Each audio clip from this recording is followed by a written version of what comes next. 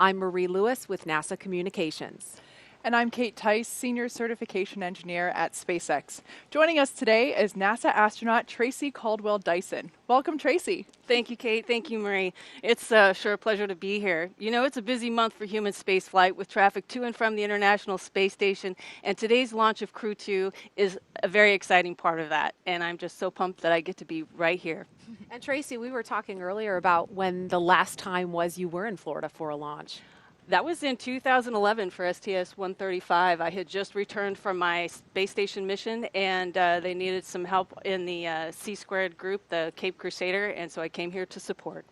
Well, we are so happy to have you back for this new era of human spaceflight. A quick note for you all, we have each been vaccinated against COVID-19, and so that's why you see us sitting here together without masks on. We want to keep everyone safe and healthy. At 5:49 this morning Eastern Time, NASA astronauts Shane Kimbrough, Megan MacArthur, European Space Agency astronaut Thomas Pesquet, and Japan Aerospace Exploration Agency astronaut Aki Hoshide will lift off from Launch Complex 39A, which you see right there, at NASA's Kennedy Space Center as part of the agency's Commercial Crew program. This crew will relieve the 4 Crew-1 astronauts who have been living and working on station since November. This will be the first time that SpaceX reuses both a first stage and a Crew Dragon capsule. This booster supported the Crew-1 mission, and the capsule, Dragon Endeavour, flew astronauts Bob Behnken and Doug Hurley to the space station in last year's history-making Demo 2 test flight. And we have teams all around the country covering the action, from SpaceX headquarters in Hawthorne, California, NASA's Mission Control Center in Houston, and of course, right here in Florida. We'll also be answering your questions throughout the countdown, so you can send us yours by using the hashtag LaunchAmerica on social media. At T-minus 4 hours and 5 minutes, NASA will turn the crew over to the SpaceX team. And once that happens, there are a series of key milestones to be checked off as we count down to T0. The first one is suit up. The suit up room is located in NASA's Neil Armstrong Operations and Checkout Building, or the ONC. Here, the SpaceX team will help the astronauts put on their suits and perform some key suit checkouts to ensure suit integrity. After suit up, we'll see the crew walk out. The astronauts will leave the ONC building for final goodbyes with coworkers, friends, and family gathered outside before they head to the launch pad. Following goodbyes, the crew will get in their Teslas and begin the roughly 15-minute drive to pad 39A. Once there, the 4 astronauts will ascend to the 255-foot level of the fixed service structure. That's the structure you see to the right of the rocket. Then they take the last 10 feet to the crew access arm and white room. The white room is their last stop before boarding their spacecraft, a process known as crew ingress. During ingress, the SpaceX team will run a series of checks to ensure the suits, seats, and vehicle interfaces are all functioning properly. After all the vehicle and crew checkouts are complete, the SpaceX closeout team will close the Crew Dragon's side hatch with the crew safely inside. At T-minus 40 minutes, the crew access arm, which is the long suspended walkway the astronauts use to board Dragon, will retract, followed by the arming of the launch escape system. And once the arm is retracted and the escape system armed, propellant loading on Falcon 9 will begin. At T-minus 5 minutes, Dragon will be configured for what is called terminal count. This is when Dragon's onboard computers take control of the spacecraft. And finally, at T0, Crew Dragon and Falcon 9 will lift off from pad 39A. Roughly 12 minutes after liftoff, Crew Dragon will separate from Falcon 9's second stage, enter its preliminary orbit and activation phase, and begin using its own onboard propulsion system to carry the crew to their destination, the International Space Station. So with crew suit up in about 7 minutes, let's introduce our team at SpaceX headquarters in California to show us what's happening there. What's up, Gary and Jesse? Hello from SpaceX headquarters in Hawthorne, California. I'm NASA's Gary Jordan, and thank you for joining us live for the second flight of the Crew Dragon Endeavour on a Falcon 9 rocket to the International Space Station. I'm Jesse Anderson, a lead manufacturing engineer here at SpaceX, and right next to us is Mission Control Hawthorne, where our teams are monitoring the vehicle, checking in on all of its systems, and the capsule is go for launch. Once the crew lifts off, it will take them a little more than 23 hours to reach their destination, the space station, with Dragon flying autonomously the entire way. But the crew will have the ability to take manual control of Endeavour at any time if necessary. To help make sure the crew has a safe journey, our team in Mission Control will be monitoring their progress along the way. On console or headset are 6 key positions who are monitoring the health of the vehicle and crew. The mission director responsible for mission success is in charge in the room. The person that you'll hear talking to the astronauts is the Crew Operations and Resources Engineer, or what we refer to as the core. The other positions are focused on the vehicle systems like navigation and control, avionics, software, propulsion, life support, and communications with ground segments. NASA has its own team members in Mission Control Houston, where they've been preparing the space station for Crew Dragon's arrival. We'll meet several of the key players later when we check in with Houston. For now, though, let's go to John Insprucker for an operational update on the launch countdown. John. Hello from SpaceX headquarters in Hawthorne, California. I'm John Insprucker, Falcon Principal Integration Engineer here at SpaceX. We're just over 4 hours, 11 minutes to launch. We're coming up at T-minus 4 hours with the launch director's countdown briefing. But right now, we're looking at weather. Everything's looking good. Now, the major event getting to this point was static fire of the Falcon 9. That was performed 6 days ago. The team went through all the steps of a regular countdown, and at T0, we ignited the 9 Merlin engines on the first stage and let them run for 7 seconds before shutting down. This gave us a final integrated checkout of the rocket and ground systems. Once static fire was complete, we drained the propellants from the rocket and we reopened the pad. Since then, the Falcon 9, with the Dragon capsule on top, as you can see here in the picture, they've remained vertical on the launch pad. Now, the day after the static fire, we performed a final dress rehearsal with the crew. They're putting on their suits, they got into the capsule, they practiced their countdown steps with the Dragon flight team. Now, the launch readiness review was held early on Tuesday the 20th, and we got approval to move into tonight's countdown. At the same time, we were also stowing the final cargo into lockers on the Dragon spacecraft that finished up Wednesday morning. Now, right now at Pad 39A, the Falcon 9 and Dragon are both powered on. The Falcon launch team will perform their final checks starting at T-minus 2 hours. The Dragon team is waiting for arrival of the crew in about 90 to 100 minutes. Happens around T-minus 2 hours, 35 minutes. We just heard a weather brief to the astronauts that came at T-minus 4 hours, 20 minutes. As a reminder, we had to pass up a launch opportunity 24 hours ago due to unfavorable weather in the contingency landing areas where Dragon might have to splash down in case they had to return early. The good news is the weather forecast both at the launch site and around the world looks good for launch early this morning from the Kennedy Space Center. Conditions continue to be go at Pad 39A. Now, in the event things don't go as planned, such as an abort, SpaceX and NASA are coordinating with the U.S. Coast Guard to ensure crew safety upon splashdown. This will include extra ships and air assets to patrol the 10 nautical mile keep-out zone. This is to help mitigate safety concerns for any boaters approaching the landing area. And as usual for Dragon flights, we have an instantaneous launch window. That means we can't move the launch time. We'll have to go right on the planned minute and second. Now, if we need to delay, we will have to switch to a backup launch opportunity 3 days from now. But right now, with everything go at the pad, let's head over to Houston, where NASA's Courtney Beasley is standing by. Courtney. Thanks, John, and welcome to Mission Control Houston. You're inside the International Space Station Flight Control Room in Houston, Texas at NASA's Johnson Space Center. Mission Control Houston is the nerve center for operating the International Space Station, working in tandem with our partner agencies and providers around the globe. Together, we've ensured the station is ready to welcome Crew 2 as the 4 astronauts arrive and join the current Expedition 65 crew. Leading the team inside the room right now is Flight Director Paul Konya, as the crew on board the station is just about 20 minutes away from waking up and preparing for their workday. A few hours before Dragon arrives at the station, NASA Flight Director Scott Stover will take over for Dragon's approach and docking. He'll lead the joint NASA-SpaceX go-no-goes once we're in joint operations with mission controllers here in Houston and in SpaceX in Hawthorne. working in sync to bring Crew Dragon to its new home in space. A little bit later, I'll go through all the work we've been doing in space and on the ground to prepare the station for Crew-2's arrival. Until then, we'll keep an eye on today's countdown, and we'll check back in with you soon. For now, let's head back to Tracy in Florida at the Kennedy Space Center for the latest launch preparations. Tracy? Thanks, Courtney. The astronauts will begin suiting up in a minute or so. They designed the logo for the mission. The determined expression of the Dragon reflects the strength of the team and their contribution to space exploration. The 5 large stars represent the 5 partner space agencies cooperating in the International Space Station program.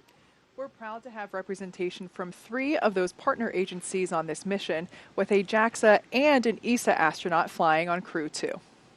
And we had planned to launch on Earth Day yesterday, but of course the teams made a decision to waive off due to rough weather conditions in the ascent corridor, which would have made things just too dangerous in the event of an abort for both the astronauts and the rescue team in that scenario.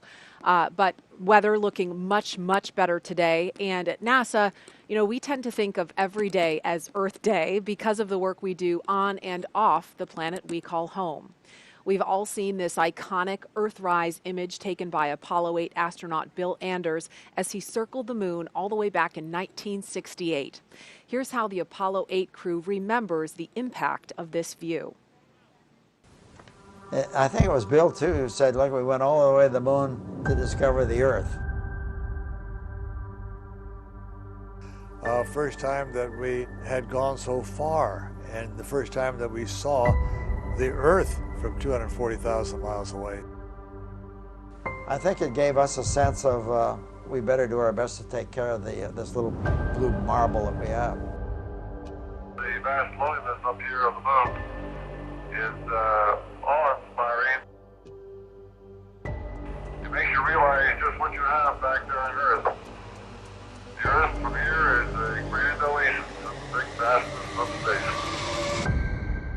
I think Earthrise will go down in history as an iconic first real view of our home planet, which is very fragile and very delicate. 1970. And this year's Earth Day theme is Connected by Earth.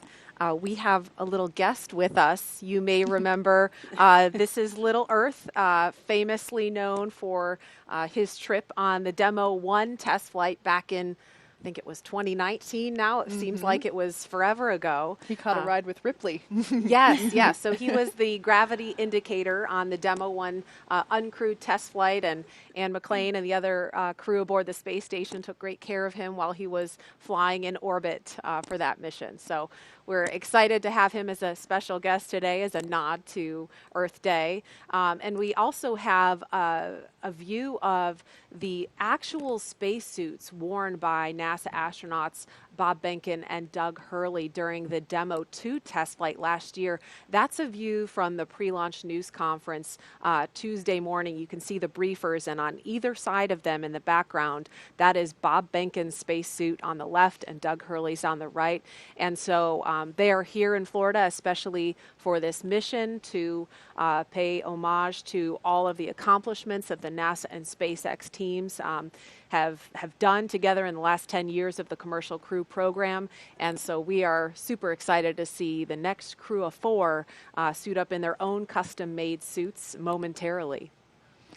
Yeah, we're looking forward to getting live views inside the ONC suit-up room momentarily. But while we have a great shot of the rocket out at Pad 39A, something I want to point out, as I mentioned earlier, this is the first time that we are reusing a booster for a crewed flight.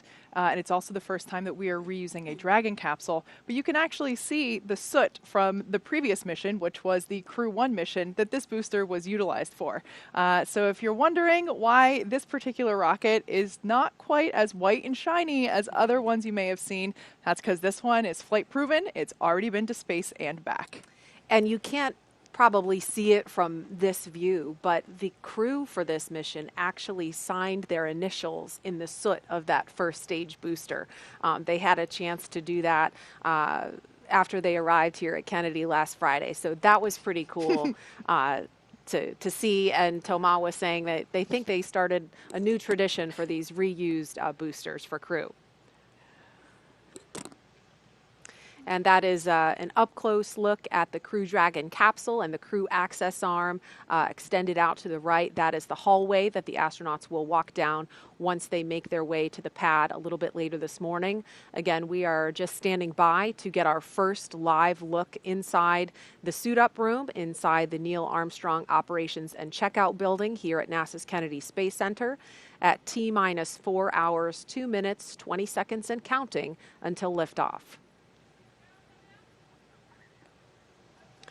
And a note about the weather, it is a really calm, peaceful, quiet morning here on Florida's Space Coast. Yesterday morning was much the same way for us here on the ground, and a lot of people were wondering, why did they wave off the launch on such a beautiful Florida morning? And it wasn't the conditions at the launch site, it was the conditions along the ascent corridor, because if the crew has to abort at any point along that flight path, the conditions have to be safe or low risk enough for a rescue operation to take place in the Atlantic. And so conditions in the Atlantic were just too risky. So the teams made the right call. If they had attempted yesterday, everyone agreed that they would have had to scrub. And the conditions look much better today. The last I heard that there was only a 5% probability of violation, which means we're 95% go for launch today. So we're very excited about that weather news. That's pretty good for Florida standards, 95% favorability. That's pretty great. Yeah, and it's much better odds than the first time Endeavour liftoff in May of last year with Bob Behnken and Doug Hurley. I believe for Crew 1, we were about 80% favorable for that launch as well. But yeah, you're absolutely right. We did have to scrub for that, basically the downstream weather, but unfortunately, that's, while and there we have our first look inside the suit-up room at the Neil Armstrong O&C building. We can see the astronauts have gotten into their suits and are now working with SpaceX suit technicians and the closeout team, SpaceX suit closeouts for doing checks on the umbilicals for, looks like they're getting ready to get into their chairs. Tracy, looking at this room, I'm sure it brings back memories. Oh, it does. It brings back too many. I don't have enough time to talk about it all. But yeah, this is such a historic room that anyone who walks in it, whether you're an astronaut or not, you just feel like you're catapulted in time to a period where this all began. Mm-hmm. And there's a view of Megan MacArthur being helped by the suit technicians. She happens to be the wife of Bob Behnken, and she's going to be flying in the same spacecraft in the same suit, not the same suit, excuse me, the same seat as her husband in the pilot seat. But of course, she's got her own custom-made suit on. Yep, all of these suits were designed in-house at SpaceX. We took safety, comfort, and style all into account. I absolutely love the way that these turned out, and we have heard from crew members that they are really comfortable. So what we see going on here with earlier Megan, they were basically just making sure that everything was comfortable and everything was zipped up. And what we see, I can't quite tell who's in that chair there, but they're basically sitting in a mock-up of the Crew Dragon capsule. And that's our commander, Shane Kimbrough. And he's basically sitting in a mock-up of the chair that he will be seated in inside Crew Dragon. So while they're seated inside Crew Dragon, they actually have an umbilical plugged into their suit that flows cool air through the suit to keep them cool and comfy, as well as communications umbilicals and power. So it's really important to make sure that we do these fit-ups here so that there really aren't any surprises once we get into Dragon capsule out on the pad. And the helmets that they're wearing are also custom printed using 3D printing technology. So that's a really exciting technological advancement since the shuttle days. In the room shot we saw just a minute ago, and there's Megan MacArthur getting helped into her gloves in her spacesuit. But we saw, if we could take the wide shot of that room, we saw another astronaut. There it was in the foreground, number 38. That's Jessica Meir. She is a member of the pad closeout team. So we'll see her here in the suit up room. And she'll also be headed to the white room a little later to provide crew support. Yeah, that role for the astronaut is also pretty historic. We've had a group of astronauts in the shuttle days come down and support shuttle crews, basically pre-flight the orbiter and get it ready to go. Before that, in the Apollo days, that's where it all started with our astronaut support personnel, and it's nice to see that tradition continue, having an astronaut there to help support. We can also see the red recliners from the shuttle days kind of in the top right corner off in the background. So they did keep those chairs around, but it's really nice for the crew to have actual mock-ups of the seats that they're going to be inside the spacecraft, so they can do all that kind of fine-tuning in the room before they go get into the actual seats inside the spacecraft. Yeah, I always like to say we kept the history, we just relocated it. Like I said, yeah, this is an integral part of launch day is doing these initial suit checkouts in the mock-up Dragon seats, but yeah, you can even see the corner of one of those maroon chairs in the upper right-hand corner there. So yeah, those are the same recliners that the astronauts used during the shuttle days to do basically the same process that's going on now. And there's a close-up, we just lost view of him, but that's Aki Hoshide having a laugh with some of the suit technicians. This is crew the LD on countdown 1 with the T-minus 4-hour situational awareness briefing. We are currently counting down to a T0 of 9:49:02 UTC, 5:49:02 local, with an instantaneous window. The crew has started suit donning and leak checks in preparation to begin ingress activities. The advanced team is currently on the way to the pad to open the side hatch and prepare for crew arrival. Vehicle gases are at MEOP, FTS checkouts are complete, and Dragon prop tanks are pressed. F9 is not working any issues at this time. The team is tracking ascent winds and pad winds for this morning's launch, but are currently go for those conditions. Expecting a final update on ascent winds at approximately T-minus 3 hours and pad escape winds at T-minus 1 hour. Falcon 9 launch and recovery weather is not tracking any constraints at this time. In the event of a scrub, the next available launch attempt will be Monday, April 26th. Procedure 52.911 is open in the event of any crew contingency from crew ingress through launch. As a reminder, the launch escape system will be armed prior to propellant load today. Fire Room 4 will go into lockdown at T-minus 45 minutes and last until after spacecraft separation or the launch escape system is disarmed. All personnel are requested to stay in their locations until lockdown is complete. CE, do you have a report on F9 health? F9 is healthy, and we are not tracking any vehicle issues at this time. COPVs are at full pressure, and we are looking good for today's op. Copy all. MD, report on Dragon health. Good evening, LD. I can report the same. Dragon is healthy, and looking forward to proceeding with count. All right, great news. This will conclude the T-minus 4-hour situational brief unless there are any further questions. All right, all good news there from SpaceX Launch Director Frank Messina and SpaceX Chief Engineer Emma France. Everything sounds like we are on track and looking really good for our on-time liftoff today for this Crew-2 mission. And just a quick note about those call-outs. Sometimes they may happen a little bit ahead of schedule from what we have on paper. And so we might be in mid-sentence, and we'll do our best to just stop talking so that you don't miss that traffic on the nets. But moving right along, this is the second rotational crew to fly on a commercial spacecraft, and they bring a diverse set of experiences to today's flight. Crew Dragon Commander Shane Kimbrough, sitting there, will be making his third trip to space. He was born in Killeen, Texas, and raised in Atlanta. He was selected as an astronaut in 2004. Kimbrough is a retired U.S. Army colonel and holds degrees in aerospace engineering and operations research. He first launched aboard the Space Shuttle Endeavour on STS-126, then aboard a Russian Soyuz spacecraft for expeditions 4950. Kimbrough has spent a total of 189 days in space and performed 6 spacewalks. Pilot Megan MacArthur will be making her second trip to space, but her first one to the space station. She was born in Honolulu, but considers California her home state. NASA selected MacArthur as an astronaut in 2000. She holds degrees in aerospace engineering and oceanography. MacArthur served as mission specialist aboard Space Shuttle Atlantis on STS-125, the final servicing mission of the Hubble Space Telescope in 2009.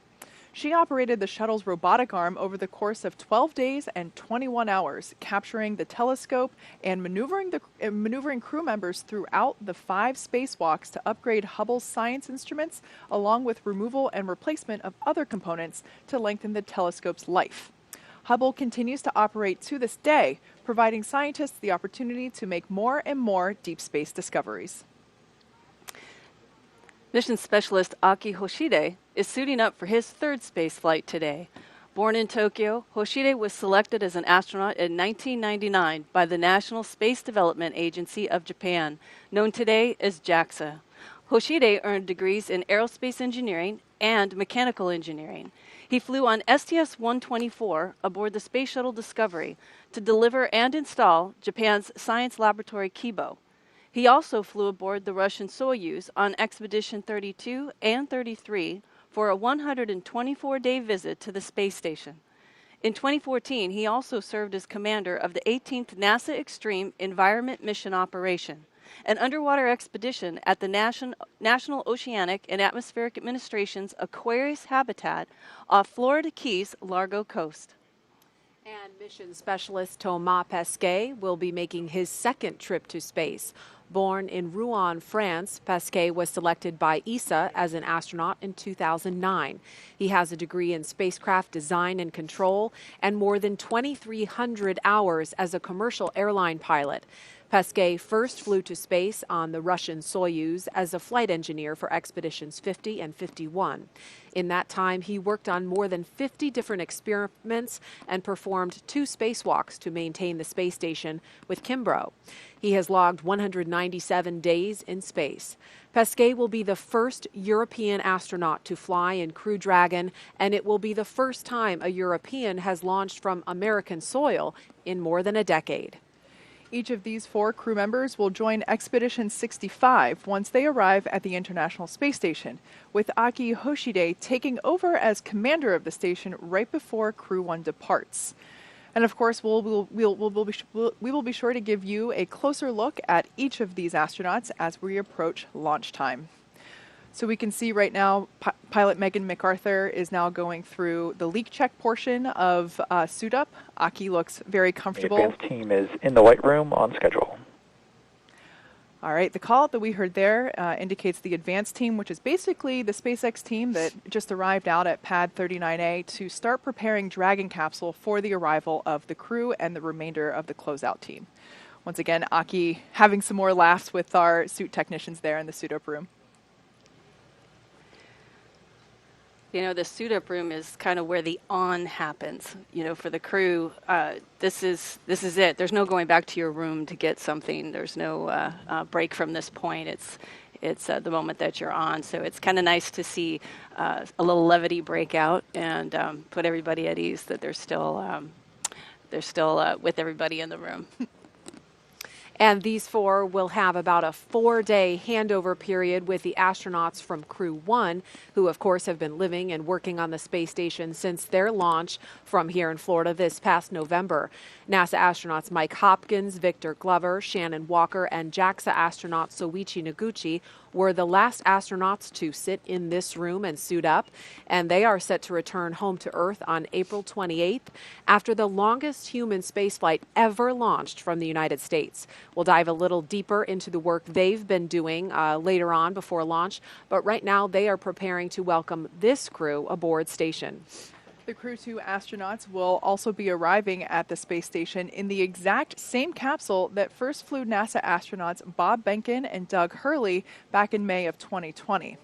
After that mission splashed down last summer, SpaceX refurbished the Crew Dragon Endeavour specifically for today's flight.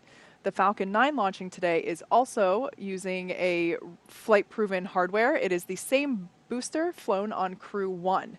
So this crew is about to fly on both a flight-proven spacecraft and rocket, which I personally think is pretty cool. That is really cool.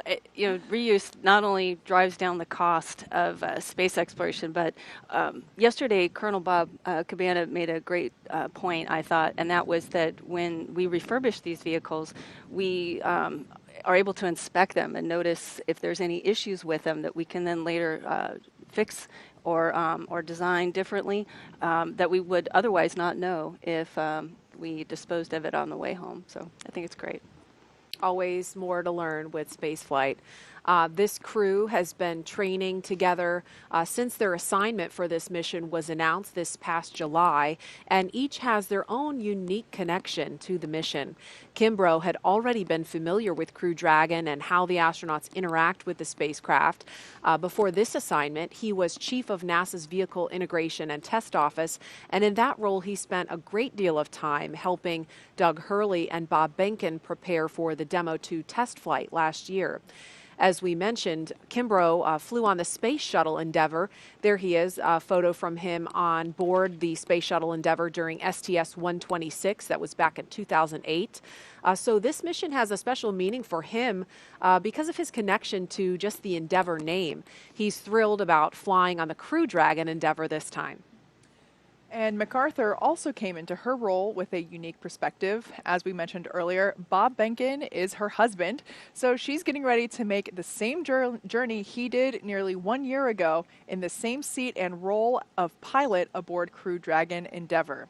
And of course, he will be the one seeing her off today.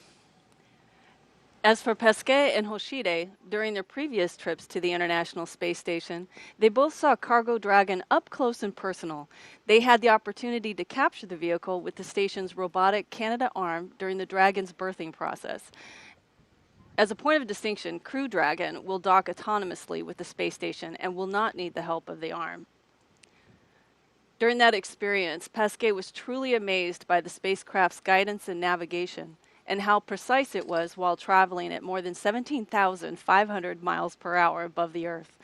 Now he will ride aboard Crew Dragon and is looking forward to experiencing that same sort of performance firsthand.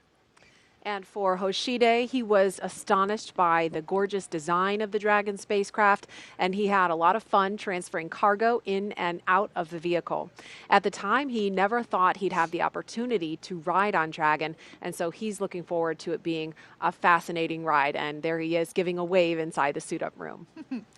During one of their many trips to train at SpaceX facilities in Hawthorne, our team had the opportunity to chat with the crew. One thing that's for certain about these 4 astronauts, they all really enjoy each other's company and always have a good time with each other.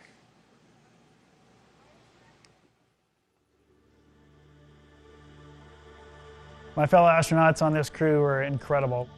And all 3 of these folks are incredibly brilliant, incredibly competent, so it really makes it easy for me, being the commander of the Dragon, to have these folks on board and for us to be successful. Aki's very resourceful, always in a good mood, which is hugely important for a long-term mission. Megan, she's super smart. She knows NASA inside out. And for Shane, I think what I appreciate the most is his leadership. He's got a great leadership that the man makes you want to follow him into battle just by setting a great example. So I'm looking forward to spending time with those 3 on the space station.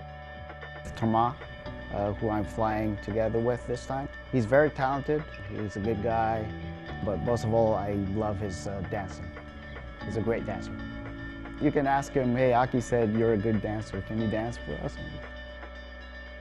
So my crewmates are so much fun. The sense of humor that we all share, you know, the banter that goes around the group is really, really fun. And you might think, you know, interacting with some of them individually that they're kind of quiet, but they're all individually very funny and very fun to be around. It's like a family now.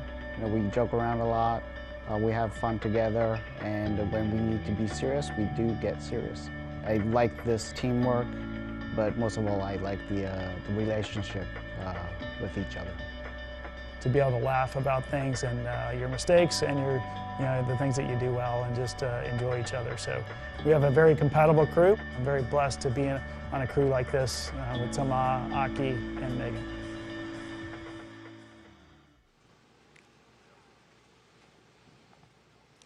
And we're looking at the crew again live in the suit-up room.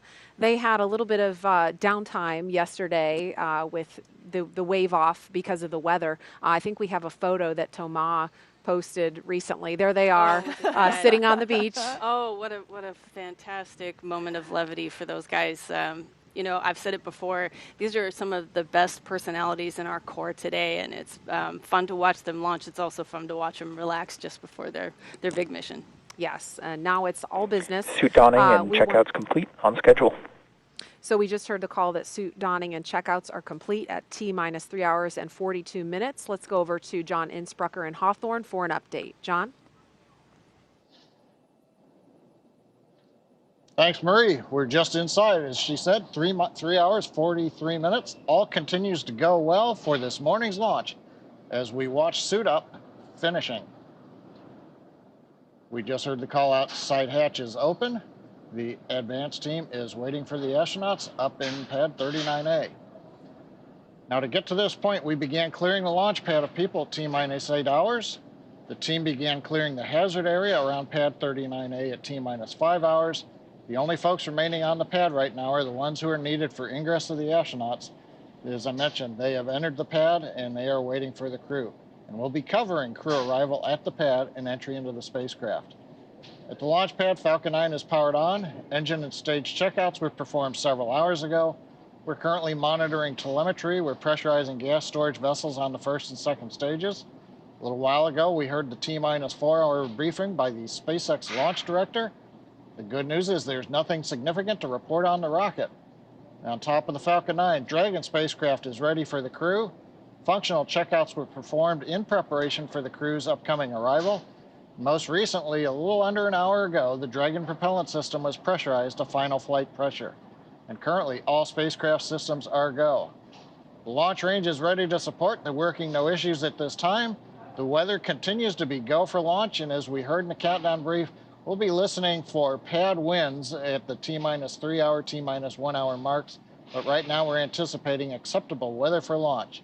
So things are looking good with both Falcon and Dragon. The weather's cooperating as we count down to liftoff. As we get ready for the crew to walk out, let's go back to our team at Kennedy Space Center. All right, thanks, John. It's now T-minus 3 hours, 40 minutes here at Kennedy Space Center in Florida. The crew woke up right after about 11:05. I guess it was last night now because it's now Friday morning. And they listened to a weather brief, which we've heard the weather is looking great. They had breakfast, and we have been watching the suit techs from SpaceX fit each crew member into their own custom-made spacesuit inside the astronaut crew quarters. And in a few minutes, at T-minus 3 hours and 25 minutes, the crew will be making their way out of this famed suit-up room, down the hall, into an elevator, down to the first floor, and then finally outside to be greeted by their families and a small group of well-wishers before they head out to the pad. There are 3 Teslas waiting to drive the crew out to Launch Complex 39A. Riding in the first car, we'll have the spacecraft closeout lead and a couple of suit techs. In the second Tesla, we will have Shane and Megan, and they'll be sharing a ride with our flight surgeon. And in the third vehicle will be Aki and Thomas and another closeout lead. Of course, we're going to try and follow the convoy live every step of the way. It is the middle of the night / morning, so there we could see the Teslas awaiting the crew to take them to the pad. But we will try to bring you as close as possible to the crew without actually being inside the car with them.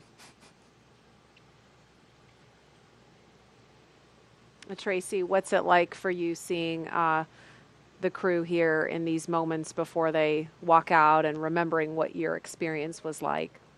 Like I said, this is the moment where the on gets turned on, and you're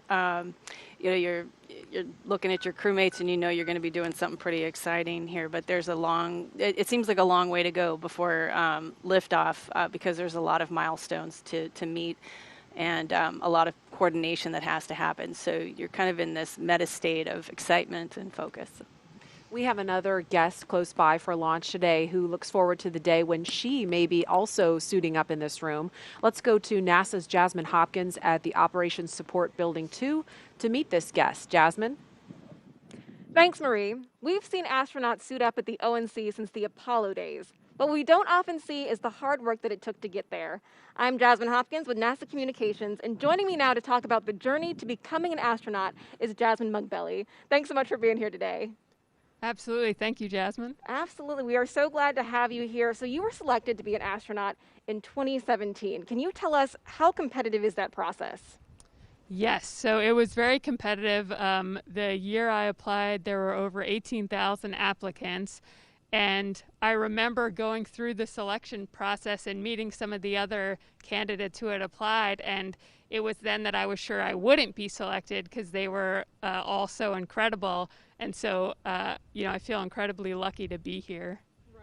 I'm sure there was something that made you stand out against the crowd. We know there's a lot that goes into being an astronaut. So can you tell us any of those specific requirements that got you where you are? Yeah, so we do generally look for people with STEM backgrounds, but what I like to tell people is it doesn't matter so much what you do as opposed to why you do it and how you do it.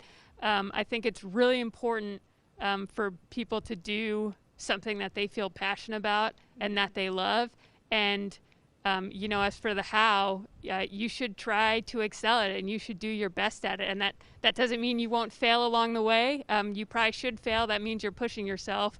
But if you look at our astronaut office, we have many different backgrounds. You have chemists, you have pilots, you have submariners, teachers, doctors, so all sorts of backgrounds. Right. No, it definitely takes a lot to make up that team. And you now have 2 years of astronaut training under your belt, and you're awaiting assignment to your first flight. So can you tell us what that process is like? For the training? No, how do you know when you get assigned to your first flight? Sure, absolutely. So, I've never been behind the scenes for the actual selections for assignments, but I know a lot goes into it. In one, of course, who fits the requirements for this mission, putting together it's not just a single person, but a whole crew that works together and has all the things they need to accomplish that mission. If you're talking about we need to do spacewalks to maintain the space station. What teams do we have to do that? If we're talking about going to the moon, maybe you want a geologist on that flight, someone who can land the vehicle. So it definitely plays into how the whole crew works together and meets the requirements for that mission. Right. Well, we are definitely looking forward to when you get assigned to that first flight. I know that today is a big day for all of us, but how eager are you to see yourself in that suit-up room? Yeah, just, watching this today, becoming an astronaut has been a lifelong dream for me. So thinking about me actually being on one of these spacecraft and launching into space, it's still something that blows my mind that that's even possible right now. Right. No, absolutely. Jasmine McBelly, thank you so much for joining us here today. Thanks. Absolutely. Now let's take it back to the KSC host desk with Kate. Thanks, Jasmine. As you can see, we here in our in the suit-up room at the Neil Armstrong ONC building, we have a couple of VIP visitors greeting the crew as they are awaiting, and now they're departing. And it looks like we have a couple last, probably photo opportunities prior to the crew walks out. Now, one thing I do want to point out, that specifically for the folks wearing these black flight suits, this is the suit-up team, and partially will be the closeout team for the astronauts. This crew these suit technicians are responsible for assisting the crew not only in getting in their spacesuits, but making sure that things like unapproved jewelry or is not still being worn when the suits are put on, making sure that any personal items like glasses or medication are tucked in the pockets of the spacesuit. Basically just making sure that those personal items are in the appropriate places. Also making sure that the earpieces that the crew astronauts are wearing in each ear, making sure that those are seated properly, that making sure that everybody can hear. There's a lot that these folks do. It's all in the procedures which are followed along on the tablets that you see some folks carrying around. So while it might seem a little chaotic at times, whenever during the suit-up process with lots of people milling about, there's actually a very specific process. Each astronaut has a specific suit technician assigned to them, and that suit technician is responsible for communicating and relaying basically status to that person's assigned crew member. And I do want to mention the visitors that we saw a few minutes ago, and they were just departing after the interview with Jasmine. But that was Elon Musk of SpaceX in the room, and also NASA Acting Administrator Steve Jerzik in the room to have some private words with the crew. You may also have noticed that we don't hear ambient sound. We don't have audio from inside this room, and that is by design to give the crew, the suit technicians and the visitors in there some privacy before they go out to the pad.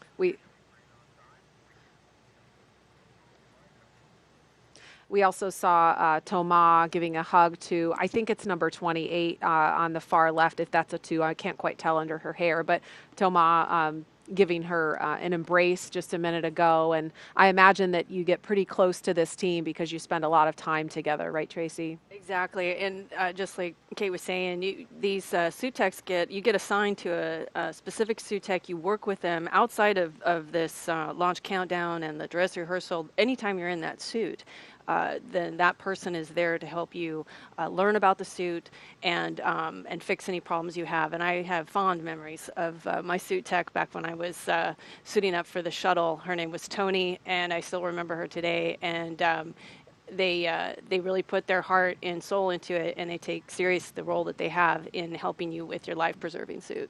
Absolutely. And this crew trains quite often, not only here at Kennedy, but also at SpaceX headquarters in Hawthorne. We have Dragon capsule simulators, not only for the displays, but also physically getting in and out, getting buckled into your seat, all of that. The crew rehearses tens of times with the SpaceX team and the NASA team.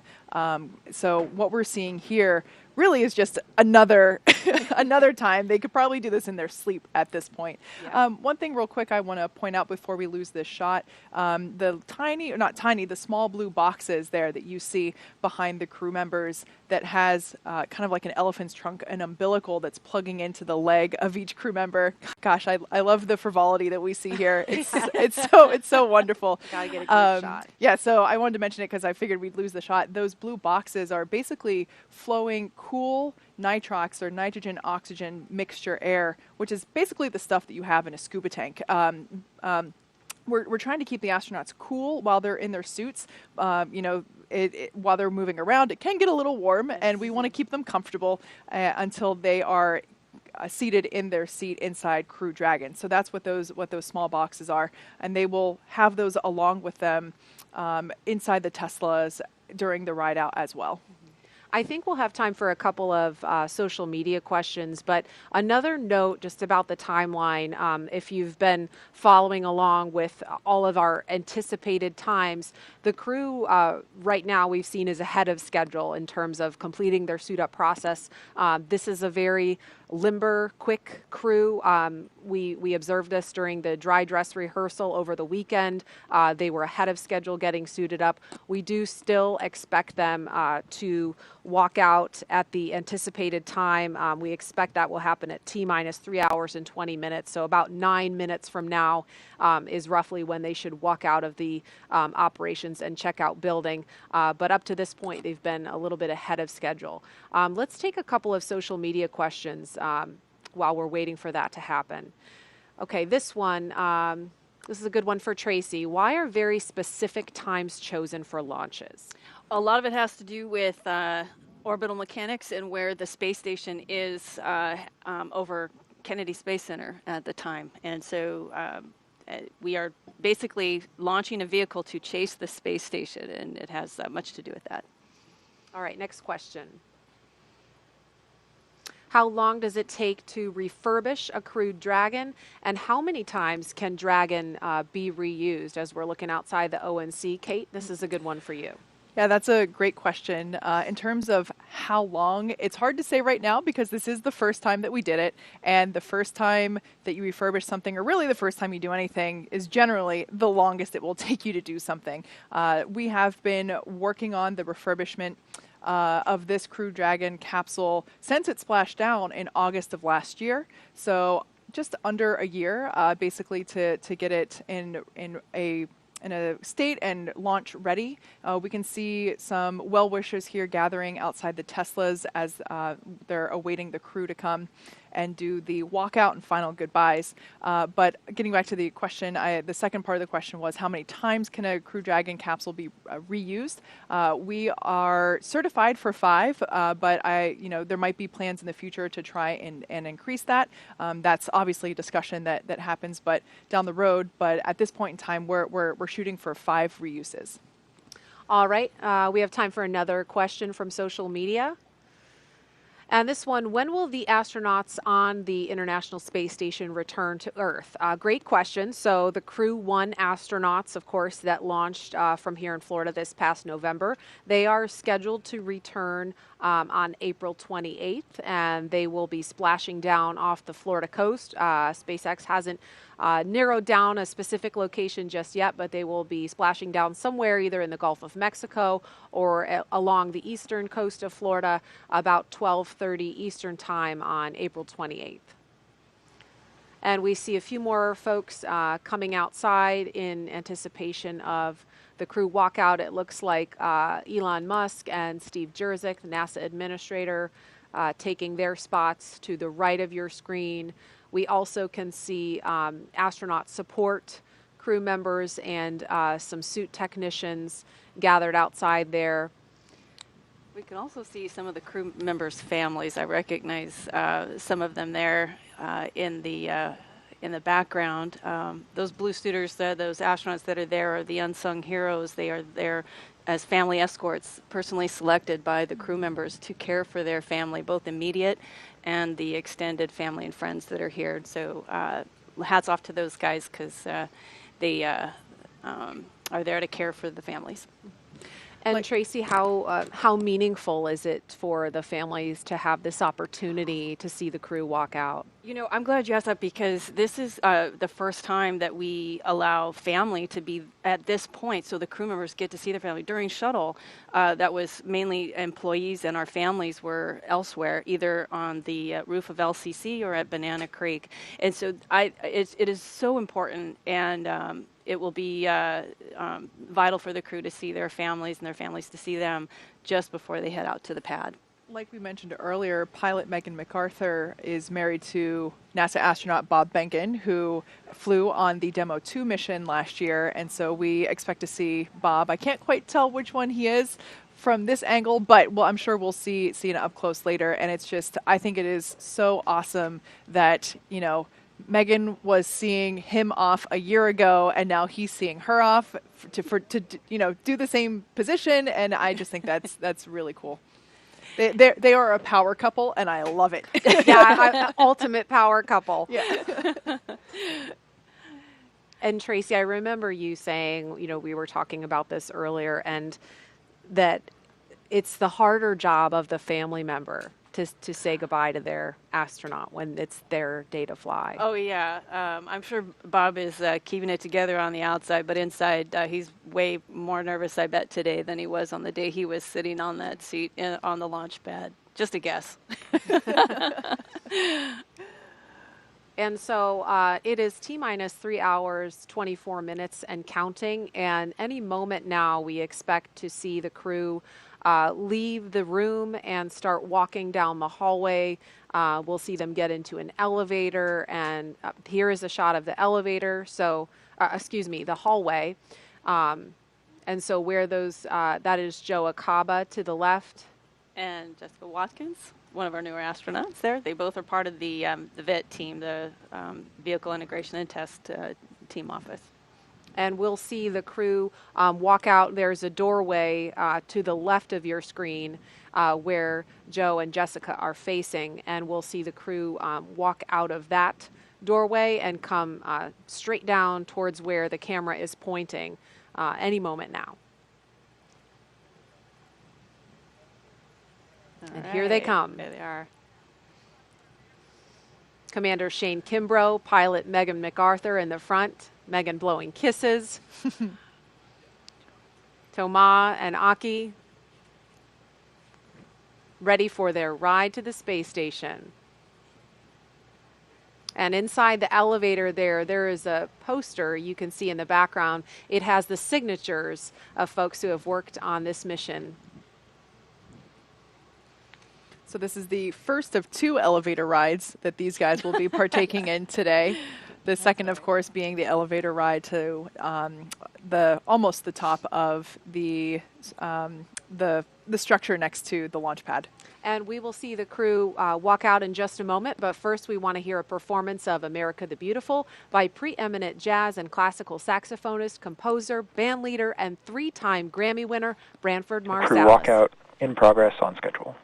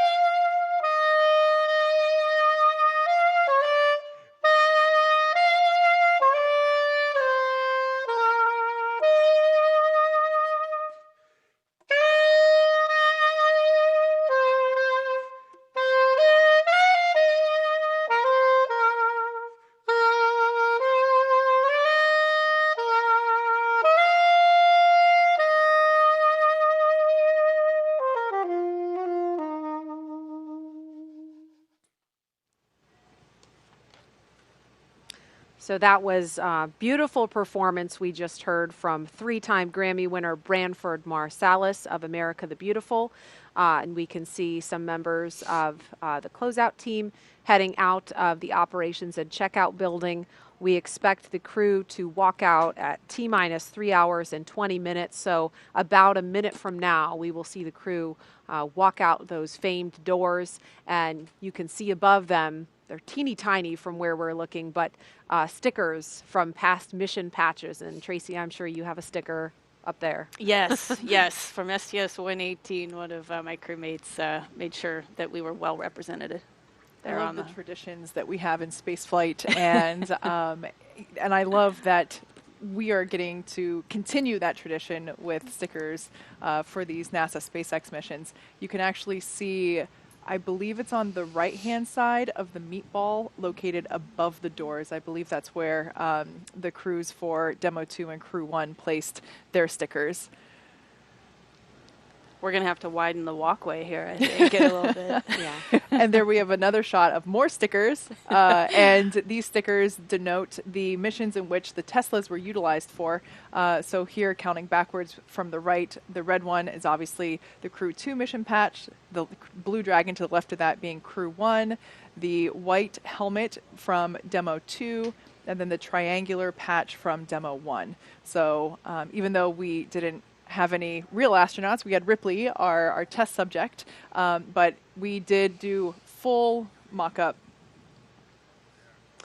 And here they come, the Crew 2 astronauts taking their first steps outside before their journey to space.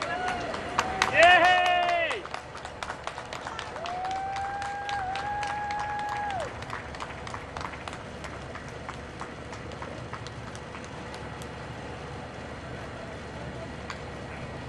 I love this moment. They're now going to have the opportunity to wave goodbye from a safe distance. The distance is normal protocol for spaceflight. This is not a result of the COVID-19 pandemic. This would be in place even if we didn't have that situation going on. But I love this moment. It's a wonderful opportunity to see the astronauts get some final farewells from their friends and family members.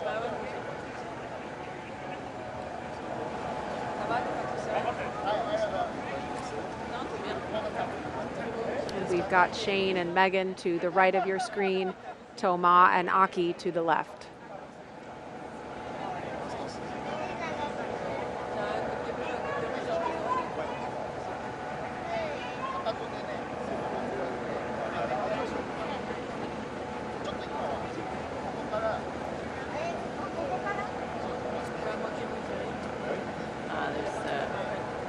Shane's wife.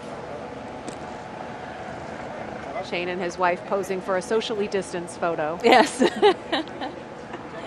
it looks like Bob Behnken is there in a blue polo with the son of he and Megan MacArthur.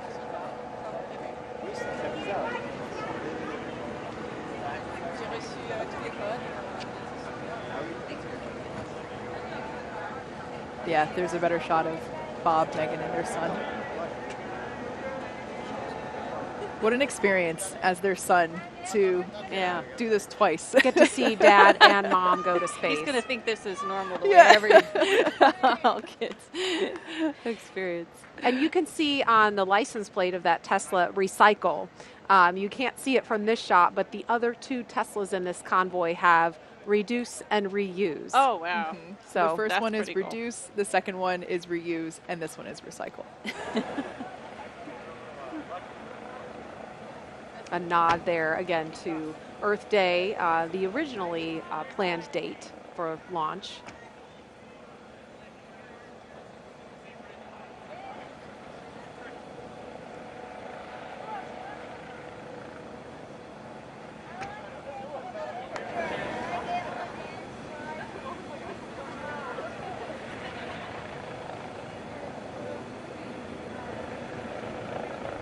People are more impressed by the Teslas than by the rocket.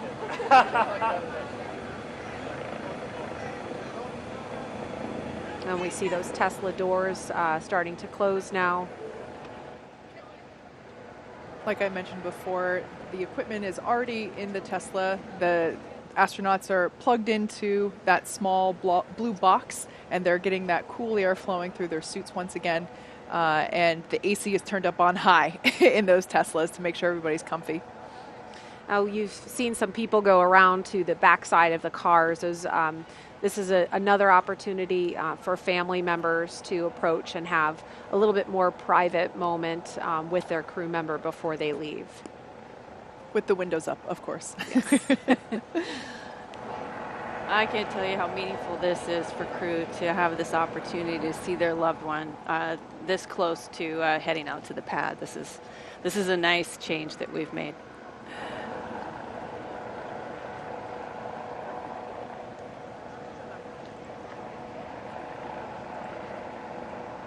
And this is the car carrying Shane Kimbrough on the right rear passenger side, and Megan MacArthur is on the left rear passenger side. And then this the third Tesla in the convoy here with the recycle license plate has Thomas sitting on the back rear side and Aki sitting on the left rear side.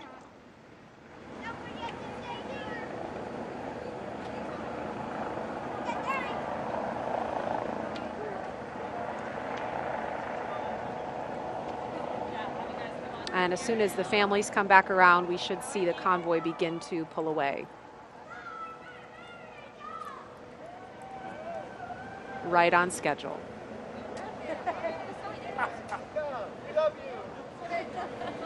I love you too, brother.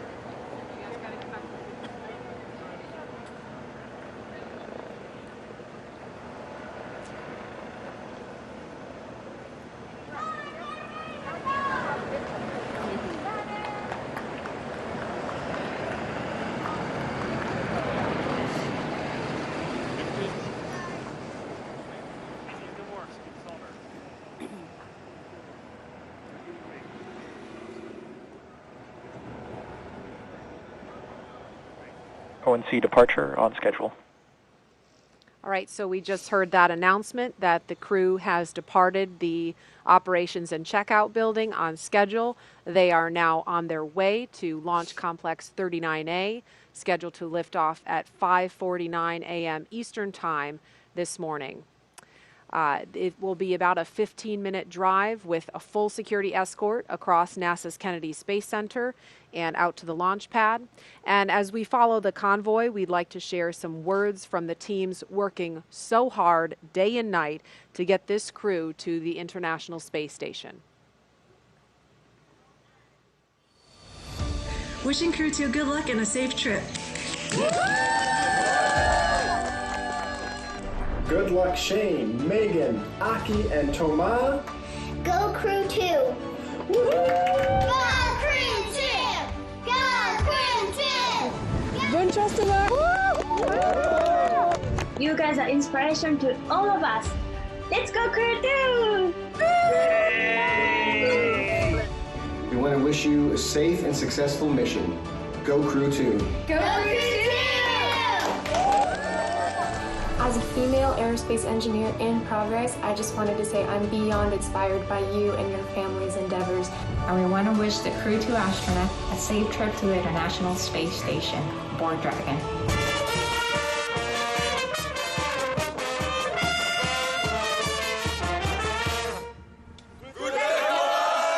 Hey Crew 2, looking forward to watching you guys launch today. The screens behind me should look familiar. I'm looking forward to getting to see you guys use it for real. So proud you'll be representing all Yellow Jackets on the NASA SpaceX Crew Dragon to the ISS. Good luck. On behalf of the Hunt program, Clear Creek High School has a message for you. Have a safe and successful mission to space. Ganbatte kudasai! Yay! Yay! Last stop! Go Crew 2! Go Megan MacArthur and all of Crew 2. UCLA is rooting for you. Hey Toma, we wish you a great flight! Godspeed Crew 2. Go Falcon 9, go Dragon! We want to wish you Godspeed. Yay! Crew 2, have an amazing and safe flight. Good luck, Crew 2, on your mission to help further research and human presence in space. And we'd all like to wish the crew of SpaceX Crew 2 good luck on their journey to the International Space Station. I can't wait to support you guys when you get there. Enjoy space, enjoy your mission. Go ESA, go ISS, go Mission Alpha. We're going to be there with you as you're going through space, and we're going to be there with you as you're on the crew on ISS, and we're going to be there with you when you're coming home.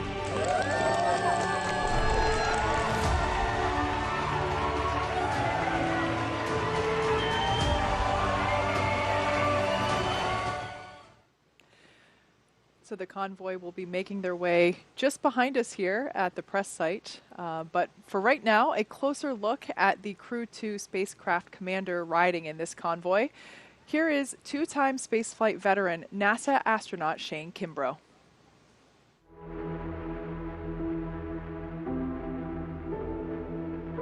I love it. It doesn't matter what I'm flying, a helicopter, an airplane. It's just incredible. The views we get are great, the sensations you have. Helicopter flying to me is really a lot of fun because generally we're down in the trees. It's very challenging, and now learning to fly jets around here at NASA's been pretty incredible too. Had to hang up the helicopter keys, but pulled out some jet keys, and it's pretty nice. I'd always wanted to be an astronaut ever since I was a little kid. My grandparents lived in Titusville, right across from the Kennedy Space Center in Florida, so I spent a lot of time down there as a small child. Ignition sequence start. My grandfather was really the inspiration behind all this because he would drag me out to see anything launching. Launch commit. Liftoff. We have liftoff. Roger. 1 minute, 19 seconds. For whatever reason, it kind of stuck in my blood. The ironic thing is when I decided to go to West Point, I figured that my dream of being an astronaut was gone, so I kind of gave up on it because I didn't realize you could be in the Army and be an astronaut, but turns out you can. So back in 2008, I flew on STS-126. We were kind of a resupply mission. So they called our mission actually the Extreme Home Makeover Mission for the space station. We got a chance to bring up new bedrooms, a new bathroom, a new kitchen, a new gym, really outfit the station to be able to support more than 3 crew members. So that was pretty cool to be part of that. And then to go back a few years later in 2016 and 2017 when I flew on the Soyuz. That was an incredible time up there. The long duration piece was obviously a lot different than the shuttle couple-week mission. There's a different cadence, a different rhythm you have to get into, more of a marathon pace versus a sprint pace. Space shuttle for me was you're kind of rocking and rolling for the first couple minutes while the solid rocket boosters are on, and then it smooths out and it's pure acceleration. The landing coming back in is super smooth because you're landing on a runway, and Soyuz to me was kind of the opposite. It was a really smooth ride uphill, but coming back was really violent, and pretty incredible that we made it through that, but they've been doing it for many, many years, and a proven product for sure. We do things differently down in Florida now than we did for shuttle, so it was just a whole different world. We kind of blended I would say the best things from shuttle during quarantine and launch day operations, and the best things from Soyuz that we've learned over the years. And kind of now we have a hybrid of those really good things on launch day especially. I'm really excited about it. I love the Kennedy Space Center and all the teams down there that I've gotten to work with. I love it for our country, our nation, that we're launching out of the U.S. again. It's a great capability that we have, and just happy to be doing it again out of Florida. My name is Shane Kimbrough. I am the commander of NASA's SpaceX Crew-2 mission to the International Space Station.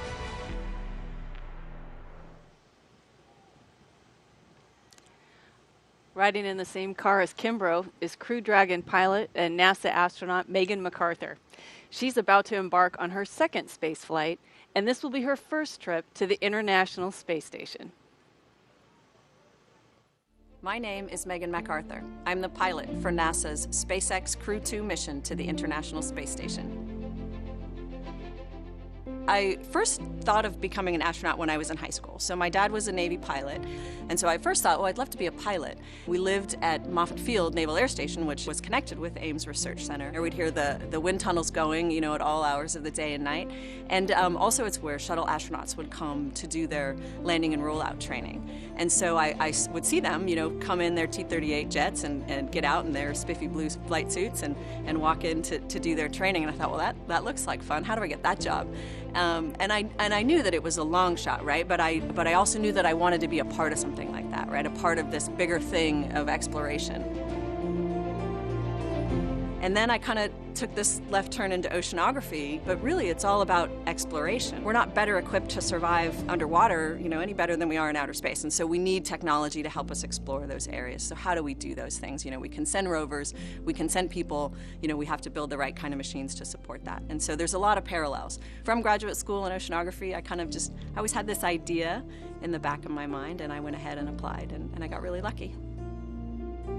Every launch experience is very unique to the individual. You know, we climbed aboard and there's that period of waiting, and you actually get a little bit uncomfortable. You know, your body starts to cramp up and you're ready to go. And then when the actual launch goes, it's indescribable. It's so much energy. You are moving so fast. One of my main focuses was capturing this free-flying vehicle, the Hubble Space Telescope. The really complicated spacewalks that were planned out, 5 spacewalks back to back to back. So it was just this tremendous rush of activity for really 11 days until we were ready to let the telescope go. 3, 2, 1, release. And back and away. Clear the antenna. We dream these amazing dreams, we have these huge goals, and we're going to be successful when we work on them together. When you think about the International Space Station and the size of that vehicle and the breadth of science that gets accomplished on that vehicle with all of the different countries that are participating, and then now we've added commercial partners where they have a vehicle that we are using to get us to our space laboratory.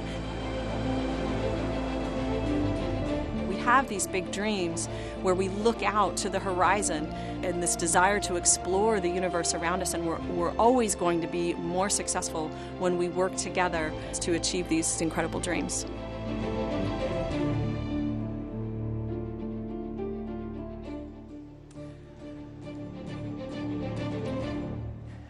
So there's the convoy there on your screen. They just passed behind us just moments ago, on their way to pad 39A. Now, if you're wondering what the crew is listening to, first let's look at this Twitter comment. It's so cool seeing Bob see his wife off for this mission. Crew-2 almost a year after she did the same for him for Demo 2. I just love that. Like I said before, they are a power couple, and I can't get enough of it. Absolutely. And they've got a really cool playlist that we had a preview of, but you were starting to talk about that, Kate. Yeah, so the astronauts, of course, get to pick their playlist in their Tesla. So in the first car with Shane and Megan, I'm not sure which one they're listening to this instant, but they had selections like Learn to Fly by the Foo Fighters, a personal favorite of mine, Crazy Train, Ozzy Osbourne, Enter Sandman, Metallica. I was listening to that one on my way in today. City of Blinding Lights U2. And in Aki and Toma's car, Drops of Jupiter. That is a classic. Paradise City by Guns N' Roses. And, of course, Danger Zone by Kenny Loggins. Yeah. Little Top Gun action. I love it. The NASA and SpaceX team inside the Launch Control Center here at Kennedy Space Center just watched this convoy pass by from their windows at the LCC, and we caught up with the NASA Commercial Crew Program Manager about what that moment is like. As they drive down that road, down to Launch Pad 39A, and you can see the crew, and then to me, that's when it really becomes real. Not that it's not real every step of the way during preparations, but everybody in the firing room will stand up and it gets really quiet. And I think that's when everybody realizes, hey, we're about to go do this for real. And you can just feel the passion and the intensity. Everybody in that room and everybody in Houston and Hawthorne, you know, I think they're standing up too, watching, because they know, hey, this is going to be a great mission, but it's about to get really serious.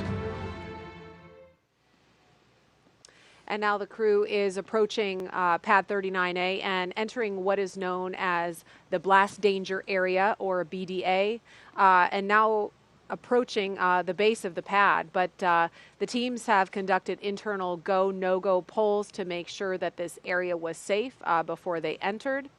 And as they are approaching the base of the pad, we have some more messages from those with some personal connections to this crew.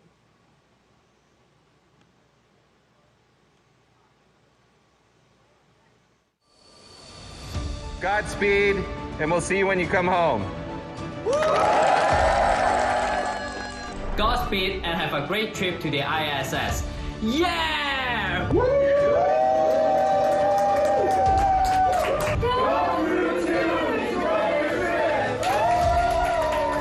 Crew 2! We're ready for you! Thank you for flying with SpaceX! Good luck from the bakery and Simco Logistics team. Go Crew Dragon! Someone to wish Crew 2 happy flight. When I say crew, you say two. Crew. 2. Crew. 2. Go Dragon! Go SpaceX! Go NASA Crew 2! Crew 2 is launching. There's 10 seconds for this cheers. So good luck to the astronauts and Dragon engineers. Go Shane. Go Megan. Go Thomas. Go Aki. Go Falcon. Go Endeavor. And go Crew 2! We are wishing you guys a safe mission to the ISS. Good luck and Godspeed, Megan, Shane, Akihiko, and Thomas. So I'm here to wish Crew 2 a successful launch on the Falcon 9. Launch America! Good luck, Crew 2. On behalf of the Dragon Engines and Tanks engineering team, have a safe flight. Wishing Shane, Megan, Tama, and Akihiko a safe flight and a productive stay at the ISS. Go Falcon, go Dragon, and go Crew 2! Crew 2, Godspeed, and thank you for flying SpaceX. Have a safe flight! And it is an honor and a privilege to be a part of this and contribute in some way. And I couldn't be more excited to see you on this mission.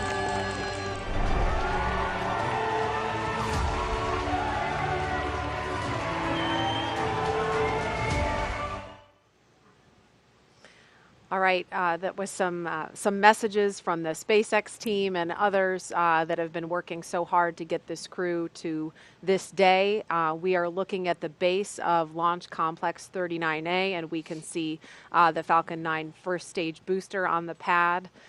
Kate, I know SpaceX has done some extensive upgrades since you began leasing this, and we can't see the crew on screen here. They take a bio break once they get to the pad, so it'll be a couple of minutes before they ascend the fixed service structure to the right of your screen. That's that big black tower, and we also should be hearing an announcement from the Corps, specifically Chad Healy, that the crew has arrived at the pad, so that could be coming any minute. Yeah, like you said, we have made a number of upgrades. In case if you aren't familiar with the history of this launch pad, it was originally built in the 1960s to support the Saturn V rocket for the Apollo program. And of course, this is where we went to the moon from. This is the launch pad where Apollo 11 took off from. After that program, it was upgraded to support shuttle, and then after that, SpaceX took over the lease for it in 2014, and we actually had our first flight from here in February of 2017, which was a cargo resupply mission to the International Space Station. So we've been busy. It looks a little different. We did make some upgrades to aesthetics, but a lot of it was safety driven.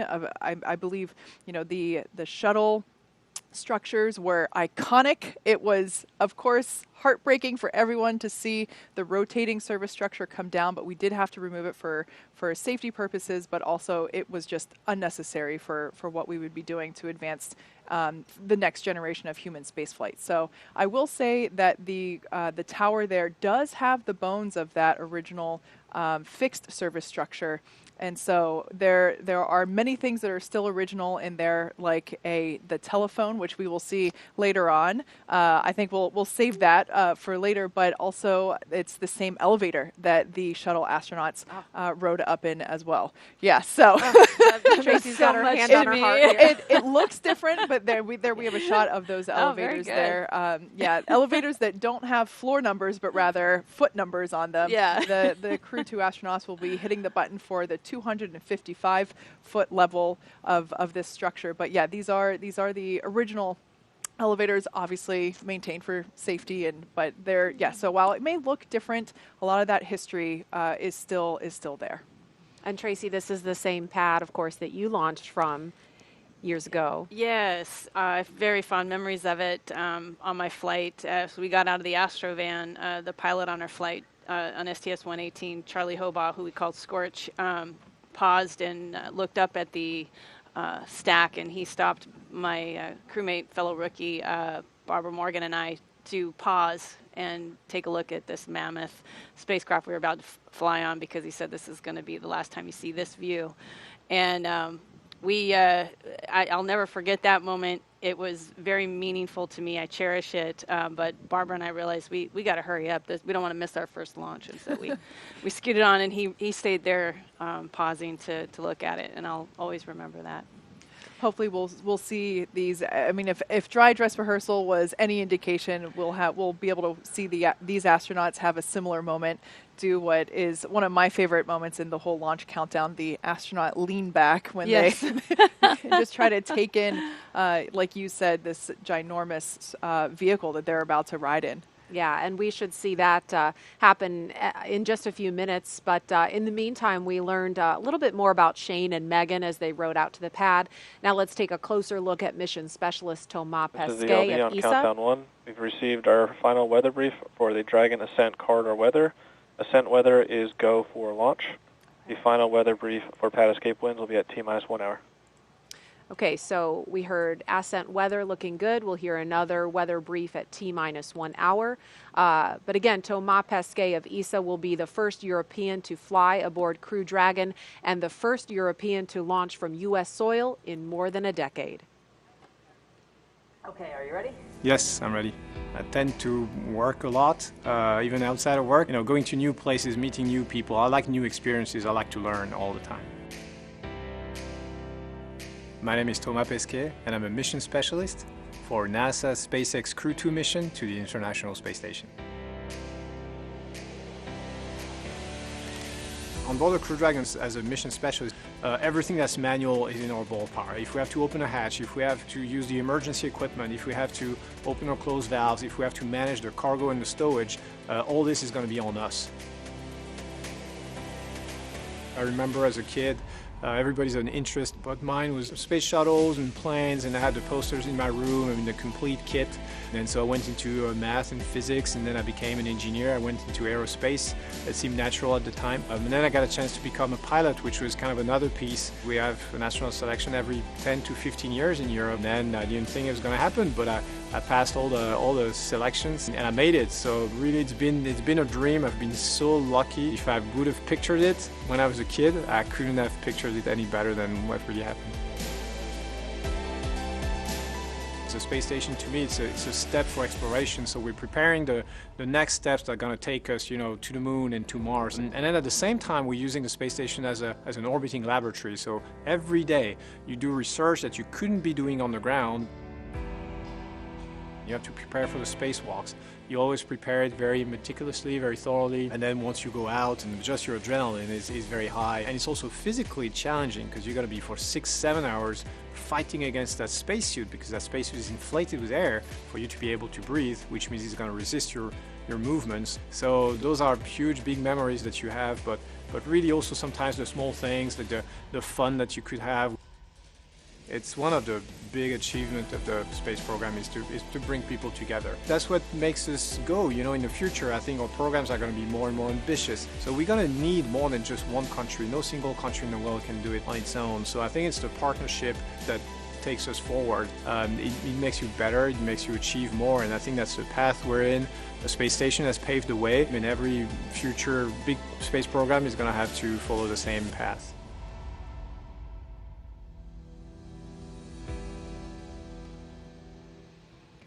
So there we can see Shane and Megan have made their way up the tower. They're now climbing the stairs to the level where the crew arm is located.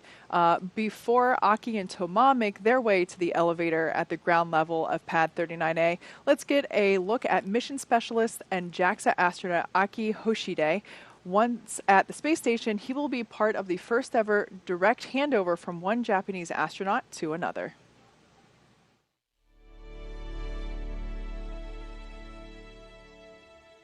I meant to check this, but do you know when I was selected as an astronaut?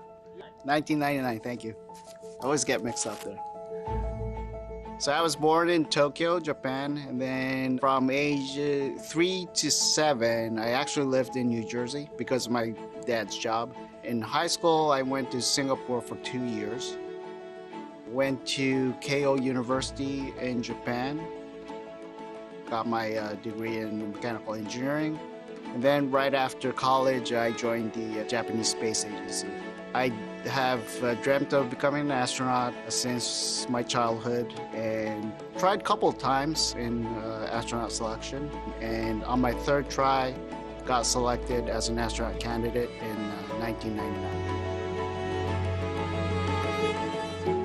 So on my first mission on STS-124 on the Space Shuttle Discovery, that was my first flight, so I thought I would be nervous, but my crewmates were already like my family, so we were just chit-chatting inside the cockpit. 6, 5, 4, 3, 2, 1. Booster ignition and liftoff of Shuttle Discovery.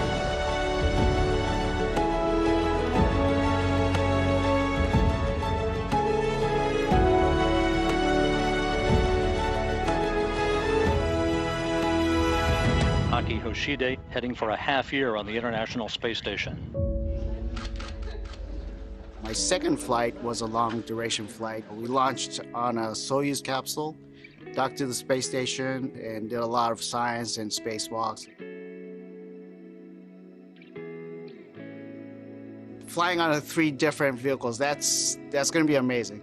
The new spacecraft, Crew Dragon, it's a new technology, new layout, new operation, and I can't wait to actually experience it. So I guess the difference would be it's a brand new vehicle, a lot less switches. It's like a smartphone, I would say, which felt uncomfortable initially because as an astronaut, you're like, where are the switches? Which button do I have to push? So initially I felt a little awkward. Then after training, you get adjusted and you understand, hey, this is how the system works and how can I, as a crew member, help out the mission. It's a privilege, actually, to work together with these people and look forward to actually doing the mission and spending more time working together. I'm Aki Hoshide, JAXA astronaut and mission specialist for NASA SpaceX Crew-2 mission. All right, that was a look at Aki Hoshide, and we can see the astronauts inside the crew access arm. That walkway here are Commander Shane Kimbrough and pilot Megan MacArthur. Making their way up behind them are ESA astronaut Thomas Pesquet and JAXA astronaut Aki Hoshide. And we'll be seeing them make their way Yep, there they are coming up the steps. And they'll be stopping to use the phone. Shane and Megan already had the opportunity to do that. That phone is up where you see the person in the black suit. That looks like Jessica Meir, number 38, part of the closeout team at the pad.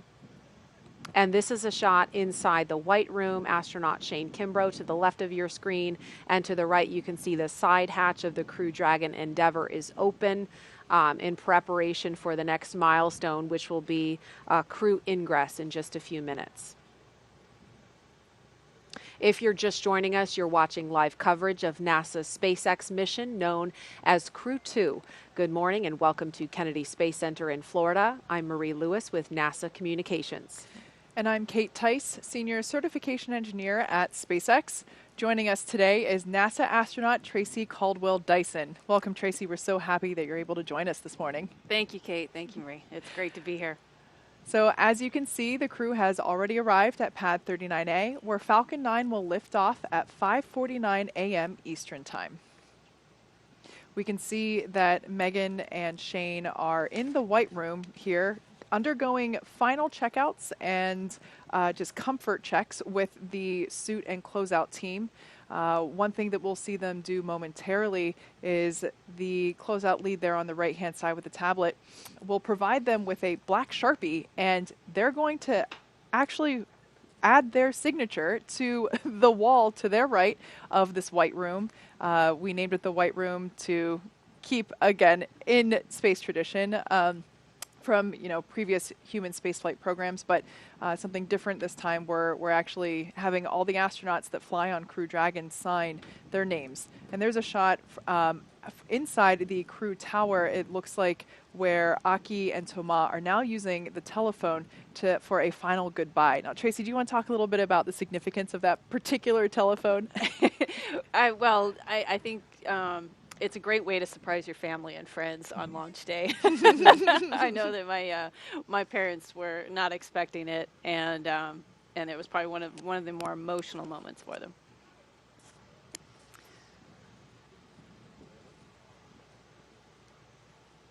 And in a moment, we will see Commander Shane Kimbrough. Here he is climbing inside Crew Dragon Endeavour. We call this process ingress.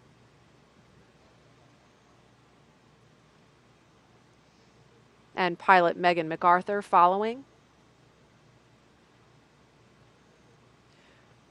So we can see the closeout team assisting the crew. Crew ingress has started on schedule. Announcement there that we are on schedule with our activity here of crew ingress. Like I was saying, you can see the closeout team assisting the crew as they enter the capsule to assure that they don't ding their helmet or any part of their suit on the hatch as they're entering. There's also some protective coverings around the hatch itself, but just to make sure that there's a clear path to entry, we now see suit technicians assisting the crew getting settled and will help the crew members get buckled in. The harness that we see coming into the picture here is not just your normal seat belt, although it does function in that purpose. It's a 5-point harness, and the crew will start to buckle themselves in, and kind of like when you get on a roller coaster, like you get your initial fit up, and then your safety team member comes over and makes sure that you're locked and loaded and ready to go. This is a great shot because we can actually see the touch screen, the LCD display screens above the crew. They might look in an awkward position right now. That's just because the seats are actually in a rotated downward for crew ingress. After everyone is all buckled in and the communications and leak checks have been performed, the seats will rotate back so that the crew has easier access to those display screens.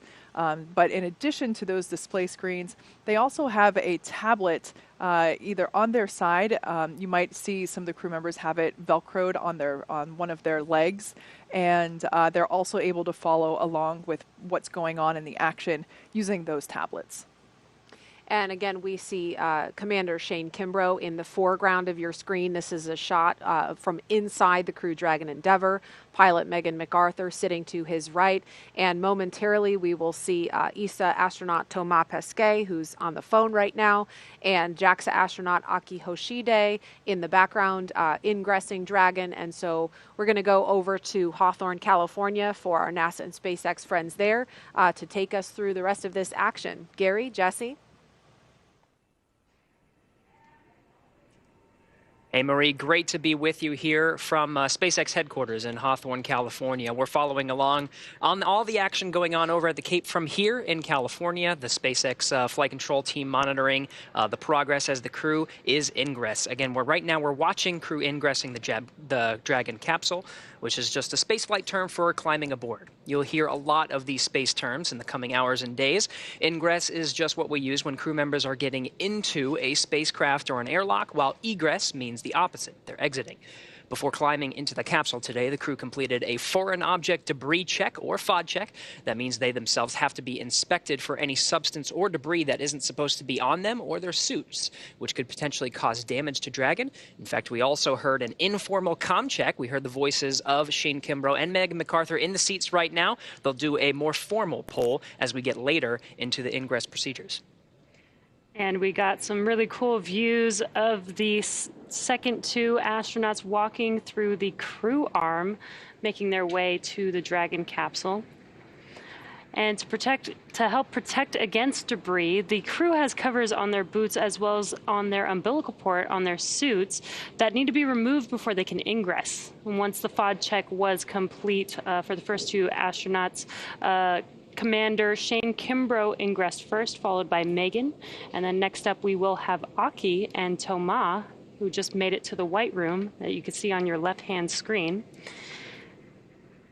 And Megan and Commander Shane Kimbrough are now strapped in. They're getting all hooked up to their umbilicals, and the umbilicals allow the crew to have their comms through their suit, air to help keep them cool, as well as delivers nitrox for suit pressurization. And as we mentioned earlier in the broadcast, the suit's primary function is to protect the crew in the event of a cabin depressurization. Now, there are 4 seats configured right now inside Dragon. They're numbered 1 to 4 from right to left. When you're looking at the seats, you can see Shane Kimbrough now positioned in seat 2, or the commander seat. Megan MacArthur beside him now in seat 3, which for Crew Dragon is the pilot seat. Aki Hoshide will take the seat number 1, which is on the far right of your screen, and it's the left seat. Thomas Pesquet will be in seat 4, the left of your screen. That's called the right seat. Now, it's worth noting that Megan is sitting in the same seat in the same capsule that her husband Bob Behnken sat in during the Demo 2 test flight to the space station last year. Directly in front of the crew members, you can see sort of to the top of the panel that's on the right there, there are 3 displays that they'll use throughout the flight, getting insight into Dragon systems, seeing any alerts or issues with the vehicle, and if required, taking control and manually flying Dragon.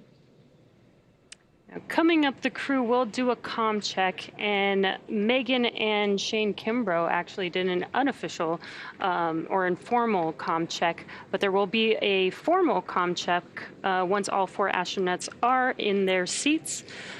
And that is to make sure that they can hear mission control, mission control in Hawthorne, and then their seats will be rotated into position for launch once those comm checks are complete. So what you're seeing right now is, I believe that is Aki ingressing the vehicle. On the far end, it looks to be Thomas. Thomas taking the right seat, the left from if you're looking directly through the side hatch, but it is the right seat. He and Aki both have the same role as mission specialists. They're just far enough away where they don't necessarily have access to that display panel that Kimbrough and MacArthur will use as soon as the seats rotate. Mission Specialist 2 from the capsule, come check. Hey, bienvenue Dragon, Thomas. Got you loud and clear. Help me. I got you loud and clear, Chad. Thanks a lot. Good to be here. I love how fast that happens, Jesse, as soon as they get into the seat. They do have those umbilicals that they were carrying that was providing air, some conditioned air to their suits, and was able to pressurize it when they were in the ONC building. Those suits will provide pressure to the suits when that comes later in the countdown. First is the comm check. So yeah, Thomas plugged that in, and that's that informal comm check. They're going to do a formal poll with all the launch support teams as well as the mission control teams here in Hawthorne, California. Aki Hoshide entering through the side hatch now. Yeah, definitely very exciting, Gary. This is one of my favorite parts, is watching them ingress onto the vehicle. It's really getting real. You know, we have been watching them since the suit up room, but now they are officially on the vehicle, getting strapped in, getting ready for this. SpaceX MS-1, checking in. Aki, Dragoni, yokoso. Welcome to Dragon. Good to be here. Very cool. We just heard Aki's informal comm check. Again, once they are all strapped in, all their umbilicals are hooked up, their harnesses on, then they will do an official comm check. And followed by that official comm check will be the seat rotation. And you can kind of see on your right-hand screen, the seats are rotated upright right now, but when they're getting ready for launch, they will rotate upwards, looking at your screen, so that they can access those display panels that are right above them. That's right. Accessing those display panels will be key. In fact, some of the previous missions that we've watched, Demo 2 as well as Crew 1, it was seconds before. I think the seat rotation was still actually rotating when the commander and pilot pulled up their fingers and started pressing. They have a lot of procedures that they got to get through, make sure that they're. Yes, you can see already Shane Kimbrough already accessing the panel. Those checklists are some of the things from the crew side that they'll have to do. Again, some of those key visual milestones. Well, first are the audio milestones. We'll do the formal communications check with all the ground teams, making sure everyone can check in through the various communication pathways that we have on Dragon. There's some communication lines through the ground. We also have communication through ground stations, as well as TDRS geosynchronous satellites. So they'll test all of these different pathways, making sure that the crew can hear and all systems are go before they begin those next couple of milestones. Jesse, you mentioned the seat rotation. That's a very visual milestone, as well as the leak checks. We saw that again in the ONC building not too long ago, but they'll do another one here before they the advanced teams that are there now that are currently preparing the crew in their seats before they go ahead and depart the access arm and leave the blast danger zone. Yeah, and as you mentioned, they did perform those suit leak checks while in the suit up room at the ONC building, but they'll do that again right before liftoff, and that's because, you know, they're strapped into a whole new system now. They're strapped into the Dragon system officially, so we want to make sure that their suits are good for liftoff today. And again, we have all 4 astronauts on Crew 2 sitting in each of their seats. These are custom seats with their custom suits for each astronaut. And it's almost like its own entire system. It's almost like they are inside of a vehicle inside of a vehicle. A spacecraft within a spacecraft. Right. That's exactly right. That suit will hold pressure. Just in case there is any breach and that causes atmospheric pressure to decrease. They do have that redundancy with the suit itself, providing pressure and holding throughout some of the more dynamic phases of flight. That includes ascent. This is very important until they reach an orbital insertion.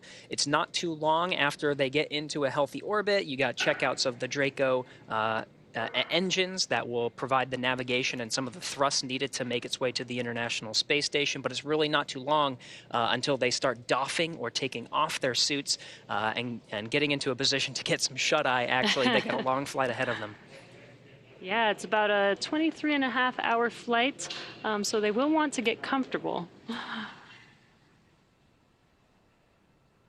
You can see the suit techs are there helping all 4 astronauts get strapped in, preparing them for these suit leak checks and comm checks coming up here shortly.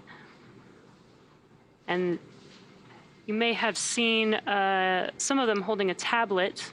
That is so that they have access to those procedures. Each procedure has very specific and intentional steps that they need to follow. And the astronauts also have a tablet themselves that they can follow along those procedures.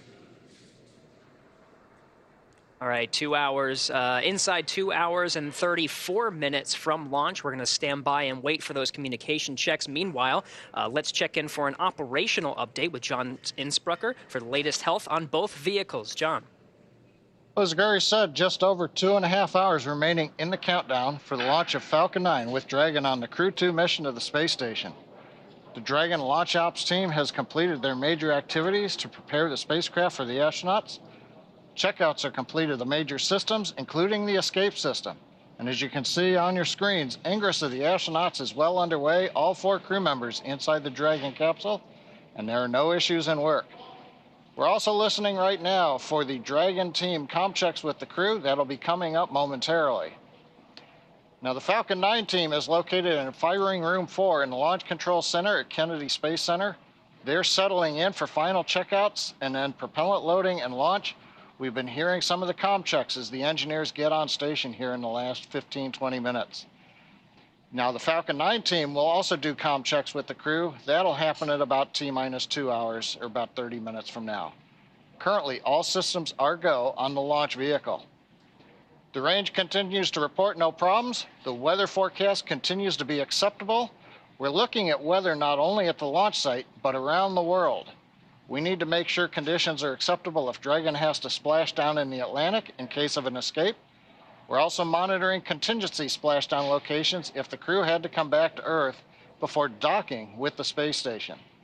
Now, if this were to happen, SpaceX and NASA are coordinating with the U.S. Coast Guard to ensure crew safety upon splashdown. That includes extra ships and air assets to patrol the 10 nautical mile keep-out zone. This will help mitigate safety concerns for any boaters who may approach the landing area. But right now, as the clock continues to count down, all systems are go at T-minus 2 hours, 31 minutes, and 32 seconds. Let's head back over to Jesse and Gary, who are also here in Hawthorne with me. Thanks, John. In order to get to where we are today, our 3rd human spaceflight, it took years of hard work. The development of Crew Dragon really started with Cargo Dragon because Dragon was designed from the beginning for flying humans to space, so much so that even the first Cargo Dragon had a window. Our teams implemented a number of design upgrades to make sure both Dragon and Falcon 9 are suitable for flying people, and then put both vehicles through thousands of tests to prove their safety. At SpaceX, we believe in a process of continued iteration that allows us to continuously improve the designs of all of our hardware. Now, with that said, Dragon underwent a few improvements since it last flew people. That's right. Components have been added to the Dragon propulsion system that increases pad abort performance by over 10%, which increases launch availability by more than doubling the onshore wind limits. A fly-around capability was also added, which will allow Dragon to circumnavigate around the International Space Station post-undocking in order to take pictures and document the condition of the station. As you might recall, this was a maneuver the shuttle used to perform, but since its retirement, there hasn't been any spacecraft that has been able to provide detailed imagery around the space station. You could equate this to being able to walk around your house and check on it to make sure nothing is in need of repair.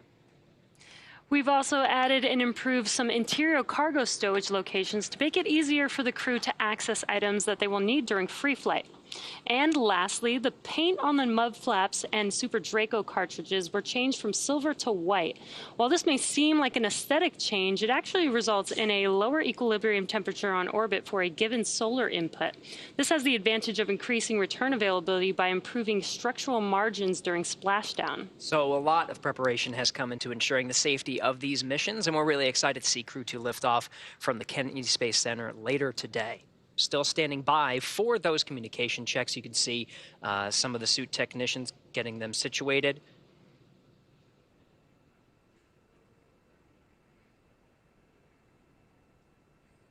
They become quite pros at this, Jesse. Just as soon as they got into the seats, you saw some of their gloves were off. Those gloves specially designed and form-fitted to each of the astronauts. The gloves are now in place. Very shortly, we'll be hearing the communications checks. Some of the other milestones that'll happen very quickly as well will be the seat rotation. It'll be from this position that allows the suit technicians to access each of the astronauts and help them get buckled, strapped in, and the umbilicals checked out. And then, of course, there'll be the suit leak check. And we got a cool view looking from outside of the Dragon capsule in through the hatchway. And some fist bumps there from the suit techs to the astronauts.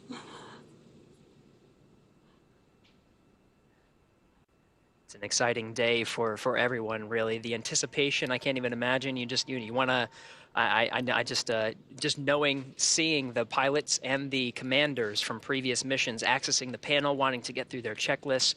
You know they're really soaking in this moment, but at the same time, they are thinking about those next steps. What do I have to do to prepare to make sure we're ready to launch on time today? Exactly. They must be so excited, but this is their job at the moment, right? They're actually... SpaceX Endeavour, we're in section 1.3, ready for comm checks. SpaceX copies. Stand by for umbilical comm check.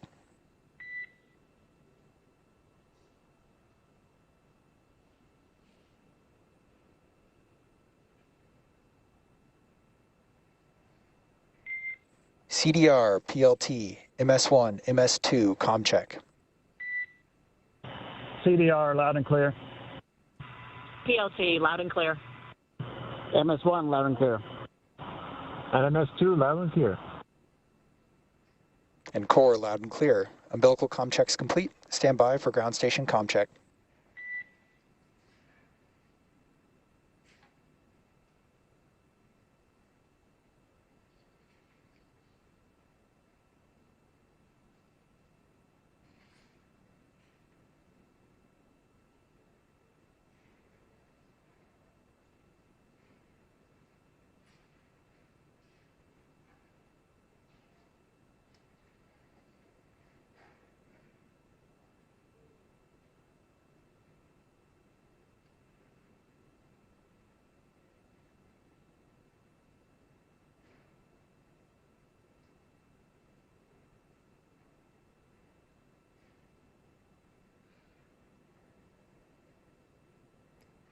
If you're just now joining us, they are performing comm checks right now, so that is what we are waiting for. They've done a couple so far.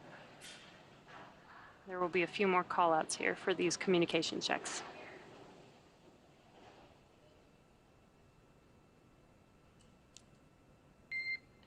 Dragon, SpaceX, comm check. Endeavour has you loud and clear. And core, loud and clear. Ground station comm check complete. Stand by for TDRS comm check.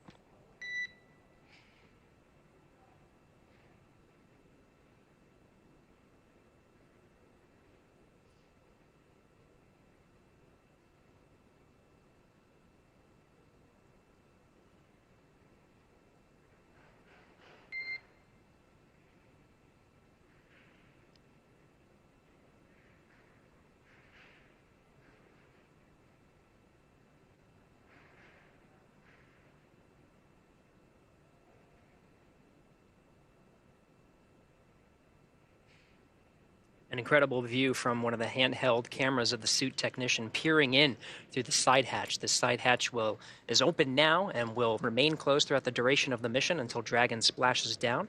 We're standing by for some of the further communication Dragon, checks. SpaceX, comm check.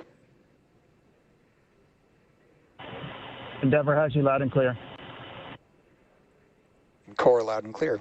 TDRS comm check complete. Stand by for comm checks with MD and LD in the launch configuration.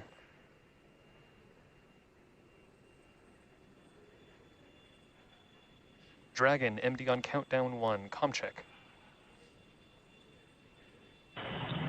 MD, have you loud and clear on countdown 1. MD loud and clear, stand by for comm check over Dragon to ground. Dragon, MD on Dragon to ground, comm check. MD, loud and clear, Dragon to ground. MD loud and clear, stand by for comm checks with LD. Dragon, LD on countdown 1, comm check. LD, loud and clear, countdown 1. LD, loud and clear. Stand by for a comm check over Dragon to ground. Dragon, LD on Dragon to ground. Comm check. LD, loud and clear, Dragon to ground.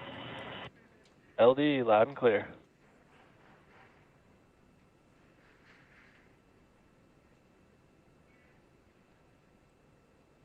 And Dragon SpaceX launch configuration comm checks complete. Report when ready for seat rotation per section 2 of 4.100.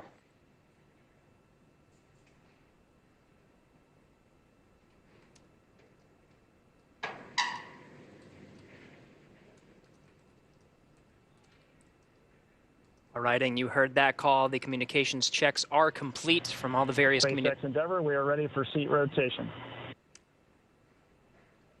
Copy. Will report when initiating. Excellent. The communications checks are complete. The next step will be the visual milestone of seat rotation. So again, those communication checks were through some of the various paths of communication to Dragon, including through some of the ground lines as well as ground stations.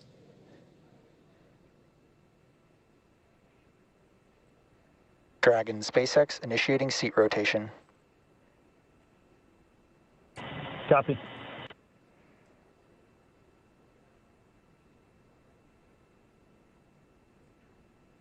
And you can see on your screen that seat rotation has now begun. They are rotating from upright to the recline launch position. And this will give Shane Kimbrough and Megan MacArthur access to those display panels right above them.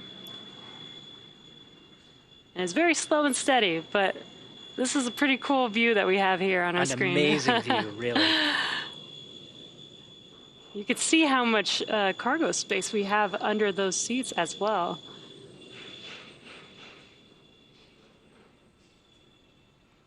Dragon SpaceX seats are in the launch position.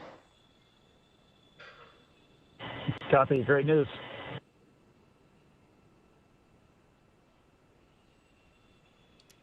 And that seat rotation is now complete. You can already see them getting their hands on that touch screen. Dragon SpaceX, you are go for Section 3, suit leak check preparation. Copy. Go for Section 3.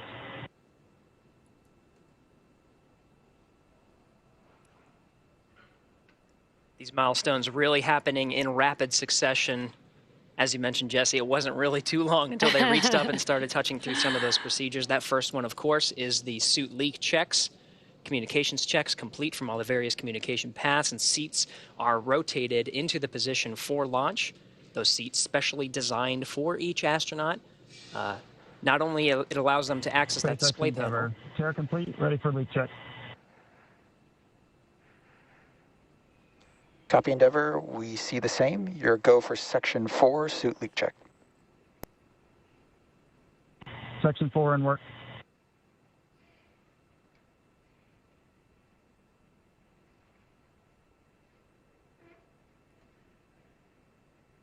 And they've now begun those suit leak checks. So to catch up on the station side, let's check in with Courtney at Johnson Space Center. Courtney, how's it going?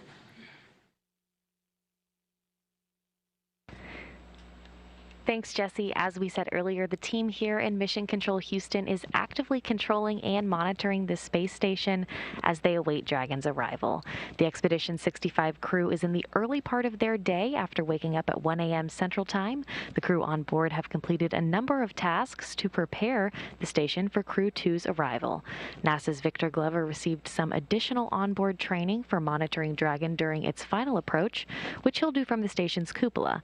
In addition, he will set up computers and control panels needed for approach monitoring and hatch operations and pre-position emergency equipment. He will also work with Soichi Noguchi to get the extra station crew quarters ready for the new residents. Back here in Houston, our rotating flight directors and their teams will be in constant communication with the SpaceX mission director for the duration of the flight uphill.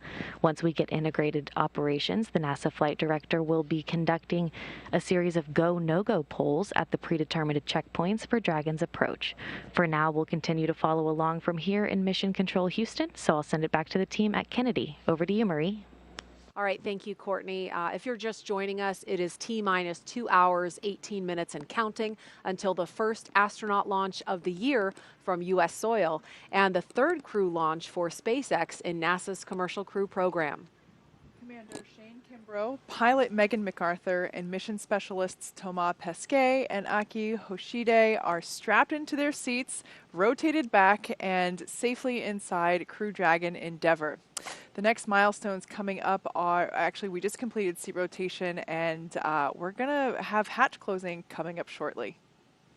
This will be the first reuse of Crew Dragon. This is the same capsule that flew Bob Behnken and Doug Hurley in SpaceX test flight to the space station last year. The crew today is also flying on the same Falcon 9 rocket booster that lifted the Crew-1 astronauts into orbit last fall. And we are also ready to see the first European astronaut fly in Crew Dragon. Of course, that's Thomas Pesquet. And NASA's Jasmine Hopkins is at a nearby viewing location with a special guest from the European Space Agency. Jasmine? Thanks, Marie. Crew-2 will be the first commercial crew mission to include 2 astronauts from our international partners. And here to talk to us more about it is Frank Davina, ESA's manager for the International Space Station program. We see the same. Good leak checks. Closeout team will perform. Good morning, good afternoon in Europe. Thank you so much for being here today with us, Frank. We got some call-outs happening over the waves right now, but we're going to continue with your interview. So you understand the space station as both an astronaut and as a manager. You flew there twice. Can you tell us what today's mission means to ESA? Well, today is a very important mission, of course, for ESA. It's the first time that we fly an ESA astronaut on a U.S. commercial crew vehicle, the Dragon, the Crew-2. And it's also the start because we fly Thomas Pesquet today on the Alpha mission, but in fall we will fly Matthias Maurer, and next year we will be back here to fly Samantha Cristoforetti. So it's really a great time for ESA to be on these missions. We have 4 USOS crew members now permanently on the International Space Station, which means that we have a big increase in the number of hours of crew time utilization that we can do. So we have a whole science package from ESA, but also from our partner agency, CNES, that will be executed during this Alpha mission on board. So it's a great time to be here, and we are very excited. Right, that is fantastic, and we are very excited. It's also an exciting time for ESA because you are going through astronaut selections as well. Can you talk to us about how ESA is planning to expand the number of European astronauts on the space station? Yes, we are indeed starting a new astronaut selection this year. The campaign is running. We are asking all people from around Europe to participate and to put in their candidacy. Till the end of May, and then the selection process will take about a year, and then by the end of next year we hope to select a new class of astronauts that then will fly towards the International Space Station as of 25, 26, something like that. And so we are also working with our international partners, of course, like NASA, to extend the space station till 2030, because from an ESA point of view, it's very important that we continue the research and the technology development that we can do on the space station. Of course, science for the benefit of humankind here on Earth, but also to prepare for the future of exploration. As you know, ESA is also a participant in the Gateway. Some of the astronauts will fly to the Gateway as well, so we need to expand our reach of humankind in the rest of the universe. Right, that's fantastic. We know there's a lot of great science that's going to be going on board the space station, especially from Thomas Pesquet. You've spoken about the European robotic arm previously. Can you tell us more about that and how he's going to be involved? Yes, also the 15th of July, we will see the launch of the MLM from Baikonur, from our Russian colleagues Roscosmos. And on this multi-lab purpose module, there will be the European robotic arm. A robotic arm that has been prepared long time ago, has been long time in storage, be waiting for its launch. And now finally we will be able to commission the European robotic arm during the flight of Thomas Pesquet, the first part of the commissioning. The second part will happen during the flight of Matthias Maurer, and then hopefully we can start using this arm also to enhance the capabilities of the space station on the Russian segment, to place, for example, experiments on the outside of the Russian segment, or to relocate some modules. So we are very excited as well to also work with our Russian colleagues of Roscosmos and Energia to get finally this European robotic arm launched to the space station. Right. No, that's very exciting. We're glad to see some of those specifics of what he's going to be working on board. Can you tell us about the importance of our commercial and international partnerships with ESA? Well, it's very important that we have this partnership going, of course, in the International Space Station. At one day, the ISS will come to an end, but for sure the partnership will continue, and that is already clear in the Gateway program now, and we hope to extend that further to the lunar surface with the astronaut, with the Artemis program, and also have European astronauts one day walking on the surface of the moon. So the partnership for us is extremely important to be able to execute our exploration program, but also the commercial partnership is very important because ESA wants to continue to fly astronauts to low Earth orbit even after the ISS. We want to be able to do research in low Earth orbit after the ISS, do technology development that we will need for further exploration after the ISS. But most probably it will not be the same configuration anymore as we have today. It will be in a partnership with the commercial sector. It's what we call the LEO economy.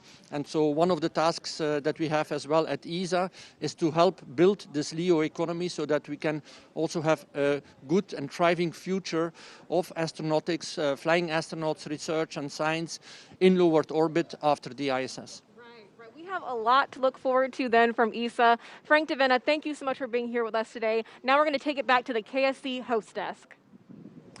All right, thanks, Jasmine. Teams are running about 16 minutes ahead of schedule, and hatch close will be happening momentarily. So we're going to go over to John Insprucker in Hawthorne. John? Thanks, Marie. We are coming up on T-minus 2 hours, 12 minutes and counting. Right now, the Falcon 9 team is on console in firing room 4. They are preparing for their communication checks with the crew. That's due at about T-minus 1 hour, 55 minutes. The SpaceX engineers right now, they're continuing to pressurize the launch vehicle gas storage bottles. These are composite overwrapped pressure vessels. They contain gases used to fill the tanks with hot helium as the propellant is drained out of the first and second stages. We're also storing helium and nitrogen gases on the vehicle. We use those to spin the Merlin engine turbopumps when we start an engine in space. For example, when we light the second stage engine after it separates from the first stage. We're also using gas for attitude control systems. Both the first and second stages of the Falcon 9 have an ACS system. And finally, the landing systems use the gas to help with the grid fins and then deploying the legs right before touchdown on the drone ship. Now, currently for Falcon 9, the countdown is proceeding nominally at this point. On board the Dragon spacecraft Endeavour, we heard the comm checks just a little while ago between Dragon team and crew. We've seen the astronauts rotate their seats to the flight position. We've successfully completed the suit leak checks, and we're watching right now as the hatch is coming down as part of the closure sequence of events. And then once we get the hatch closed, the SpaceX support team will perform a final leak check of that hatch. Now, once that leak check is finished and it passes, the team will then begin the steps to ready the access arm for retraction. Once they've got everything configured, the team will leave the pad by T-minus 1 hour at the latest. Now, T-minus 2 hours coming up here very shortly, Kennedy Space Center personnel will begin final sweeps of the flight caution and hazard areas. Right now, the only people that are inside the roadblocks in a perimeter around pad 39A are the crew and the SpaceX support team that you see on your monitor.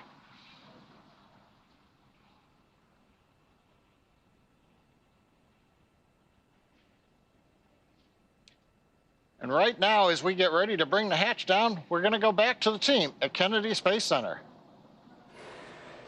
Thanks for that update, John. As you can see, we are preparing for the closure of the side hatch. The closeout team there in the black SpaceX flight suits that you see have performed a final FOD check, and they've gotten the final okay from the crew inside the capsule to confirm that they are indeed ready to go to space today. As you can see, the side hatch has just been closed. This is a little bit more complicated than it may seem. So it's this initial closure, and then there will be actual mechanical closure using a torque wrench, which we should see here momentarily. Might be, yeah, we can see that happening now. And then afterward, we will inflate the seal that's around the side hatch in order to do that leak check. We'll inflate the seal, apply a pressure basically, and make sure that the hatch is able to hold that designated pressure for a couple of minutes. And once that's done, we'll put the side closure there on the open part of the hatch that still remains. And like John said, at that point, the crew will then begin to prepare the crew access arm for retraction. And I can't emphasize this enough. We've seen this time and time again with SpaceX. The written timeline, has very specific times laid out, but oftentimes we see that they're ahead of schedule, and that's certainly the case here. Side hatch is closed and starting leak checks on schedule. Okay, so we heard the announcement that the side hatch is Copy. closed. Thanks for the words, Chad. And leak checks are beginning momentarily on the side hatch. Now, when I say that they're ahead of schedule, that does not mean the launch time is changing. Launch is instantaneous. That cannot change. That's holding for 5:49 and 2 seconds this morning, Eastern Daylight Time. But when the teams work ahead, as they are in this case, if everything goes well with the side hatch leak checks, all that does is give them more time, more margin to troubleshoot if an issue does pop up after this point. So they may be running ahead of the timeline, but regardless, we're still going to see launch, if everything goes well, at 5:49 and 2 seconds this morning. And what we're seeing now is the closeout team basically installing the fixture that will allow us to begin to inflate that seal that is around the side hatch, which, like I said, pressurizing and then for a couple of minutes to ensure that the side hatch is able to maintain that designated pressure. As you can see, everyone's following along with procedures on their tablets. Everyone has a specific job. That's what the numbers are for, located on the back of the of the flight suits.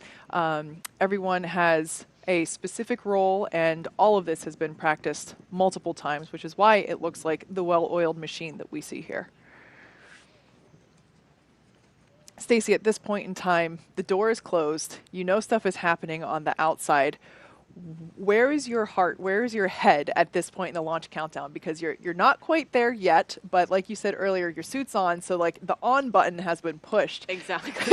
Exactly. And right now, I imagine I've not been in the Dragon capsule, but I'm pretty sure the crew can hear what the closeout crew is doing right now. So they're probably listening to the mechanisms and their spacecraft breathing.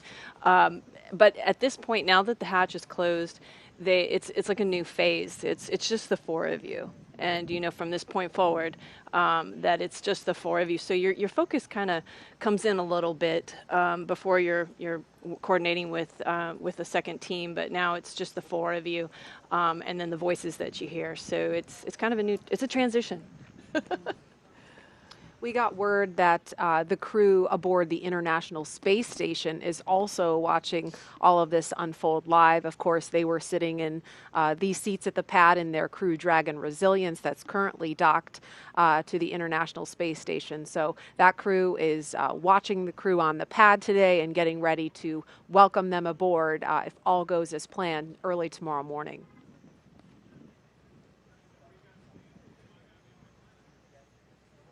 And again, if you're just joining us, the side hatch of the Crew Dragon Endeavour on the launch pad has just closed, and leak checks of that side hatch are in progress. This is a view of the White Room with members of the SpaceX pad closeout team you see in the black flight suits. And the shot we saw just before this was from inside the Crew Dragon Endeavour capsule. Like I mentioned earlier, it's not as simple as just closing the door on your car or to your house. We do inflate the seal around the side hatch. Oh, no. They're playing rock, paper, scissors. Double-fisted rock, paper, scissors. What's the prize? What's That's the what I want to wager? know. I know. What's the end game here? Yeah, what's at stake? So, like I said, this process takes a couple of minutes. We inflate the seal around the side hatch and make sure that it's able to maintain that pressure for a couple of minutes prior to actually performing the rest of the physical preparation of the side hatch itself. Which at that point, after the successful leak check, will mostly just involve removing the remaining ground support equipment away from the area and installing the tiny hatch on the hatch. The rock, paper, scissors shoot with the Crew-2 crew continues on. I was going to say, yeah, let's get back to the technical part of the rock, paper, scissor. They did this during dry dress, and we wondered what was going on. And it may be that they're just making up for lost time. I don't remember seeing them do this during the suit up. And so they're getting in their rock, paper, scissor now. It's critical. It's totally critical. But in all seriousness, I think that, you know, when we see the joke, that we see the crew kind of joke around and have those moments of levity, they can do that because they know these procedures like the back of their hand. Exactly. It's all like muscle memory at this point because they've rehearsed it so many times. Yeah, this is definitely a good sign. They have a moment of levity.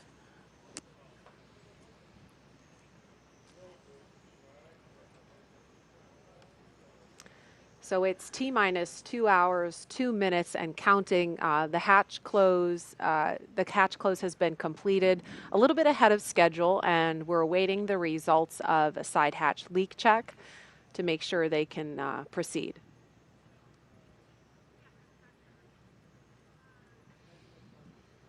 I'd love to know what the winner gets in this rock, paper, scissors game that we see. This will be probably a question, the first opportunity they have to answer questions after this. See, I just happen to be looking at the crew's schedule on board right now, and my memory of those days being on board waiting for a crew to come up to see you. It's a lot of anticipation because they're coming to see you, and so I'm just thinking about Mike and Shannon and Victor and Suichi, Mark on board, at least in the U.S. segment, to be anticipating this. And they just got their day started, and I see a lot of flexible activities, and so they're probably getting updates from Mission Control right now. We have time to take a couple of questions for social media while this hatch leak check is in progress, if we could pull one of those up. Does food taste the same in space? Tracy, you're the only one here that can answer that. I think that one's for me. I would say that food probably tastes the same. It's your taste buds detecting it that go through a little alteration. For me, spicy foods took on a different flavor. Every astronaut's different, so you'll get a different answer depending on who you ask. But shrimp cocktail, loved it on the ground, could not tolerate it in orbit. But it's very interesting. Yeah, it was. It was disappointing too because I really liked it, and I packed a lot for that flight. Bummer. Yeah. Next question. Are the big touch screens that the astronauts are looking at just for looking up data and docking on the International Space Station, or could the astronauts do something different with them, like open the side hatch, or separate the trunk, or fire the Draco thrusters manually? Kate. Yeah, that's a great question. The screens are primarily used for monitoring, especially in the final approach to the station. Everyone can actually see which thrusters are thrusting when, as Dragon is slowing itself down and steering and basically positioning itself to dock with the International Space Station. But for the actions that are like that were mentioned in the question, there are actually a number of hardwired buttons located below the screens there. They're a little difficult to see, so there are some commanding buttons that are located there that would be used in the event of an emergency. I'm not quite sure what what each and every button is, but there are also actually a couple of buttons located on the left armrest. You might be able to see it there just under Commander Shane Kimbrough's left arm.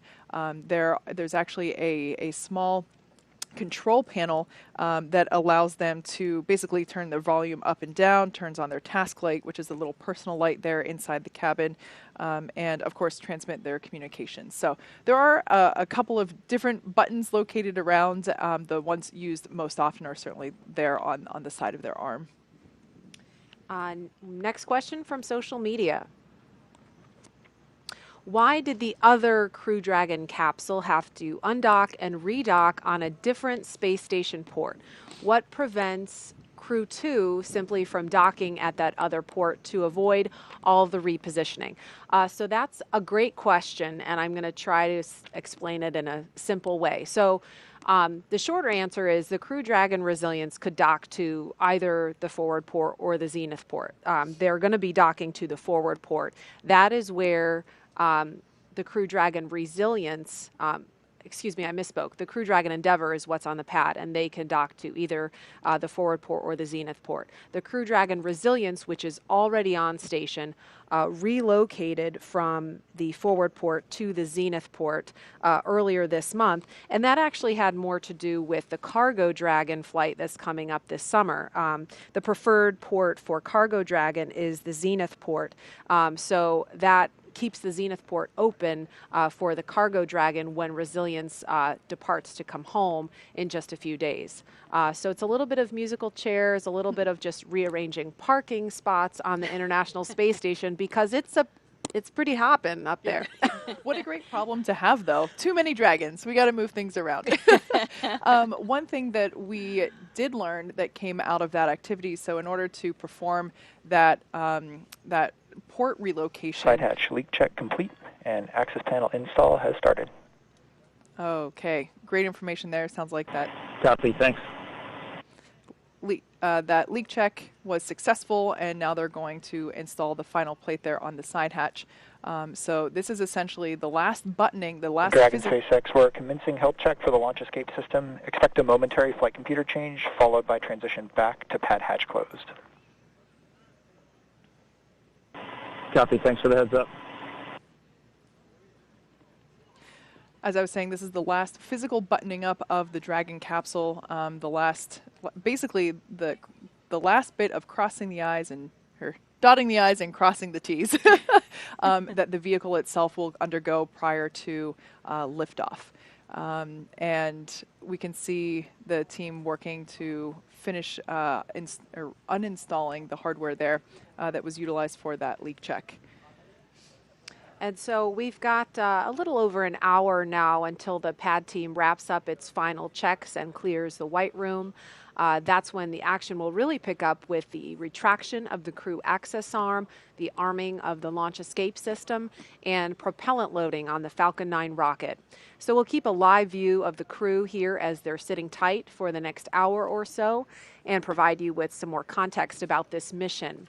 Now let's head over to Houston for a closer look at what the crew will be doing once they reach their destination. Courtney? Thanks, Marie. Once Crew Dragon arrives at the International Space Station, they'll be welcomed by their Expedition 65 crewmates. We're doing something called a direct handover, which just means a new crew of astronauts arrives at the station before another crew departs. It will only last a few days, but we'll have 11 people on board the station. The record for the most astronauts aboard the station was set several times during the Space Shuttle program when we had as many as 13 for short periods of time. One question we've heard a lot is, where are all of these astronauts going to sleep? The space station has 7 permanent spots for astronauts to sleep, known as crew quarters. When we have more people sleeping on the station than locations for a short period of time, the crew works with flight controllers on the ground to stake out temporary camp-out locations in different modules. We can also have a crew member sleep inside each Dragon capsule, as Crew 1 Commander Mike Hopkins did for his stay on the station. This mission will also continue keeping the long-duration crew size on station at 7 on the U.S. side. We'll have 5 Well, I've astronauts got to lots of conduct good news. research. The Just weather the jump continues from to look 3 good to 4 and is trending astronauts takes our positively. average of Dragon 30 to and 40 Falcon are hours both of healthy science and work tracking a no week issues, on so station, it's shaping all up the to be way a up great to day to 80 to launch. 100 hours, effectively doubling our amount of time dedicated All to right, research. great words on the With weather 5 and the aboard vehicle. during Thank Crew you. 2's mission, that number will reach even higher. As the station And Dragon, is first confirm and when ready foremost a for laboratory, comm checks with Falcon 9 operators. Ready for the crew will comm jump checks with right into Falcon 9 conducting operators. experiments.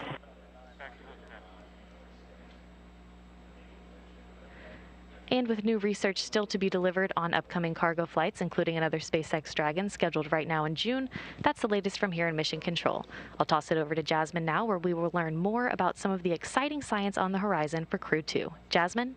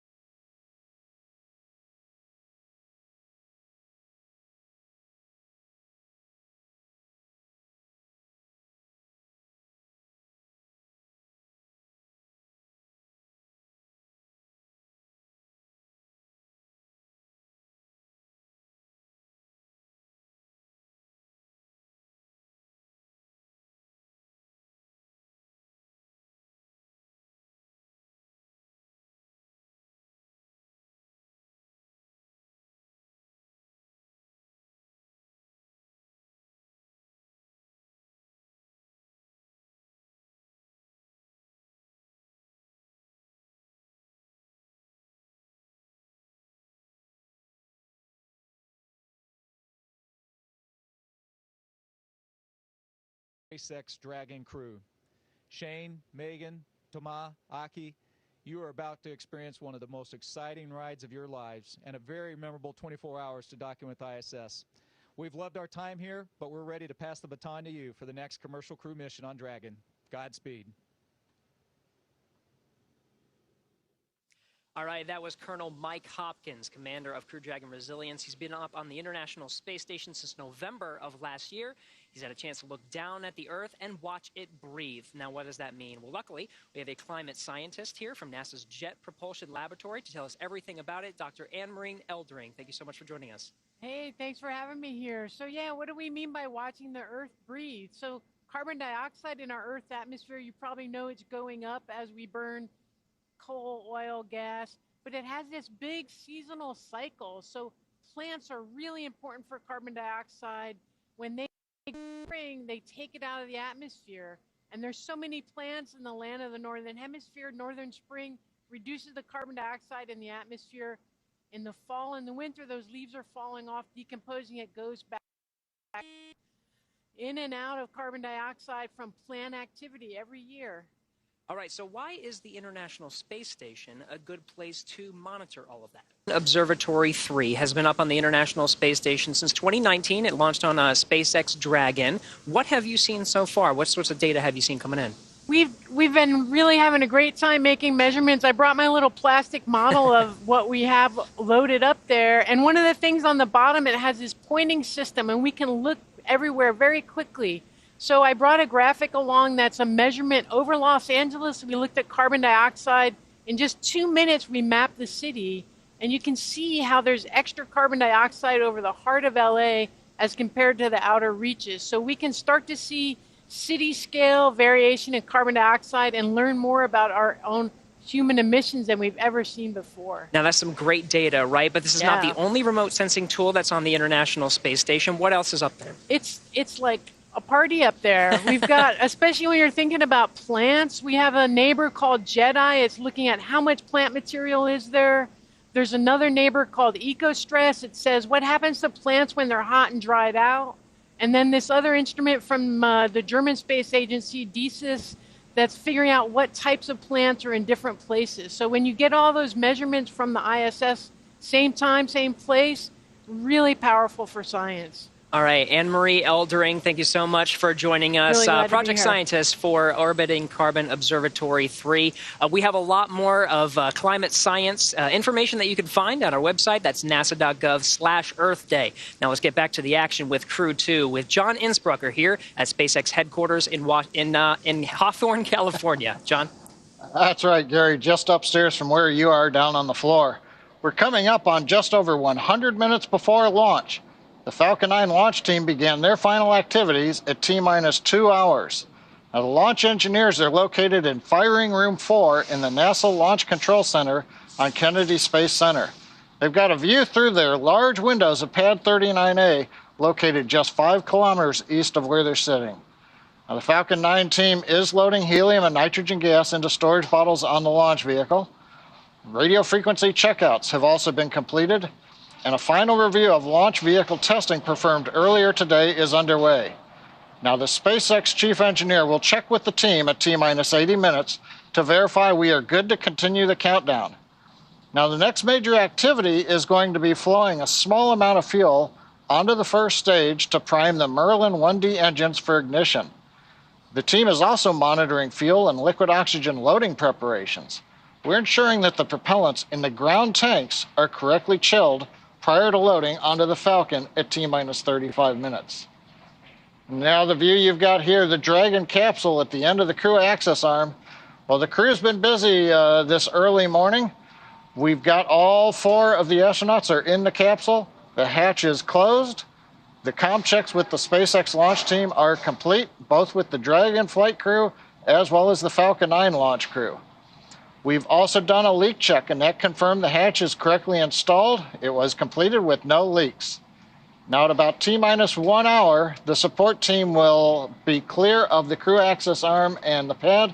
And actually, right now, we're running well ahead of schedule, so they're beginning to button things up, and so they may actually leave the launch pad area a little bit early. Now the range will begin their final sweeps of the flight hazard and caution areas. And for the weather, the good news right now is that everything continues to look good. The weather possibility of bad weather is only 5% right now. What we're mostly looking at is in case a cloud with some rain in it pops up along the flight trajectory, but that doesn't look to be a big issue right now. We are waiting at T-minus 1 hour for some last weather data that'll tell us the Dragon weather conditions if they are go for launch in the case of an abort. We need to make sure that it's not too windy. If Dragon had to do an escape maneuver from the Falcon 9, we don't want the winds to be too high as they come down into the ocean. But right now, everything looks good, both at the launch pad as well as the downrange and contingency landing locations, looking good weather-wise. So right now, everything's looking go at T-minus 1 hour, 37 minutes, 28 seconds. And Jasmine, back to you in Florida. Thanks, John. This mission is demonstrating our partnerships across the country and around the globe. Joining me now is Hiroshi Sasaki, Vice President of JAXA and Director General of the Human Spaceflight Technology Directorate. Thank you so much for joining us today. Welcome. Thank you very much. Of course. So Crew-2 will be the second commercial crew mission to include a JAXA astronaut. Can you tell us what the commercial crew program means to JAXA?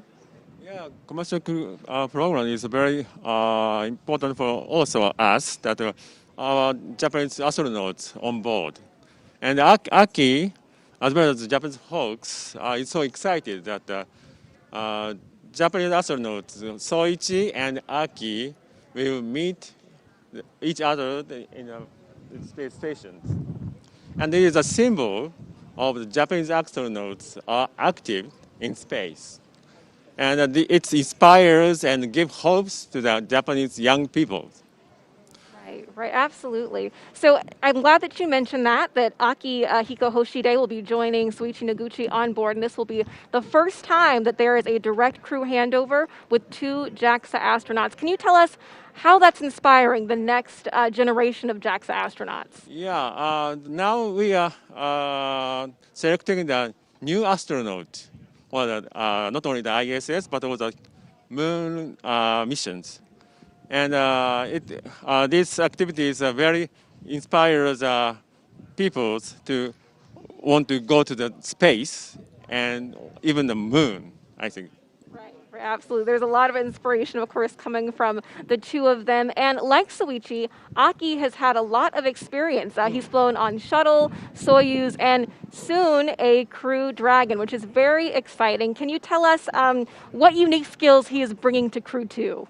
Yeah, he has lots of experience, and I think that he is very relaxed to the launch. So maybe he will lead the other astronauts to the relax and good mind. I think so. Yeah, no, that's good. We're glad that he's relaxed today, that he's ready to go. We're all ready to watch him and cheer him on. So can you tell us what is next for JAXA and the commercial crew program? Yeah, the next we already assigned Wakata, very famous astronaut, and also Furukawa, his second flight. And we want to send a Japanese astronaut every year. That's fantastic. We're looking forward to that cadence of JAXA astronauts going to the space station. And you also mentioned the moon, inspiring people to go back to the moon. So last year, JAXA signed the Artemis Accords, which is speaking to our continued partnership in space. Can you tell us more about that?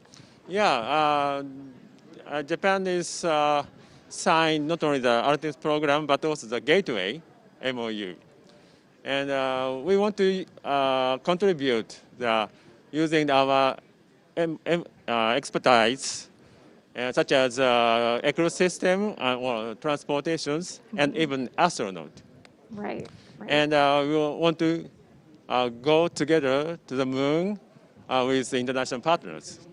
Exactly. No, it's all about partnership. It's all about going together. Is there anything that you can tell us that Aki will be working on station? Any specific science that he'll be doing? Yeah, he will conduct lots of science research and technology demonstrate, such as protein crystal growth for the medicine design, contributing people on the ground, and a demonstration was a enhanced water recovery system for the future explorations.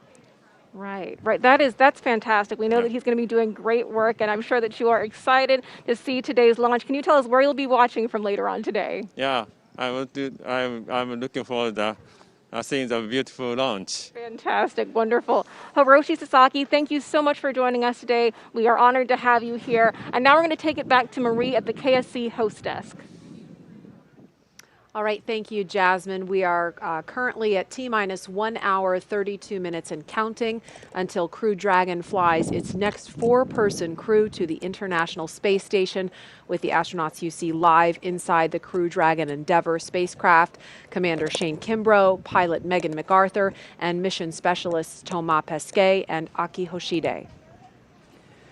At this point in time, we expect the closeout team to be given the go to leave the BDA, the blast danger area.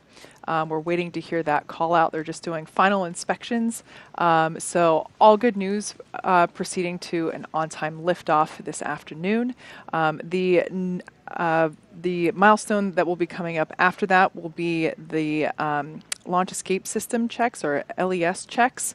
That will happen around T-minus 1 hour and 30 minutes. And those will be conducted by the Falcon launch team. Those checkouts are a standard part of the launch countdown and critical to make sure that everything is in working order before arming the launch escape system, and which, of course, there we see the closeout team leaving the Dragon capsule, walking down the crew access arm.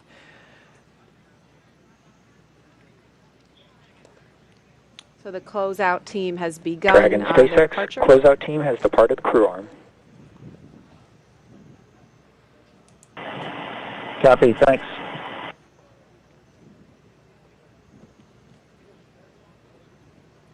We just heard confirmation that the pad closeout team has departed the crew access arm. As I was saying, the milestone that will be coming up next is commencement of the launch escape system checks, and we're expecting that to begin any moment now.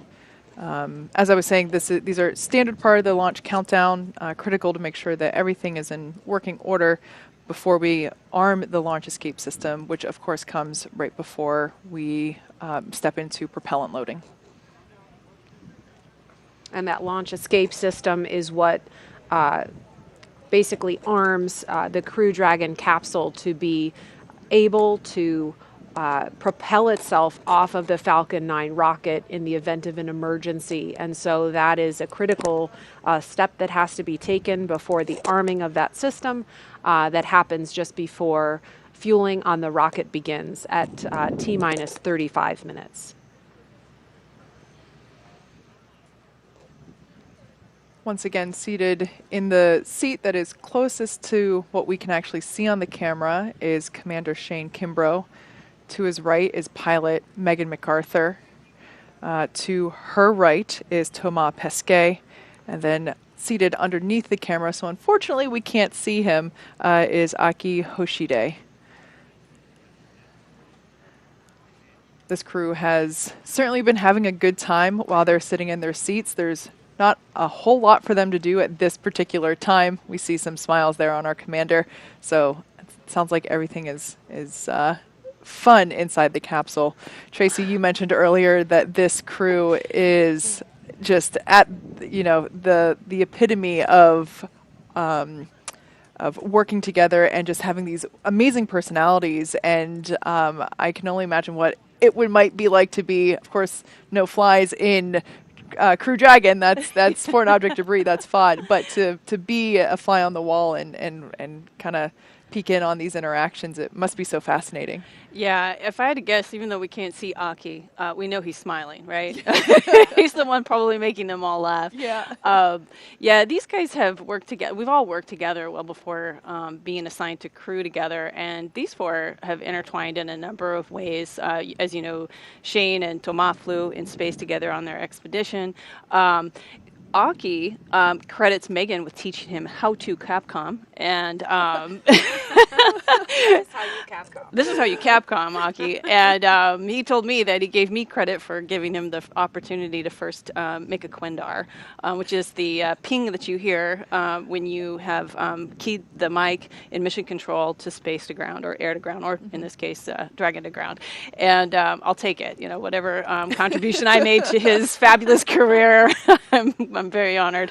But yeah, this crew is top-notch people at heart, as well as technically sound and brilliant in all that they've done. So I can only imagine them being concentrated together in a capsule. There's just too much goodness. The rest of us probably just wouldn't be able to fit in there. So it's great. And there's a look outside at the launch pad, looking at the crew access arm extended out, still connected at this point to the Crew Dragon Endeavour. That will retract from the capsule as we get closer to launch, around the T-minus 42-minute mark.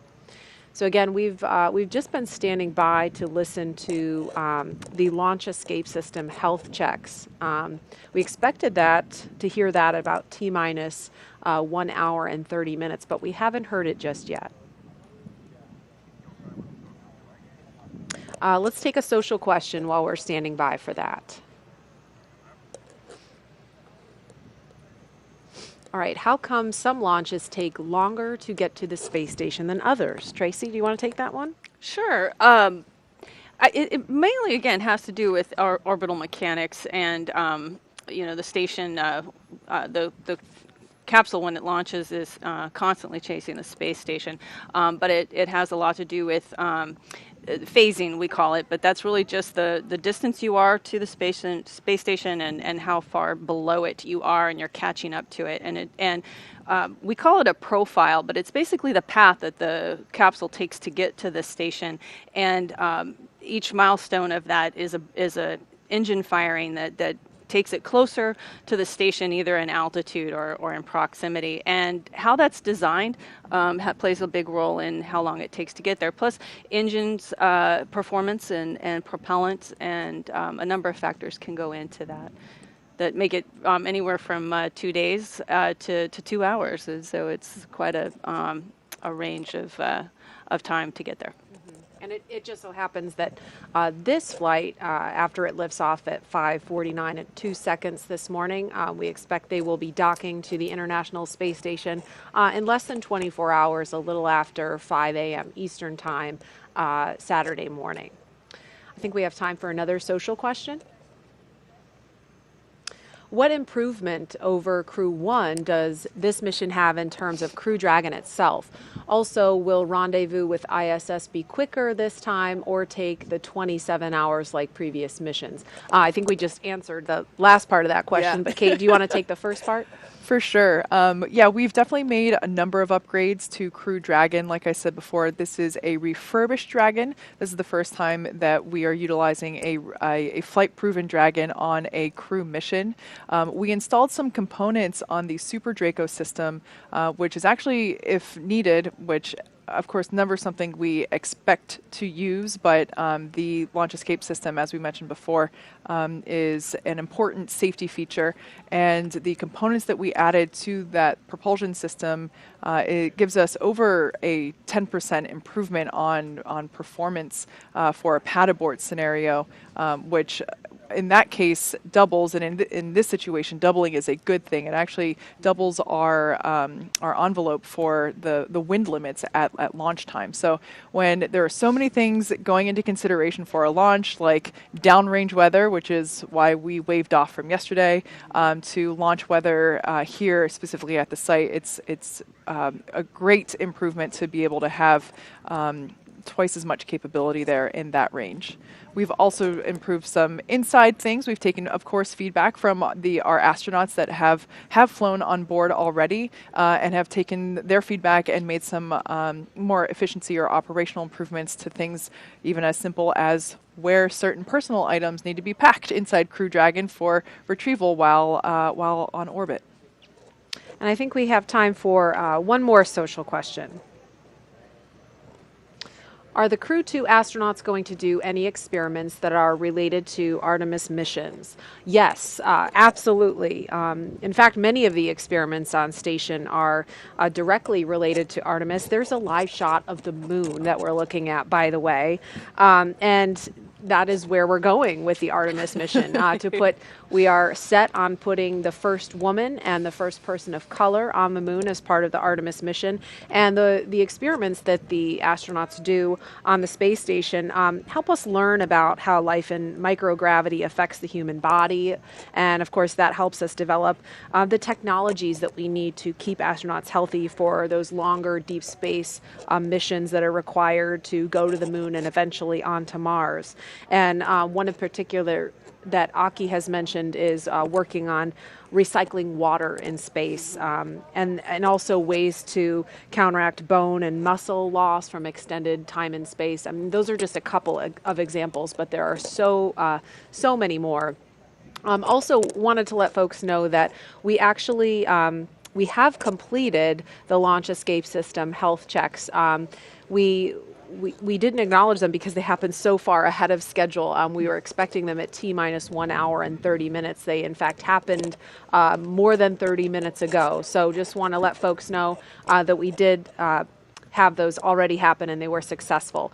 This is, of course, the third crew to fly to orbit in a commercial spacecraft. Of course, the first were astronauts Doug Hurley and Bob Behnken nearly a year ago, and the last crew that launched in November is still in orbit right now. They are getting ready to return to Earth on April 28th after they welcome the Crew-2 astronauts aboard the space station. Here's a look at some of the extraordinary and record-setting accomplishments of the Crew-1 team to date.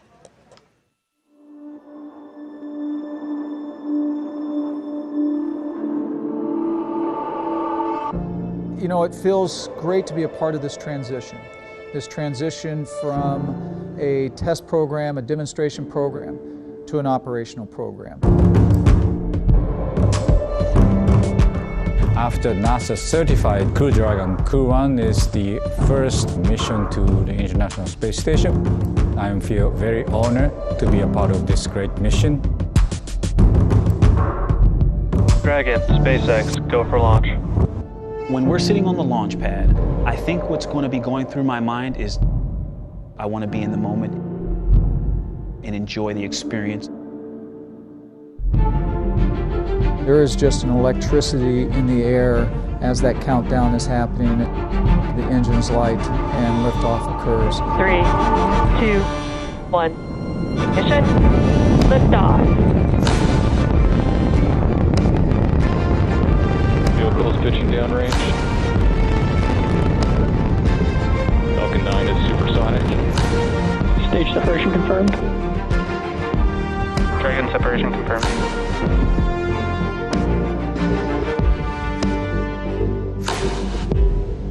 Dragon, SpaceX, trajectory nominal.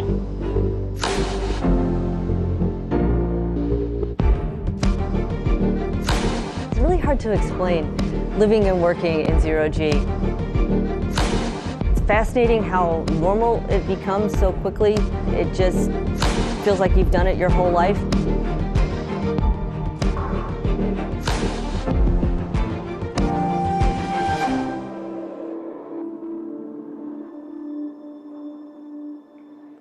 We are on the cusp of the third crewed launch for the Commercial Crew program, signifying a regular cadence of human spaceflight launches from right here at Kennedy Space Center.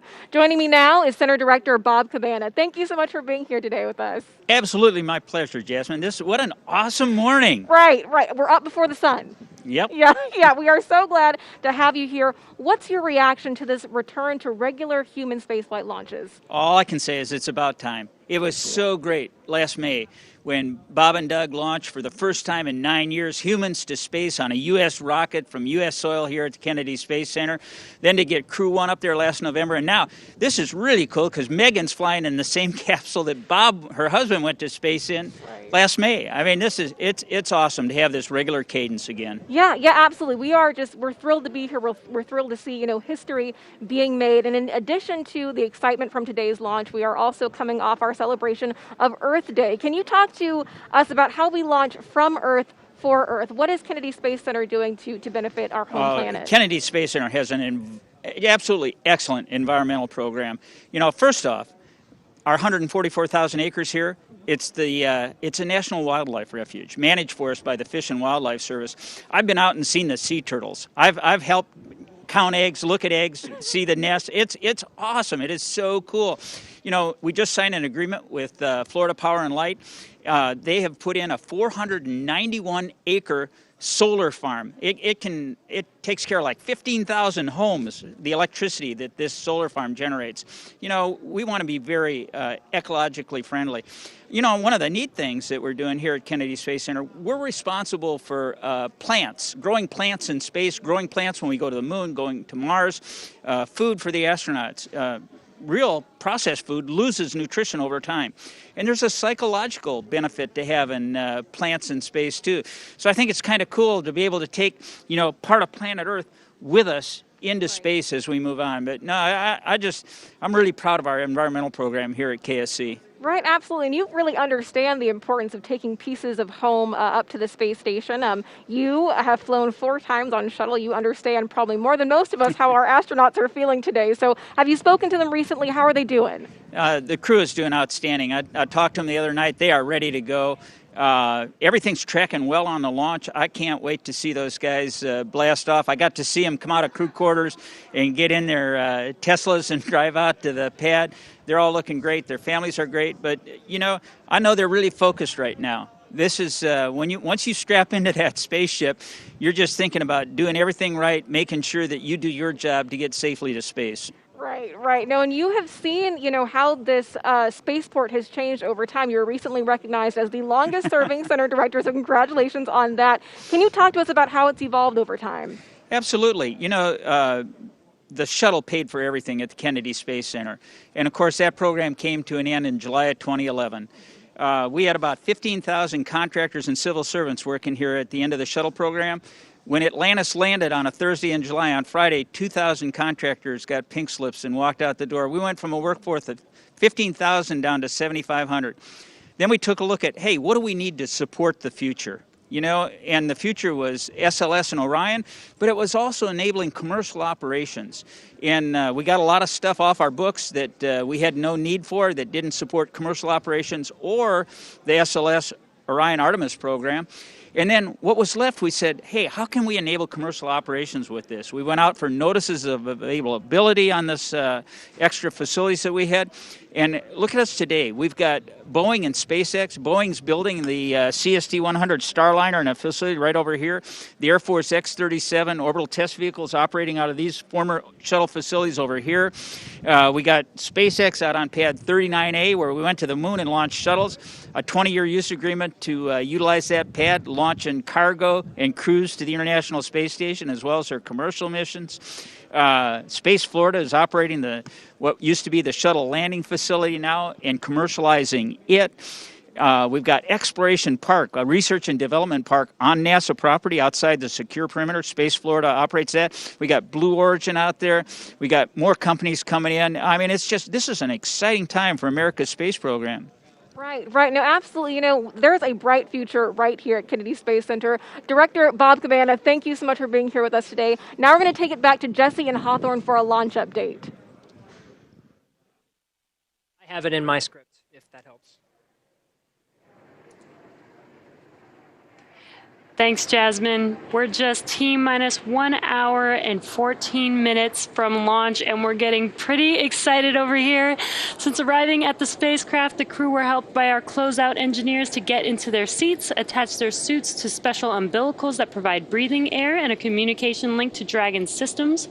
They conducted suit leak checks, which were successful, and communications checks with the Corps here in Hawthorne, which is the person who will speak to them directly throughout the mission, as well as the launch director in Florida.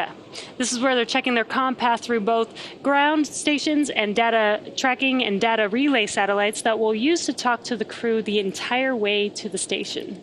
And after those suit leak checks, the closeout team was able to seal the hatch, which also gets its own leak check. The closeout team has departed the pad, and weather operators will kick off their final check on wind speeds at the pad, which will be used during the final go, no-go for launch. Now, before we get to that final go, no-go, the various teams at both NASA and SpaceX will do an internal go poll, making sure conditions are right with the Falcon 9, the Dragon, the crew, the range, and the space station before that final go is given. Let's check back in on Houston for a status on the team supporting the space station on their readiness for launch. Courtney. Thanks, Gary. The team here in Mission Control Houston remains go for launch. All systems on board the station that are required to be healthy for this mission are continuing to look good. Before the station team is go for launch, they must verify that key systems on board the station are functioning as expected. This includes life support systems like oxygen generation, carbon dioxide removal, and the water recycling system that allows us to reuse about 90% of the water we send to station. We're also ensuring that the computers that allow us to command the station's major subsystems, essentially the station's nervous system, are functioning normally. We also work with our Russian counterparts to ensure that both methods of controlling the station's attitude are fully functional. This includes the large U.S. gyroscopes and the thrusters found on the Russian segment. Both systems play a critical role during Dragon's docking. Mission Control Houston will be closely monitoring the crew's flight and checking off milestones for most of the journey. Again, Flight Director Paul Kanya is now on console, leading flight controllers here in Houston for launch, and Flight Director Scott Stover will lead teams for docking tomorrow, expected to take place at 4:10 a.m. Central Time. The International Space Station team is ready for launch, so I'll send it back to Hawthorne. Gary? All right, thank you, Courtney. As we mentioned, the Crew-2 astronauts will spend about 6 months on the International Space Station. During this time, the Crew-1 astronauts will depart the station and return to Earth. They're set to undock from the station in the Crew Dragon Resilience on April 28th and splash down off the coast of Florida, where they'll be picked up at sea by one of SpaceX's recovery vessels. Next, SpaceX will launch Commercial Resupply Mission 22, or CRS-22, to the space station to deliver cargo and supplies to Crew-2 and the astronauts and cosmonauts aboard. It will automatically dock to IDA-3 at the Zenith port of the Harmony module. Before Crew-2 returns home, they will hand the baton to the next crew to arrive at the orbiting lab on Crew Dragon, the Crew-3 crew. That mission is targeted to launch this fall. It will carry Crew Dragon Commander Raja Chari, pilot Tom Marshburn, whom are both of NASA, mission specialist Matthias Maurer of the European Space Agency, as well as a fourth crew member who will be added soon. The Crew-3 astronauts will also complete a 6-month mission as expedition crew members aboard the space station.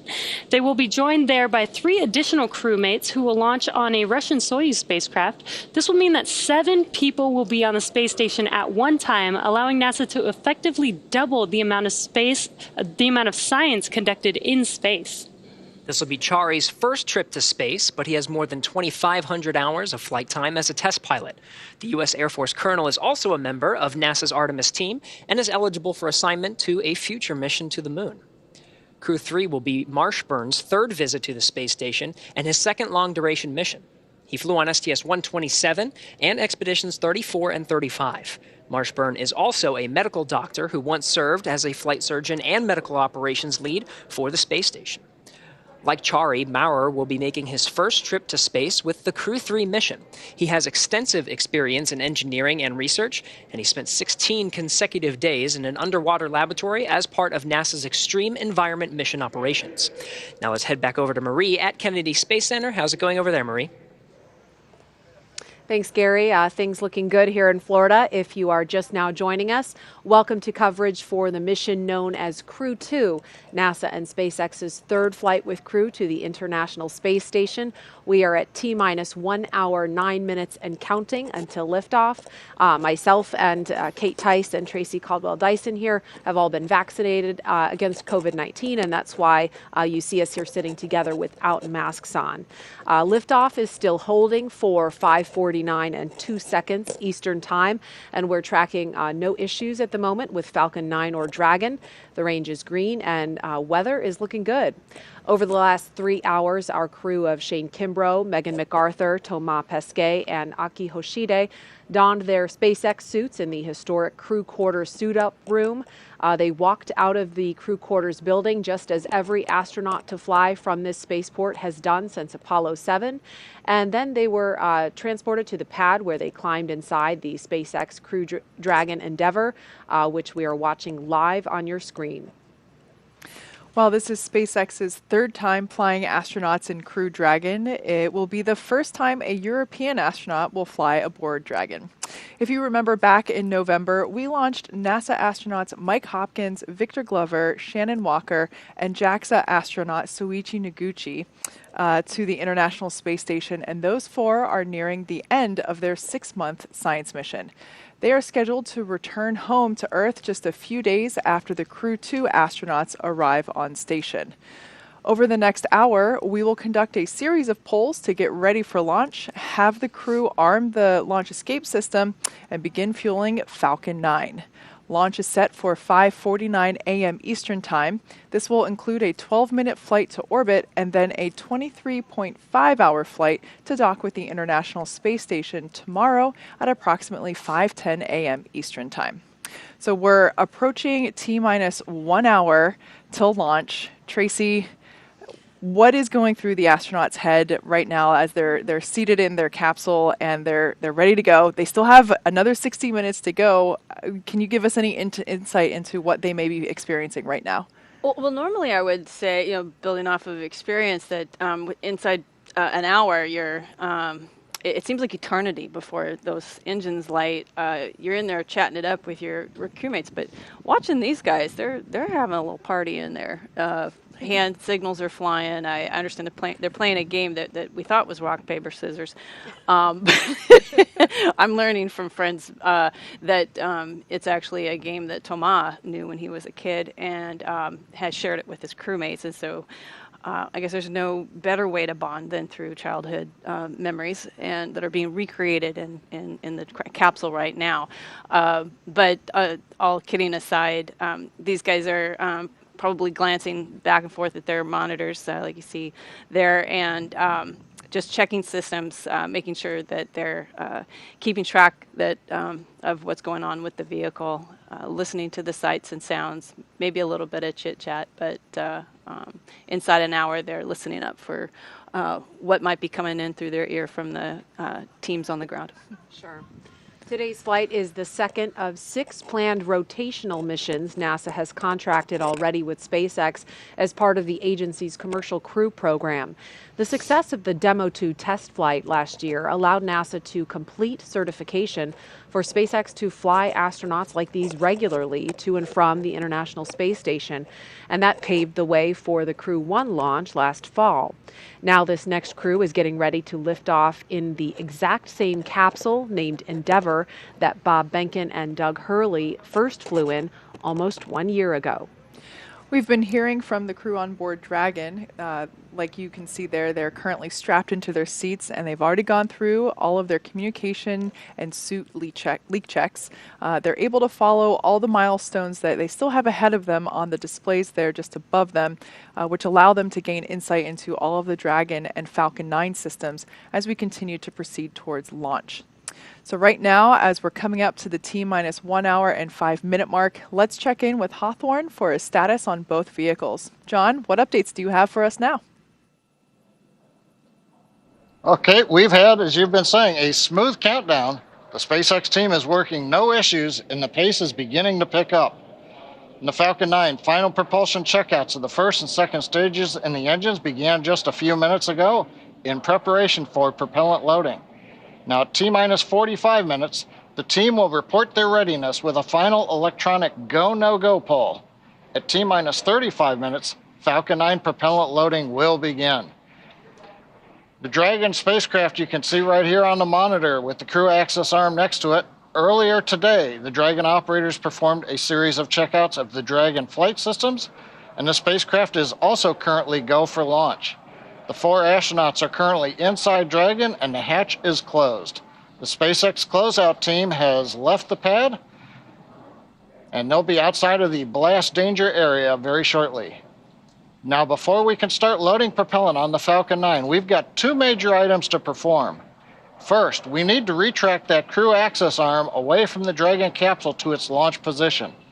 Now, that'll happen between T-minus 44 and T-minus 42 minutes. Now, we move the access arm away to obviously clear the way for launch, but we also do it in case the Dragon capsule has to leave the launch pad in the event of an emergency before launch. Now, once the arm is out of the way, the launch escape system will be armed. With these 2 events complete, Dragon will be ready for Falcon propellant loading. Now, the range is currently clear for launch from historic Pad 39A. The worldwide network of ground stations and the tracking and data relay satellites are ready to support Dragon as it heads into orbit. On the weather front, weather continues to look good, both at the surface level, the upper altitudes. We are continuing to wait for a final input from the weather team coming up in about 5 minutes on ground level winds in case we had a Dragon abort somewhere near the launch pad. Right now, those conditions are go, but we're getting one more set of balloon data to make sure that everything is good. Now today, we have an instantaneous launch window at 5:49:02 Eastern Daylight Saving Time, or just after 49 minutes past this hour. Now once we begin loading propellant, there's no opportunity to change the T0. We are committed. We're going to get one chance at it today. But the good news, Jesse, at T-minus 62 minutes and counting, we are go for launch. Thanks, John. It's good to hear that we are still go. Today's launch marks the 2nd time a rotational crew will fly on a commercial spacecraft, and each of our crew members brings a diverse set of experiences to today's flight. Crew Dragon Commander Shane Kimbrough will be making his 3rd trip to space. He was born in Killeen, Texas, and raised in Atlanta, and was selected as an astronaut in 2004. Kimbrough is a retired U.S. Army colonel and holds degrees in aerospace engineering and operations research. He first launched aboard the Space Shuttle Endeavour on STS-126, then aboard a Russian Soyuz spacecraft for Expedition 49 and 50. Kimbrough has spent a total of 189 days in space and has performed 6 spacewalks. Pilot Megan MacArthur will be making her 2nd trip to space, but her first one to the space station. She was born in Honolulu, but considers California her home state. She holds degrees in aerospace engineering and oceanography, and was selected as a NASA astronaut in 2000. MacArthur served as a mission specialist aboard Space Shuttle Atlantis on STS-125, the final servicing mission of the Hubble Space Telescope in 2009.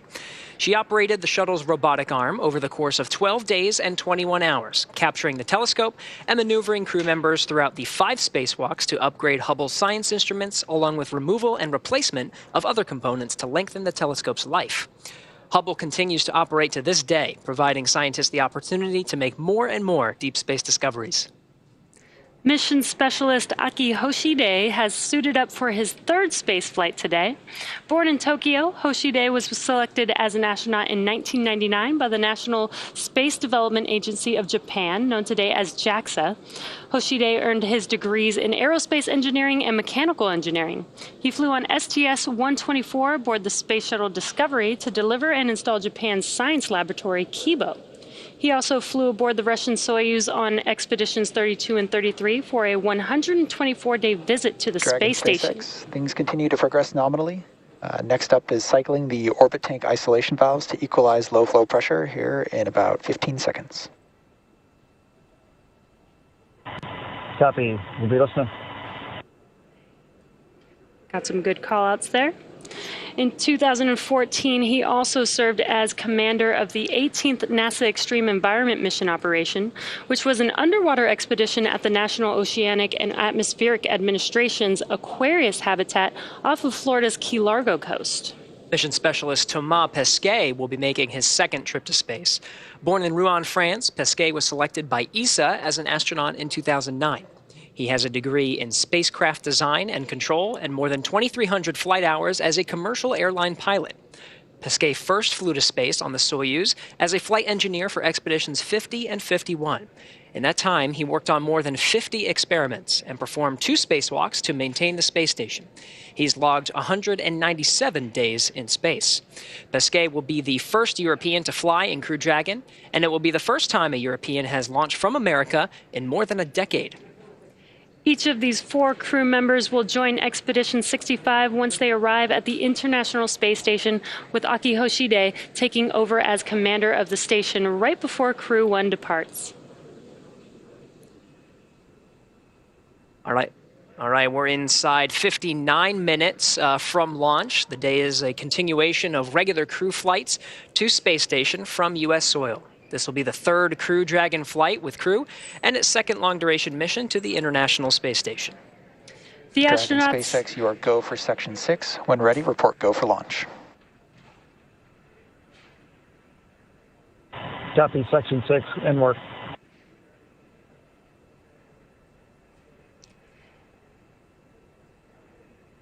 The astronauts are also flying on the Crew Dragon Endeavour, which is the same capsule that launched Bob Bacon and Doug Hurley last year. And today, Bob's wife, Megan, is the pilot on this flight, sitting in the same seat that he did. It's been an awesome countdown so far. Weather is still looking good, and the excitement is picking up as we get closer and closer to that T0. That's right, Jesse. We had a great countdown today, starting with suit up just over 3 hours ago. The SpaceX team helped the crew put on their suits and conduct initial checkouts before crew walkout. Crew walkout was where Shane Kimbrough... Go for launch. SpaceX copies, go for launch. All right, the crew reporting go for launch real time. This just comes right after crew walkout, where Shane Kimbrough, Megan McArthur, Thomas Pesquet, and Aki Hoshide gave final goodbyes with friends and family gathered outside the operations and checkout building before they began that roughly 20-minute ride out to pad 39A. And though it was early morning before dawn, we did still get some awesome views of those Teslas heading down the NASA Causeway before the crew arrived at the pad. And once they arrived, they all took a brief moment to enjoy the view of the vehicle that they will be taking flight on. And then they headed up the fixed service structure to begin a process known as crew ingress. That is where the astronauts entered the vehicle, and the SpaceX team performed a series of checks to ensure the suits, seats, and vehicle interactions were all functioning properly. About 30 minutes ago, the team closed Dragon's hatch with crew safely inside. So now, in, let's see, less than 57 minutes to go until Dragon starts breathing fire, things will pick up as we get close to the go, no-go pole to arm the launch escape system and begin propellant loading.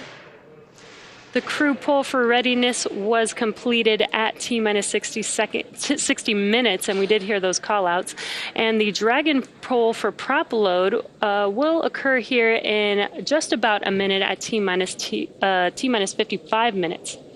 After that will be T-minus 45 minutes will be the internal mission control Hawthorne pull, and then the launch director's pull for propellant loading. And when we get to about T-minus 40 minutes, the crew access arm will retract, and the crew will get the call to close their visors and arm the launch escape system. Now, this is the automated system in place that can fire the 8 Super Draco thrusters on Dragon to quickly separate the crew from the rocket, either on the pad or during the flight on the ride uphill. And then once we reach about T-minus 35 minutes, propellant loading for the Falcon 9 will begin. Throughout the countdown, we've been getting some pretty incredible views of the astronauts you see there on the right, making their final preparations, as well as some close-up views of the suits. The teams have often described the suits as an extension of the Dragon spacecraft, almost a mini spacecraft inside of a spacecraft. So we're hearing that the SpaceX teams are go for launch, and we'll wait for that call for propellant loading.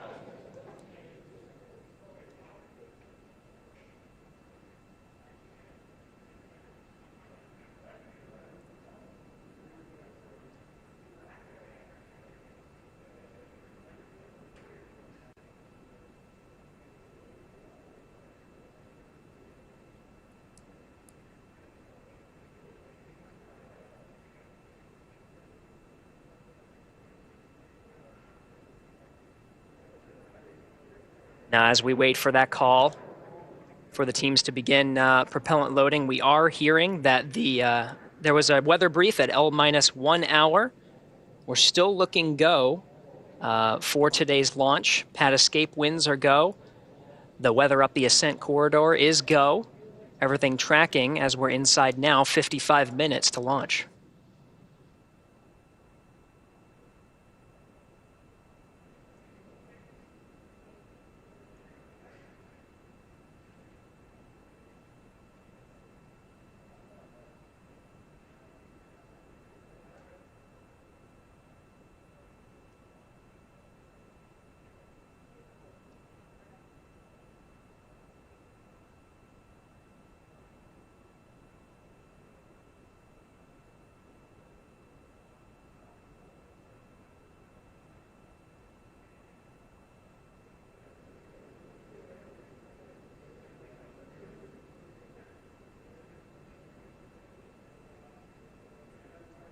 All right, so again, there are several milestones here now that we're less than an hour away from launch. Most of the calls will be the team's readiness to get ready for propellant loading at T-minus 35 minutes.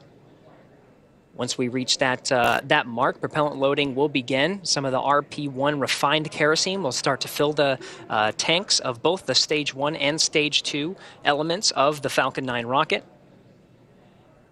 Stage 2 is smaller and expected to fill up just about 20 minutes prior to launch. But RP-1 refined kerosene will continue to load into the rocket, as well as liquid oxygen on both the first and second stages, filling up just about 3 minutes before launch for the first stage and 2 minutes before launch for the second.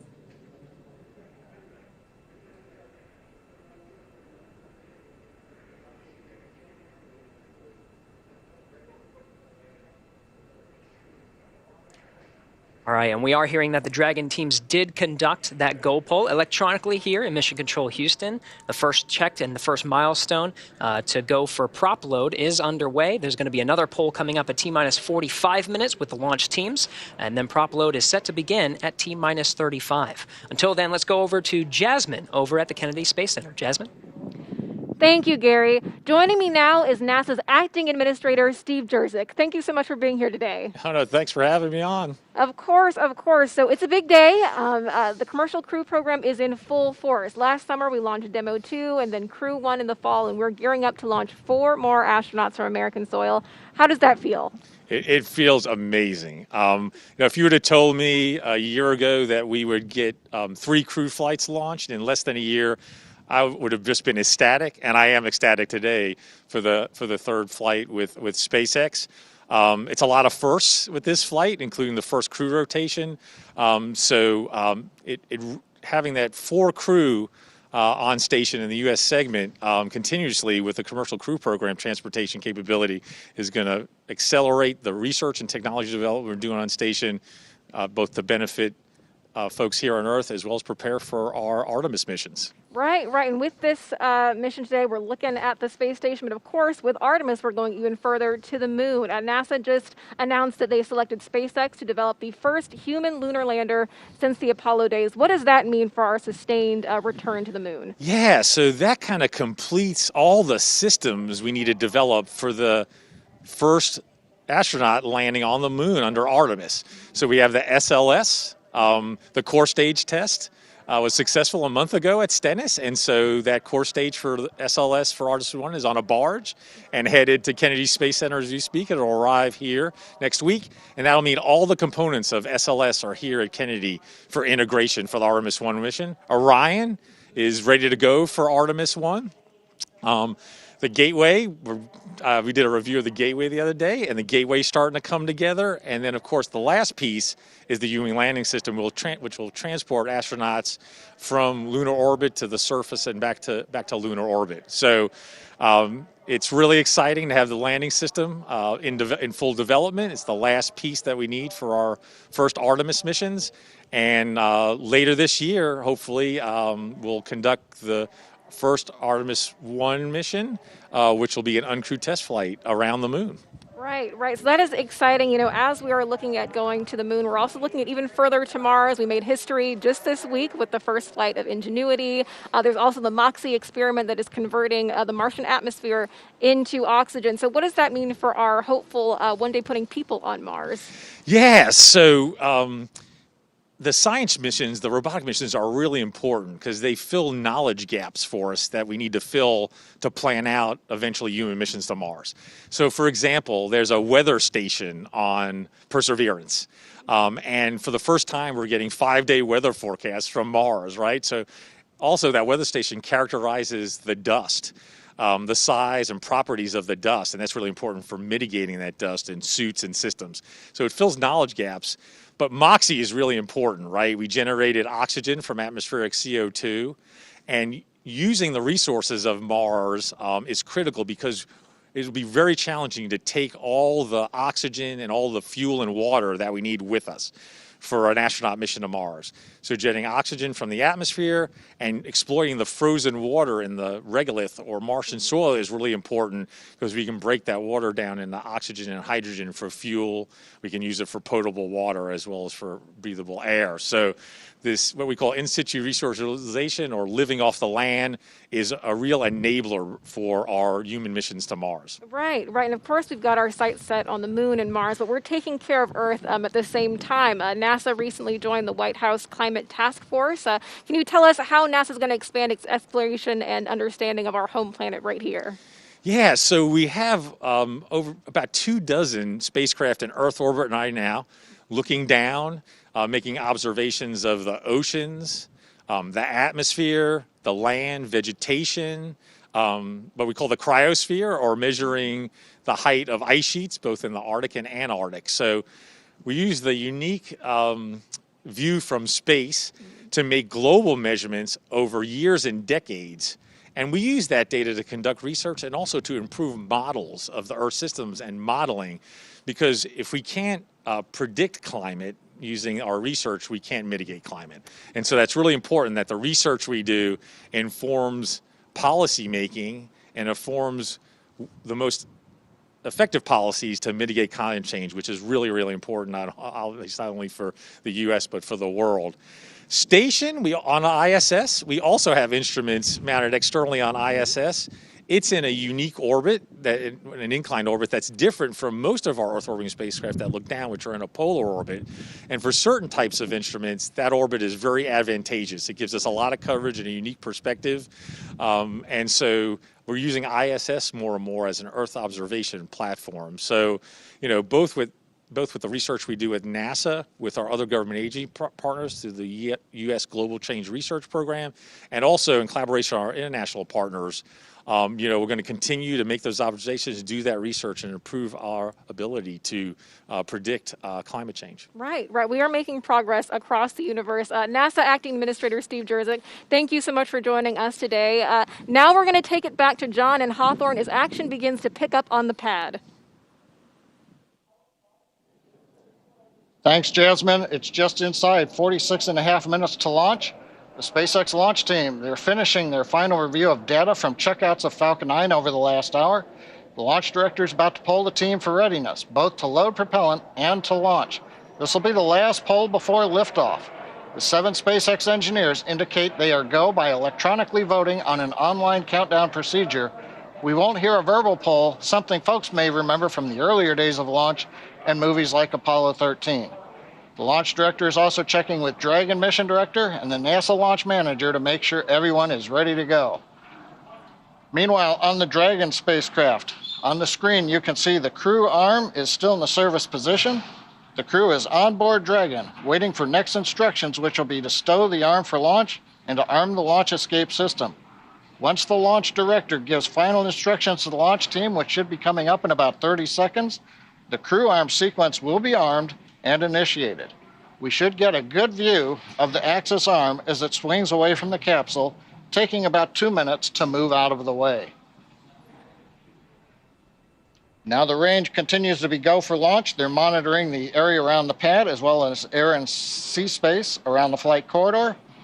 And on the weather front, the weather officer gave a fantastic at the T-1 hour briefing.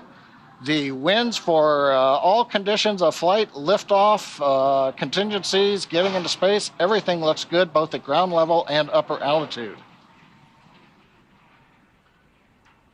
So right now we're just waiting to listen to the SpaceX launch director give the poll and then also give the instructions to the team and move into retracting the crew access arm. So we're going to listen for a minute to the countdown net.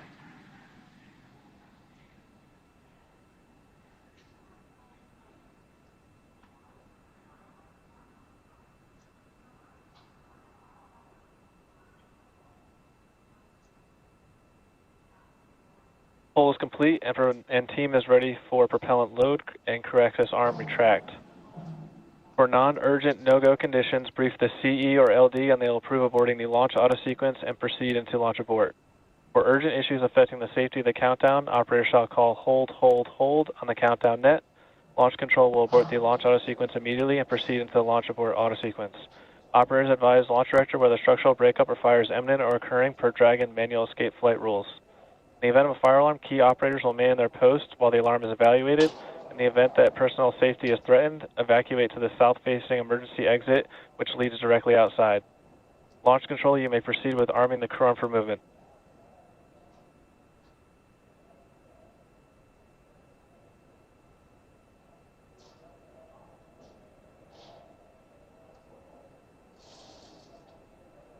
Crew access arm retraction started.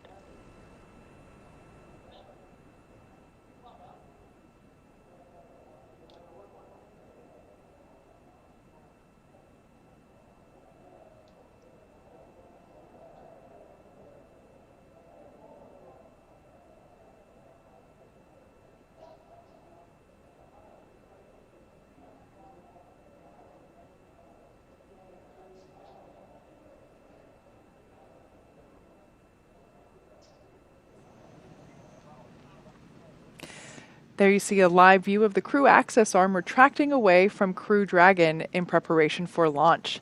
The countdown clock continues to tick, and we're now at T-minus 42 minutes and 33 seconds.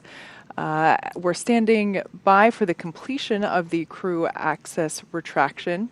This is one of the last major visual milestones that we'll see in preparation for liftoff. Shortly thereafter, we should hear the call out that the launch escape system is armed, and from there, we'll hear that Falcon 9 prop load has started, which is one of my favorite milestones of the launch countdown. We just saw a beautiful shot from inside the White Room as the crew arm was moving away. There it is. The capsule, you can just barely see it in the corner now of that opening where that is where the side hatch was. Where the astronauts ingress Dragon, and now you can see it continuing to swing away from the Falcon 9 rocket and Crew Dragon Endeavour in preparation for launch. That is a really cool angle.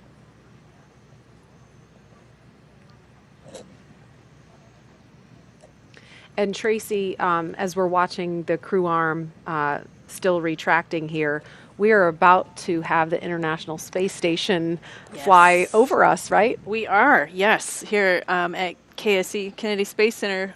It looks like in another minute to the southeast, traveling across east-northeast, the station should be visible overhead. Crew access arm retraction complete. Now we just heard confirmation that the crew access arm is done retracting. Up next, we'll expect to hear a call to arm the launch escape system.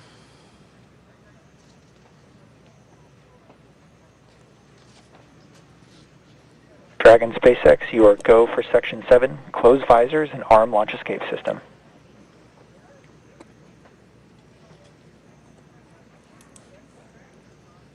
Copy. SpaceX Endeavour visors are down. Copy, visors down. Okay, so the crew there reporting that they have closed and locked their visors in place in preparation for the launch escape system arming. the launch escape system is a critical safety feature. This is something that the shuttle did not have. We take very seriously the fact that the astronauts' lives are in our hands, and we take every measure possible to ensure that the crew has options and has an escape in the worst of scenarios. So this is simply a path to safety for the crew in the event that they need to depart the pad in an emergency, and also applies to aborting the mission even after liftoff and through ascent. And the Crew Dragon Endeavour actually has an enhanced abort capability now. That was one of the improvements made to this capsule after Demo 2, and it increased the propulsion system on Dragon. Launch escape system is verified armed. Okay, so that was confirmation that the launch escape system is armed, and so that is what we have to hear before fueling on the Falcon 9 rocket can begin. So we are about just under 4 minutes away from that milestone. But again, we were saying the propulsion system. Oh, there's a shot of the space station. There it is. Yeah. Everybody wave. They're waving down at us. I think they're watching right now. So. They are. You know they are. Yeah. Hi guys. Hi. We see you. So that's super cool. But yeah, the abort system, it's been improved by about 10%. That's the Super Draco thrusters. There's 8 of them built directly into the Crew Dragon, and so that actually allowed for a wider margin in terms of wind speeds. So there's greater opportunities for launch. But weather not looking like much of a concern at all today. In fact, last we heard there's less than 5% chance of violation. So more than 95% go conditions, which is great. Yeah. Pretty rare for launches from here. Yes. And that launch escape system, how that works is, once the fueling begins at T-minus 35 minutes, if there's any kind of emergency, Crew Dragon can launch itself off the top of the Falcon 9 rocket, and then it would splash down under parachutes off the coast in the Atlantic, and we have rescue teams pre-positioned in the event of an emergency if that happens, which is highly unlikely, but it's something the NASA and SpaceX and Department of Defense teams practice for extensively. That launch escape system is also equipped to perform an abort after liftoff. We would call that an in-flight launch escape, and that can happen at any point throughout the ascent trajectory. Yeah, we actually tested this launch escape system in multiple ways. We performed a pad abort test where a Dragon capsule was on the pad and simulated an abort where it took off like a rocket like you've never seen and deployed parachutes and splashdown in the Atlantic Ocean. We also conducted an in-flight abort test, which was incredible to witness. I mean, it was a test unlike any other that we'd performed before, and where we launched a Falcon 9 rocket with a Dragon on top, and about 100 seconds into flight, simulated an anomaly. Dragon took off and deployed parachutes, splashed down, and so this is a system that we have tested, but never expect to utilize. Once again, the booster that you're looking at now, if you're wondering why it looks a little dirty, that is actually soot that was left from re-entry after its last mission. This particular booster supported the Crew-1 mission very recently, and we have, there we can see a photo of our Crew-2 astronauts. Actually, they're holding up their fingers because they have soot. They signed their initials, their names into the soot there in the background. So I've said before, I love the human spaceflight traditions that we have, and I think this is a new one. Tracy, you said it earlier. Yeah. We never got to draw on the shuttle before we launched, so this is kind of cool. Yeah, Thomas, they were answering questions about it, and he started to say we carved our initials, and he quickly stopped himself. No, we didn't carve anything into the Falcon 9. We traced our initials in the side of the rocket, and so you could see closely in that photo, if you you look, you can see the initials of each astronaut. So that's really cool and something that we look forward to seeing on future reused boosters. This one is set to land. Load has started. Okay, we just heard confirmation that fueling has begun on the Falcon 9 rocket. And this first stage booster is set to land on a SpaceX drone ship at sea after liftoff.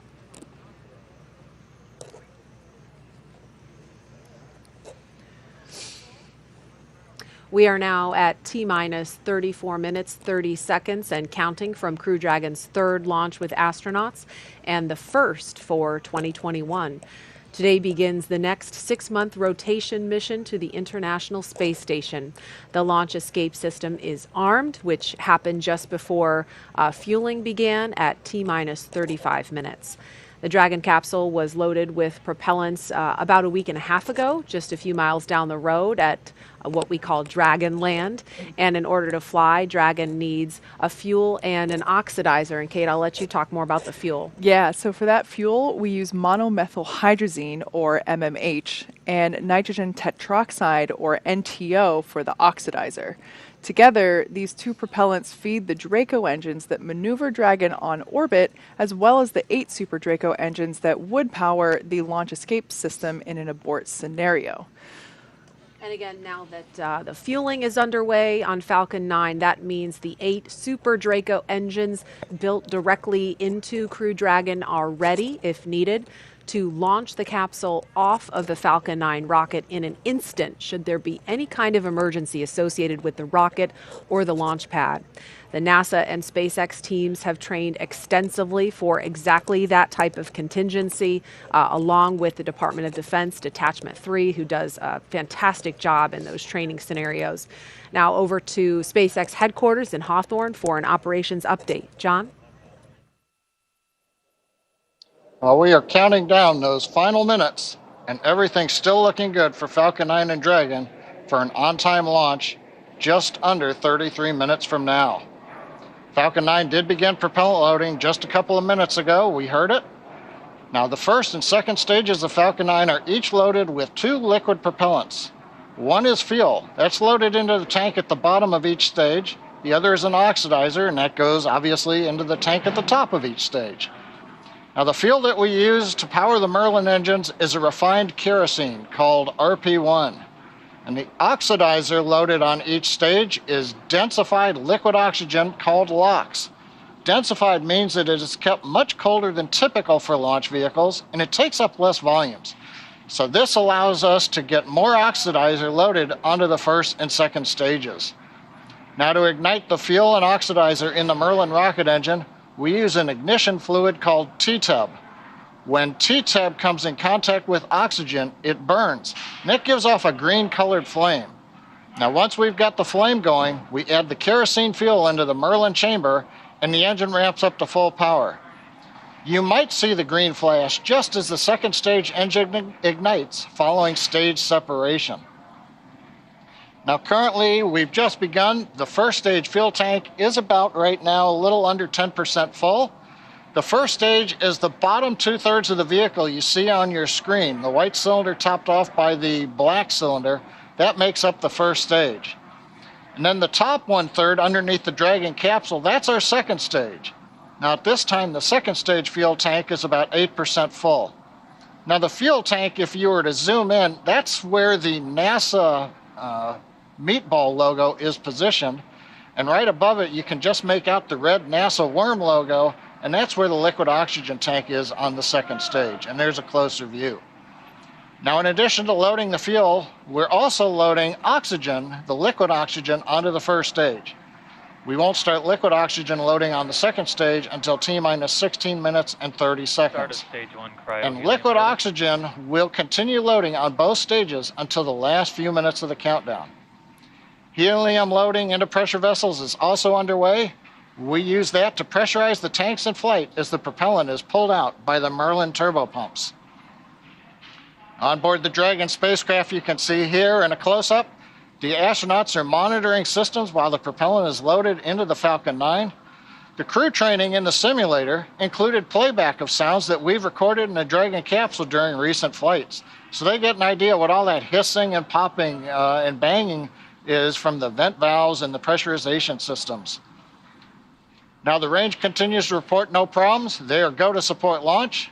And the weather also looks good. I mentioned the T-minus 1 hour briefing. We called it fantastic. Currently, we don't have anything that we are tracking that could be a concern. We have a very small possibility of a pop-up rain shower, but nothing showing up. So right now, 29 minutes, 40 seconds ago, it looks like we've got good weather.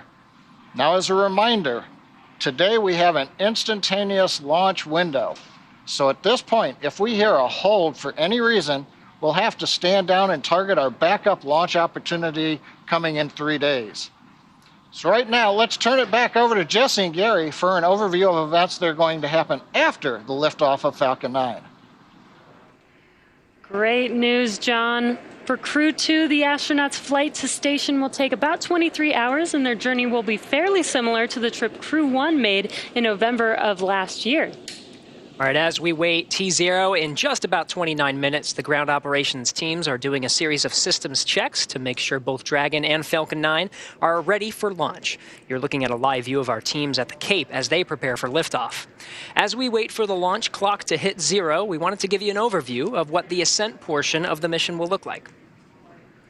Once we hit T0 and a successful launch occurs, we will watch Falcon 9 and Dragon lift off from historic launch pad 39A and make their ascent. At about 50 seconds into the flight, Falcon 9 engines will throttle up to help pass through the period of maximum dynamic pressure on the rocket, or what we typically refer to as max Q. It's worth noting that once we hit max Q, the vehicle will be going supersonic. Once we are through the period of maximum dynamic pressure, we can throttle up our 9 Merlin engines again. And from there, at about 2.5 minutes into flight, we have a series of 3 events that will happen in rapid succession. First is MECO, or main engine cutoff. This is where all 9 Merlin 1D engines shut off in preparation for stage separation, which is our second event. This is where the first stage detaches from the second stage, with the first stage making its way back to Earth for landing as the second stage continues on its journey with the third event. SES-1, or second stage engine start number 1, is where the MVAC engine lights up and propels the second stage along with our Crew 2 astronauts to orbit. As Stage 2 heads towards its targeted drop-off orbit, Stage 1 will execute 2 burns in order to make its way back to Earth. The first is the entry burn, where 3 of the 9 M1D engines will reignite and then shut down. And this helps to slow the stage down in preparation for entry back into the upper parts of the Earth's atmosphere. While the first stage is heading back to Earth, the second stage will cut off its 1 Merlin engine that was ignited right after stage separation. Once this happens, we'll wait for confirmation of a good orbital insertion. About 90 seconds after Dragon gets into orbit, Falcon 9 will land back on Earth. The landing burn is just a single engine burn, powerful enough to bring the vehicle's speed down rapidly in order to land on the drone ship about 9.5 minutes into the mission. While Falcon 9 first stage is landing, Dragon is preparing to separate from the second stage. At about 3 minutes after the second stage gets into orbit, we should have a great view of Dragon with its 4-person crew drifting away from the second stage. Once Dragon is a short distance away, it will begin checking out its Draco maneuvering thrusters to make sure Dragon continues to increase separation distance from the second stage. It's worth noting that these are not the Super Draco engines that would be used during an abort scenario. About 40 seconds after separation, Dragon's nose cone deploy sequence will begin. It will take roughly 4 minutes for the nose cone hooks to unlatch and open, exposing its guidance navigation controls, or what we call GNC, that will help Dragon autonomously fly to the space station. And lastly, once the nose cone is deployed, the remaining Draco thrusters on the forward bulkhead will be checked. From there, over the next 23-plus hours, Dragon will be in its rendezvous and approach phases, undergoing a number of phasing burns as it makes its way to station. All of that will be coming up soon. For now, let's check back in with Courtney in Mission Control Houston. Courtney. Thanks, Gary. The space station team here in Houston is focused, and the critical systems on the station continue to function normally. The teams have verified the command path from the ground through our constellation of communication satellites to the station. Everything is nominal, and the station will be ready to receive Dragon tomorrow. Once the crew arrives at the station, they'll join Expedition 65. While on board, their official designation will be flight engineers, except for JAXA's Aki Hoshide, who will take command of the space station from NASA's Shannon Walker just before Crew 1 comes home. He'll be the station commander until the fall, when he'll hand the reins to European Space Agency Thomas Pesquet for the final part of their mission. Flight Director Paul Kanya is on console now, leading flight controllers in Houston for launch, and Flight Director Scott Stover will lead teams for docking tomorrow.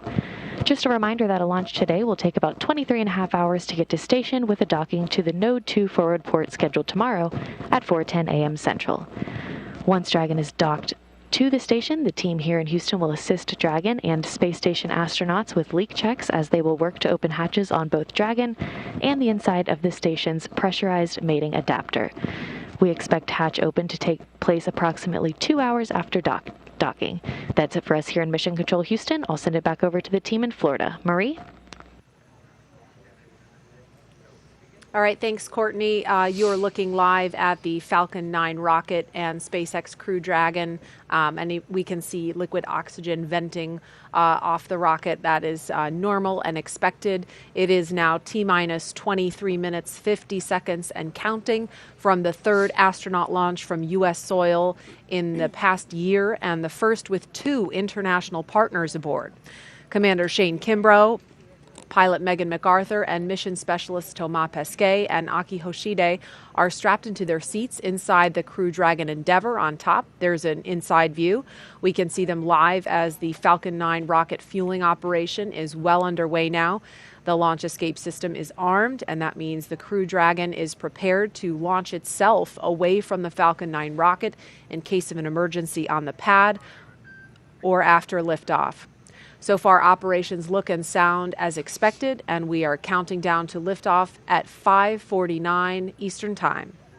This mission is the continuation of rotational crew flights to the International Space Station from U.S. soil on private rockets and spacecraft. This wouldn't have been possible without the success of the NASA SpaceX Demo 2 test flight last year and the safe delivery of the Crew 1 astronauts to the space station last fall for a long-duration mission. Those Crew 1 astronauts are preparing to return to Earth shortly after Crew 2 arrives at station. And this will be the first time we'll see 2 Crew Dragons docked to the space station at the same time. Crew 1's Resilience and Crew 2's Endeavour, that's on the launch pad right now. With the arrival of the Crew 2 team, I believe that'll bring the head count on station to 11 people. And as much as I love camping, that does sound like it would be a little crowded up there. Yeah, you counted 11 people on board the station, 9 of them in the U.S. segment. We've got 4 crew quarters, which are basically crew bedrooms. We've got both commanders of the Dragon sleeping in their vehicles. That leaves 3 people needing a place to sleep. That's Suichi, Shannon, and Victor. They'll be in the gym, the Columbus, and the airlock, respectively. So you could say it's quite a full house. They'll be camping out, rolling out their sleeping bags on rack fronts. So it'll be tight. What a great benefit to being commander. You have your own private suite with windows. And yeah, it's a nice place to be. Yeah, and that's honestly the window shots that we have been receiving from the crew have been one of my favorite things from the Crew 1 team up there, and even Bob and Doug whenever they were up there as well. Just the view outside of the Crew Dragon window. It's actually my phone background right now. And it's just incredible, and I love that we get to, that they share their perspective with us from above. Let's give you a quick recap of who the astronauts are sitting inside the capsule here in the foreground. Sitting closest to the front of your screen is Commander Shane Kimbrough. He is commanding the Crew Dragon Endeavour today, and he is a native of Texas, making his 3rd trip to space. The retired U.S. Army colonel first launched aboard the Space Shuttle Endeavour on STS-126, then aboard a Russian Soyuz spacecraft for expeditions 49 and 50. Kimbrough has spent a total of 189 days in space and performed 6 spacewalks. Pilot Megan MacArthur will be making her 2nd trip to space, but her first to the space station. She was born in Honolulu. RP load is complete. She was born in Honolulu, but considers California her home state. MacArthur served as a mission specialist aboard Space Shuttle Atlantis on STS-125, the final servicing mission of the Hubble Space Telescope. She operated the shuttle's robotic arm over the course of 12 days and 21 hours, capturing the telescope and maneuvering the crew members throughout 5 spacewalks to lengthen the telescope's life. And mission specialist Aki Hoshide is embarking on his 3rd space flight today. The JAXA astronaut from Tokyo previously flew on STS-124 aboard the Space Shuttle Discovery to deliver and install Japan's science laboratory Kibo. He also flew aboard the Russian Soyuz on expeditions 32 and 33 for a 124-day visit to the space station. And in the far corner of your screen is mission specialist Thomas Pesquet. He will be making his 2nd trip to space. Born in Rouen, France, Pesquet first flew to space on the Russian Soyuz as a flight engineer for expeditions 50 and 51. In that time, he worked on more than 50 different experiments and performed 2 spacewalks with Kimbrough to maintain the space station. He has logged 197 days in space. Pesquet will be the first European to fly in Crew Dragon, and it will be the first time a European astronaut has launched from America in more than a decade. Each of these 4 crew members will join Expedition 65 once they arrive at the International Space Station, with Aki Hoshide taking over as commander of the station right before Crew 1 departs. And as we're looking at a live view of the pad, again, fueling is underway. We heard a call out during those bio recaps that the RP1 load is complete on the 2nd stage. And we have a really special treat if we could take a view of Bob Behnken's spacesuit. We have that in studio. That is the actual spacesuit worn by Bob Behnken during the Demo 2 test flight. And you can see the photo of his wife, Megan MacArthur, in the photo there. And she is sitting in the same spacecraft, in the same seat that Bob did almost a year ago on the Demo 2 mission. Megan is the pilot for this mission. There's a shot of Bob's spacesuit on the left and Doug Hurley's spacesuit on the right. This was a couple days ago during the pre-launch news conference. So again, looking live at the pad, Falcon 9 will have 1.7 million pounds of thrust at liftoff, and we've heard it sounds like a gorilla sitting on your chest. Would you say that's accurate, Tracy? Yeah. I've never had actually a gorilla on my chest, but I imagine that one would be that heavy. That the feeling that you have in your chest is pretty significant. Once again, the white cloud that we see there is expected, totally normal. That's just the liquid oxygen vaporizing essentially as it comes into contact with this humid Florida air.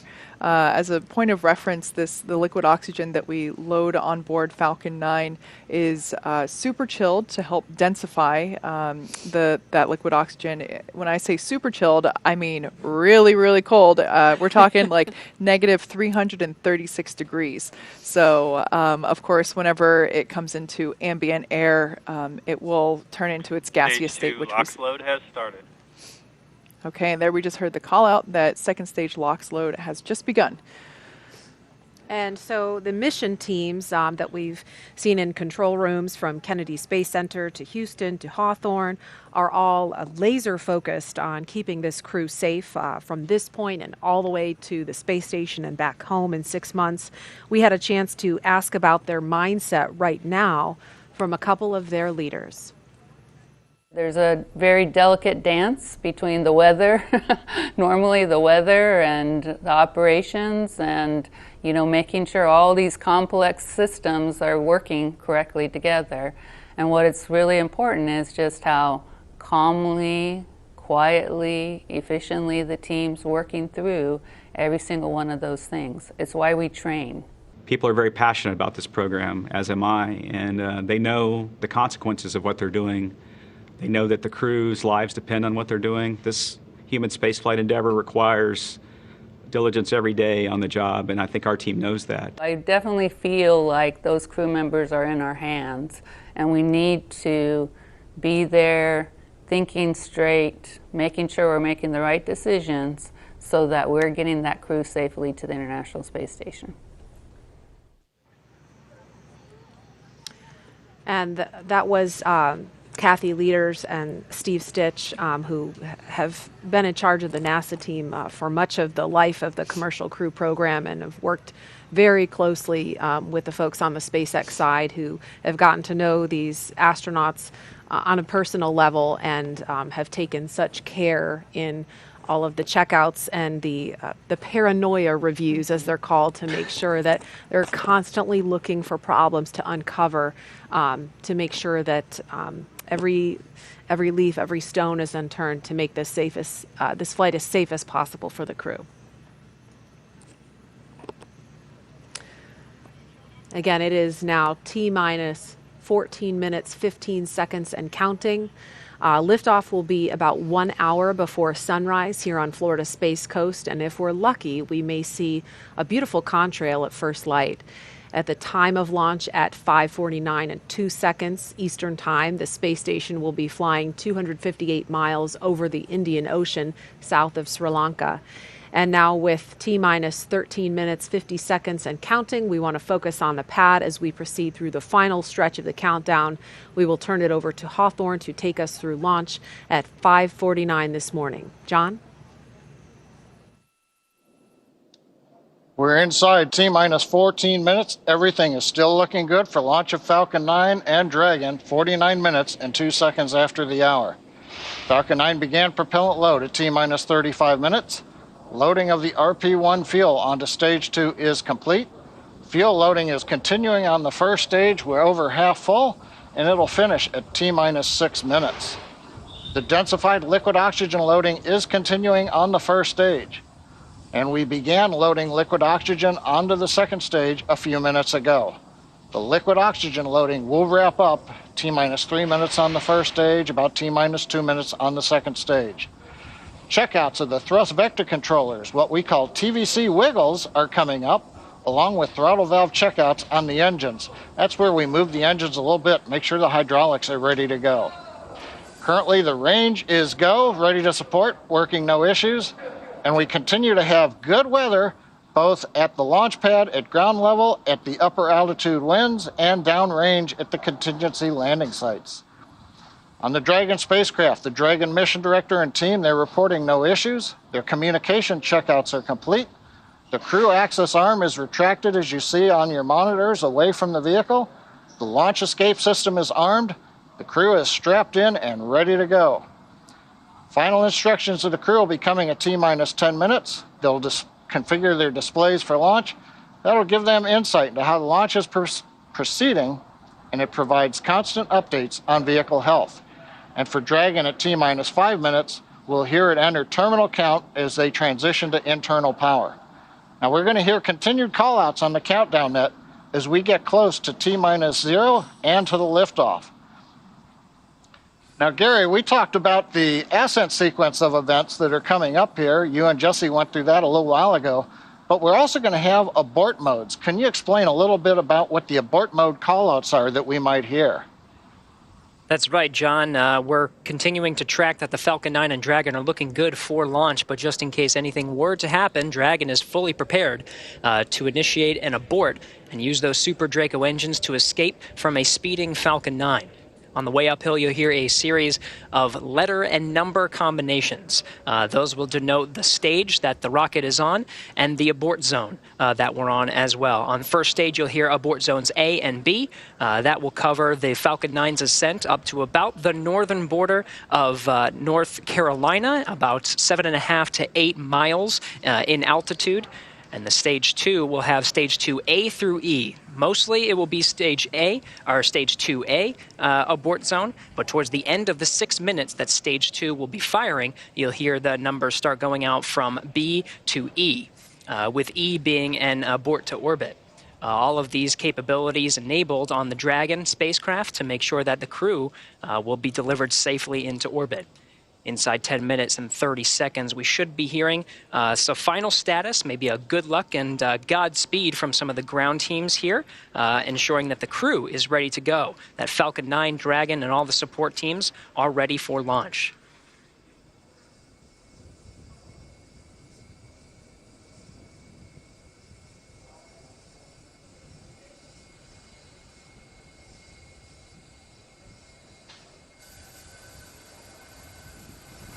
Dragon, SpaceX, confirmed crew displays are configured for launch.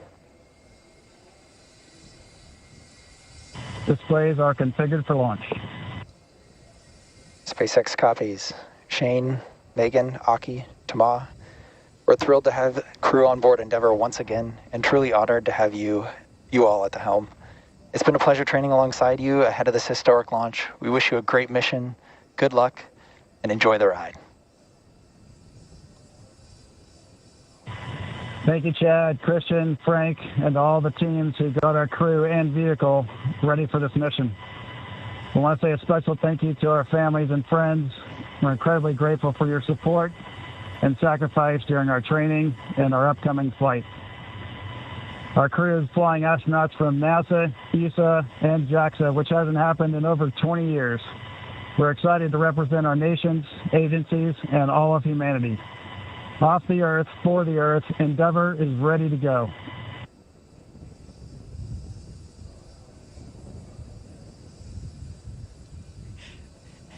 All right, some celebratory handshakes from inside the Crew Dragon. That was the voice of the Corps, Chad Healy, here in Mission Control Hawthorne. Next series of events, John, will be the engine chill. Everything's looking good so far. Yeah, it is. We're actually watching the fuel trim valves on the Merlin 1D engines, going through some checkouts right now. And as you said, at T-minus 7 minutes, we're going to start a sequence of events that begins with opening the pre-valves. Currently, the liquid oxygen, the kerosene fuel on the Falcon 9 first, second stages is separated from the Merlin engines. T-minus 7 minutes, just over a minute from now, we open the pre-valves. That allows propellant down to the top of the engine or the inlet to the turbo pumps. At the same time, we open up bleed valves on the turbo pumps, and that allows a little bit of that densified ultra-cold liquid oxygen to flow through the pump and to chill down the liquid oxygen pump. That way, when we get to T-minus 2 seconds and we spin the pumps up and everything comes to full power, we're not pulling very cold liquid oxygen through a warm pump. So as that cools it down right now, that'll get it ready for that ignition sequence in the last couple of seconds. So we should hear that call out that the stage 1 engine chill has started. You'll also hear in flight, about a minute and a half, 2 minutes into flight, MVAC chill has begun. That's also a repeat sequence there, where we open the bleed valve and begin chilling that engine one more time before it lights after stage separation.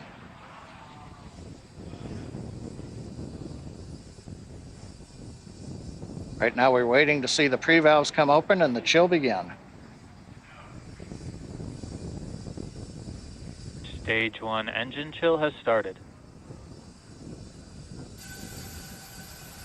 Yep, and there's the call out. We've got indication pre-valves coming open on the engines, and we have begun to chill in the Merlin engines for flight. That's right, John. Now inside 6 minutes, 40 seconds. RP1 rocket-grade kerosene is completely filled in the second stage. We're anticipating about 30 more seconds for the first stage to be completely filled with that RP1 refined kerosene.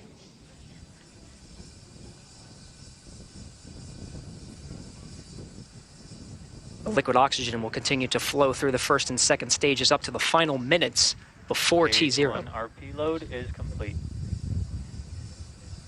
All right, confirmation. We have 100% fill of RP1 on both the first and second stages. 6 minutes to go until an instantaneous launch window today. The next milestone will be Dragon to transition to configure for terminal count.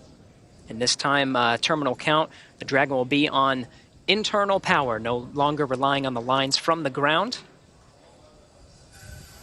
And from there, the Falcon 9 propellant tanks will pressurize for strong back retract. That'll be another visual milestone. The clamps just below the Dragon's unpressurized trunk will open, and the strong back will tilt back just 2 degrees. Then right after liftoff, back to 45 degrees. Again, RP1 kerosene, both on the first and second stages. Liquid oxygen continues to flow through on the first and second stages. That very densified, very cold liquid oxygen.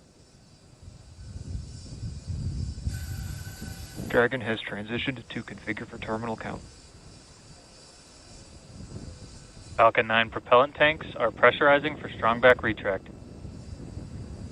All right, John, good calls and right on time. Dragon is now on internal power. Okay, next major event coming up is going to be opening the clamp arms around the second stage in preparation for retracting the strong back away from the vehicle to get ready for liftoff. Strong back is retracting. We heard the call out. Strong back is beginning to retract. We're into the automated sequence. We should see the clamp arms that are just visible there around the top of the second stage begin to open up. Once they are open, then the strong back will begin to move away from the Falcon 9.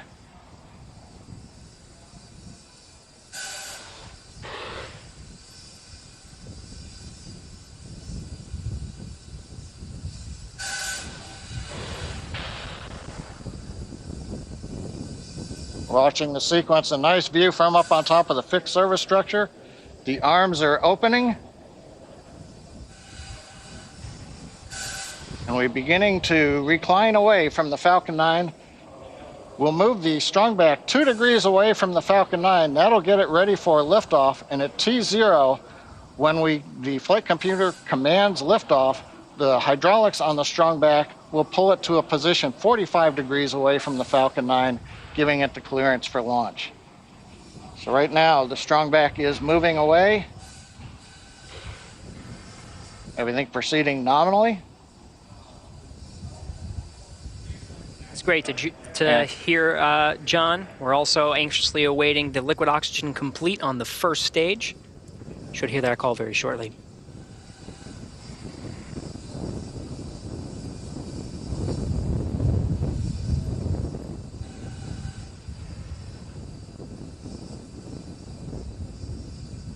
Dragon has transitioned to terminal count and is on internal power. Stage 1 LOX load is complete.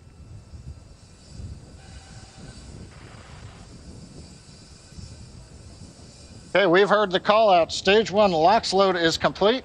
We're loading liquid oxygen on the second stage for about another 30 seconds or so.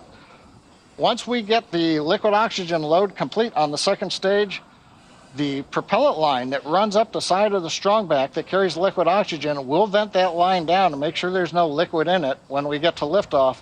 When we do that, we open up valves on the strong back, and as Kate and Marie were talking earlier, when we vent off that very cold gaseous oxygen, it'll merge with the warm, humid Florida air, and you'll get a large white plume of condensation off of the back of the strong back. That'll be normal, coming about a minute and a half before launch. Everything continuing to look good. Stage 2 LOX load is complete. Dragon is in auto idle. All right, with that, the Falcon 9 is fully fueled. We have fuel on both the first and second stages, and both stages are filled with liquid oxygen. Gas closeout has started. Expect loud venting. Dragon is also in auto idle. The flight computers on Dragon, maintaining their calculations, standing by, waiting for the T0 mark. 1 minute, 15 seconds until launch. The 1 minute mark, Dragon will transition to countdown, and the flight termination system will arm the computers on Falcon 9. We'll be talking to the computers on Dragon and can issue an abort if necessary. FTS is armed. Falcon 9 is in startup and is now controlling. Dragon is in countdown. All right, 50 seconds to go. Everything is ready for an on-time launch today. Dragon, SpaceX, go for launch. Copy, go for launch. Ground teams are ready, and the crew inside Dragon is ready. 30 seconds to go until launch. Seconds.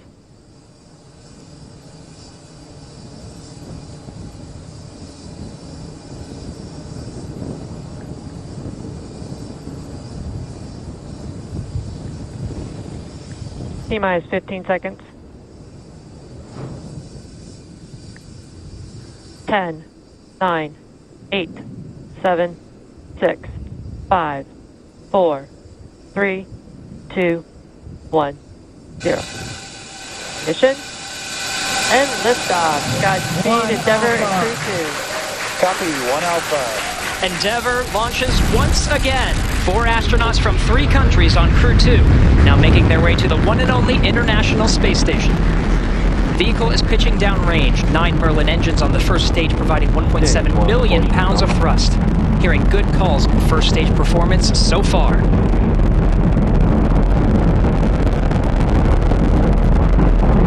We are T plus 30 seconds into the second rotational crew mission on board Dragon and Falcon 9. Falcon 9 will be throttling down the 9 Merlin engines shortly here in preparation for maximum dynamic pressure. And there's that call out for the throttle down. Maximum dynamic pressure, max Q, is the largest structural load that the vehicle sees throughout ascent. So throttling down does help us pass. Throttling down helps us pass through this period, which should be coming here shortly. Max Q. There's that call out that we have just passed through max Q. Stage 1, throttle up. And 1 Bravo. Copy, 1 Bravo. All right, 1 Bravo is the second abort mode on the first stage. The first stage continues to fire for 2 minutes, 35 seconds. 1.5 minutes into today's flight.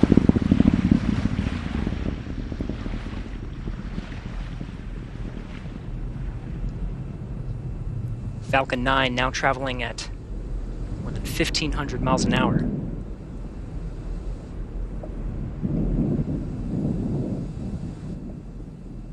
MVAC engine chill started. All right, the engine chill for the second stage single Merlin engine has started. About 30 more seconds of the first stage firing to bring our 4 astronauts into orbit. Now from here, coming up in about 20-some seconds, we're going to have 3 major milestones. We'll have shutdown of the 9 Merlin engines. We're beginning to throttle them down. We will then get stage separation. 1, throttle down.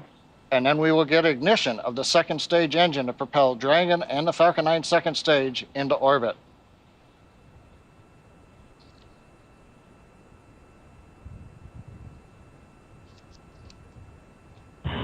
Two Alpha. Copy, 2 Alpha. Confirmed. Acquisition signal lost.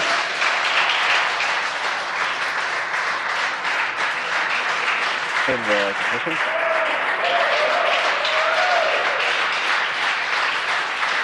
And we have ignition of the second stage. You see the green flash of that TTEB fluid. The expansion nozzle on the second stage Merlin vacuum glowing that bright red that we like to see. Good performance on the second stage so far. And on the left side of your screen, we saw the exhaust of the second stage engine streaming past the first stage as the grid fins are coming out. We also briefly had a view of the lights of Central Florida in the background. Currently, the first stage is continuing to coast up to apogee. It's unpowered. It'll reach a peak height and then begin to descend back down toward the Earth's atmosphere, where it will light 3 engines to slow down in preparation for what will be a landing burn on the drone ship in the Atlantic Ocean. You can see the grid fins are deployed right now. The first stage Dragon, pulsing. SpaceX, trajectory nominal. We're pulsing the thrusters. Signal Bermuda. Copy, nominal trajectory. And we hear a call out from the crew, nominal trajectory. So we're beginning to move the first stage into position so it can do the entry burn.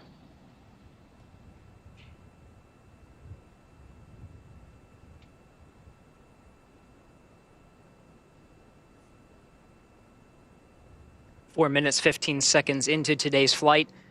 Second stage propelling our 4 astronauts up the eastern seaboard will continue to fire. It's a 6-minute burn to deliver the astronauts into orbit. We'll wait for a cue for good orbital insertion after that. Meanwhile, we will be hearing check-ins on the vehicle's trajectory and performance, as well as check-ins with some of the ground stations as it passes over throughout the 6 minutes of the second stage firing.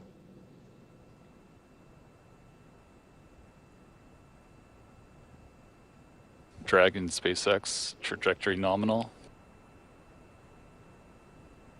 Copy, nominal trajectory.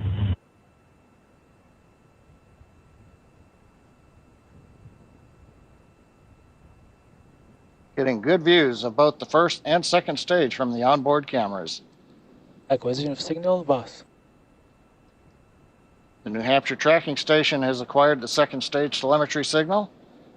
Meanwhile, the first stage has reached apogee and it's now beginning to descend from a height. It's currently about 167 kilometers up, and in a few minutes we will get the entry burn of the second stage, of the first stage.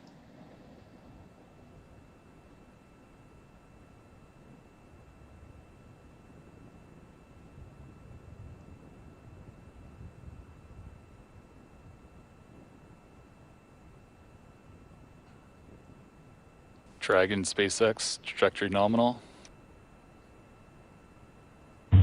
Copy, nominal trajectory. Right on cue, those check-ins on the second stage performance. Once a minute, everything's looking good on that second stage. Propulsion is nominal.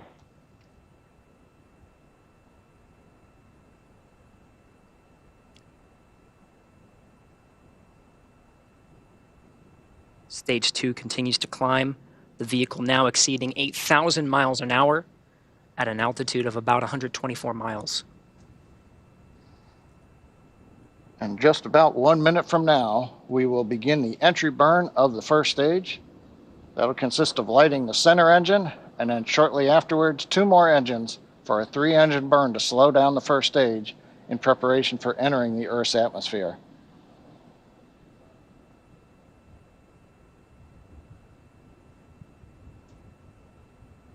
Dragon SpaceX, trajectory nominal. Copy, nominal trajectory. Another check-in, and the crew confirming they're hearing the same thing. The vehicle about to exceed about 10,000 miles per hour.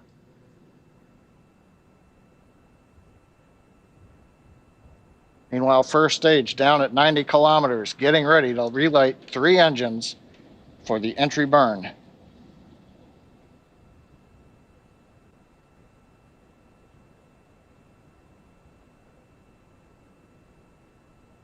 Stage 2 FTS has safed.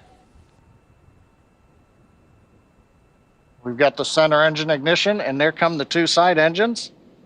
Now this entry burn will last about 29 seconds. It's going to significantly slow down the vehicle in preparation for hitting the denser part of the Earth's atmosphere.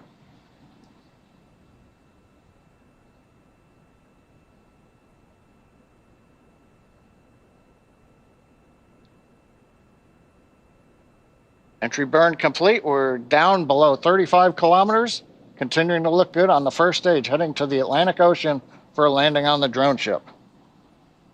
While second stage is less than a minute away from cutoff.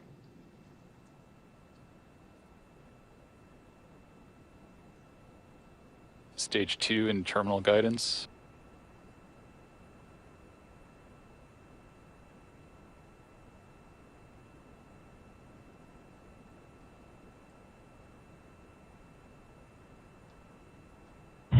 Shannon. Copy, Shannon. Shannon called out at the back end of the stage 2, a few seconds until cutoff.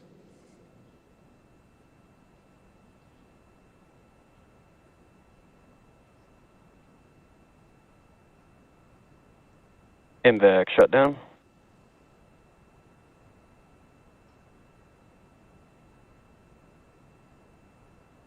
Dragon SpaceX, launch escape system disarmed. Launch escape system disarmed, copy. Dragon SpaceX, nominal orbit insertion. Copy, nominal orbital insertion. All right, the Falcon 9 second stage has done its job, delivering our 4 crew into orbit. You hear the applause here in Hawthorne. We're waiting to get a video signal back from the drone ship. Of course, I still love you. And the view from the onboard camera, we saw it just briefly. It looks like first stage on the drone ship. Getting views of the Dragon trunk. So the first stage is on the drone ship, successfully landed. And more importantly, second stage is in a nominal orbit with the Dragon spacecraft getting ready for some important events coming up, Gary. That's right. About 2 more minutes. The Dragon and the second stage of the Falcon 9 will be in a coast phase. It'll take that long until the spacecraft separates from the Falcon 9. Of course, both now in a nominal orbit. It's great to see some of the views of the Earth as it passes by over the North Atlantic Ocean.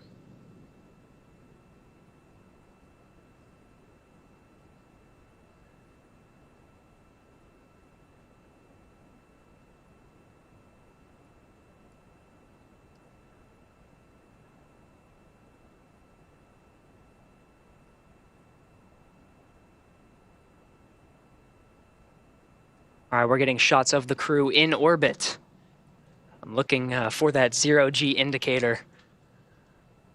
Can't seem to see it in this shot, but we have a minute to go until we have spacecraft separation. Dragon traveling at nearly 17,000 miles per hour at an altitude of 124 miles.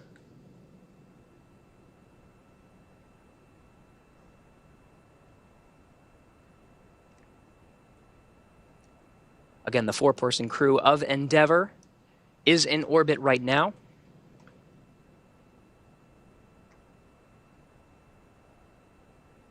Less than 30 seconds until we have spacecraft separation.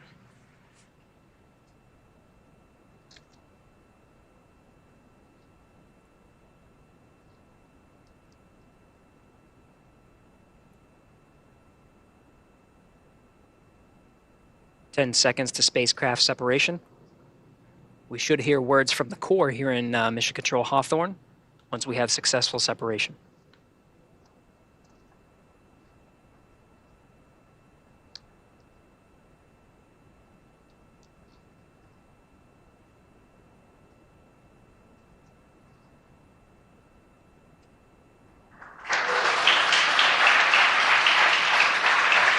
Dragon separation confirmed. Dragon, SpaceX, Falcon 2 wishes you a great rest of your trip. Say hi to the crew of Dragon who's waiting for us and let them know your rocket is home safe. Thanks for flying our first flight-proven, crewed Falcon 9. See you airside, Crew 2. Thank you very much. We're great. It's glad to be back in space for all of us, and we'll send our regards to Crew 1 when we get there. Thanks.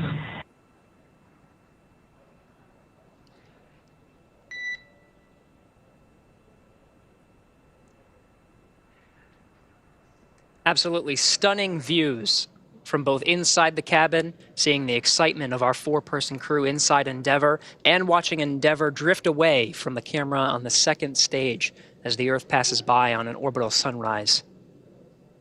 SpaceX Endeavour week. And Endeavour, you cut out a little bit there. If the question was if you're go to open visors, you are go to open visors at this time. Copy and work, thanks. All right, 13.5 minutes past liftoff. The crew is in orbit, traveling at nearly 17,000 miles an hour.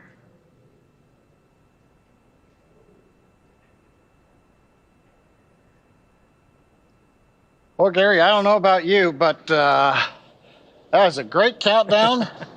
Everything sounded great. Right on time, actually a little ahead of time. Nominal dehumidifier activation and service section Draco checkouts. Got a good orbit out of Falcon 9, and first stage landed on the drone ship. And we're in the sunlight over the Atlantic Ocean with the Dragon spacecraft. All in all, a great day. I think everybody's jealous of the crew in orbit right now, John.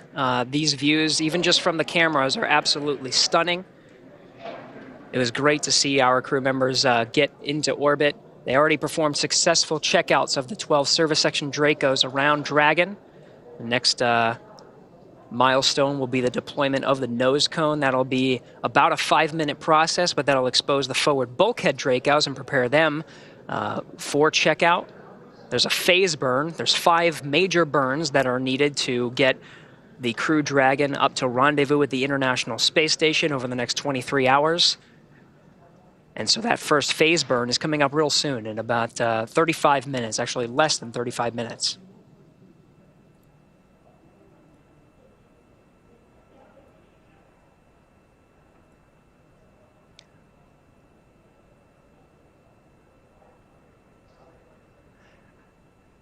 And Jesse, I don't know if you could see the 0G indicator, but I was told it's a penguin. I'm trying to look for it.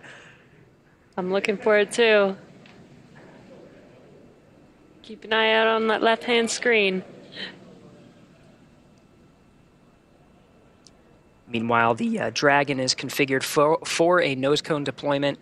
We'll stand by for when that sequence starts. The nose cone itself opens just beyond 90 degrees, about 105 degrees, to expose the forward bulkhead Dracos. Those forward bulkhead Dracos, 4 of them at the very top of the Dragon, will do the bulk of the work when it comes to firing the Draco engines for minutes at a time to increase the Dragon's speed, altitude, and phasing to catch up with the International Space Station again over the next 23 hours. Meanwhile, we're still getting camera views from the second stage, looking at that expansion nozzle. Did its work beautifully to deliver the 4 crew into orbit.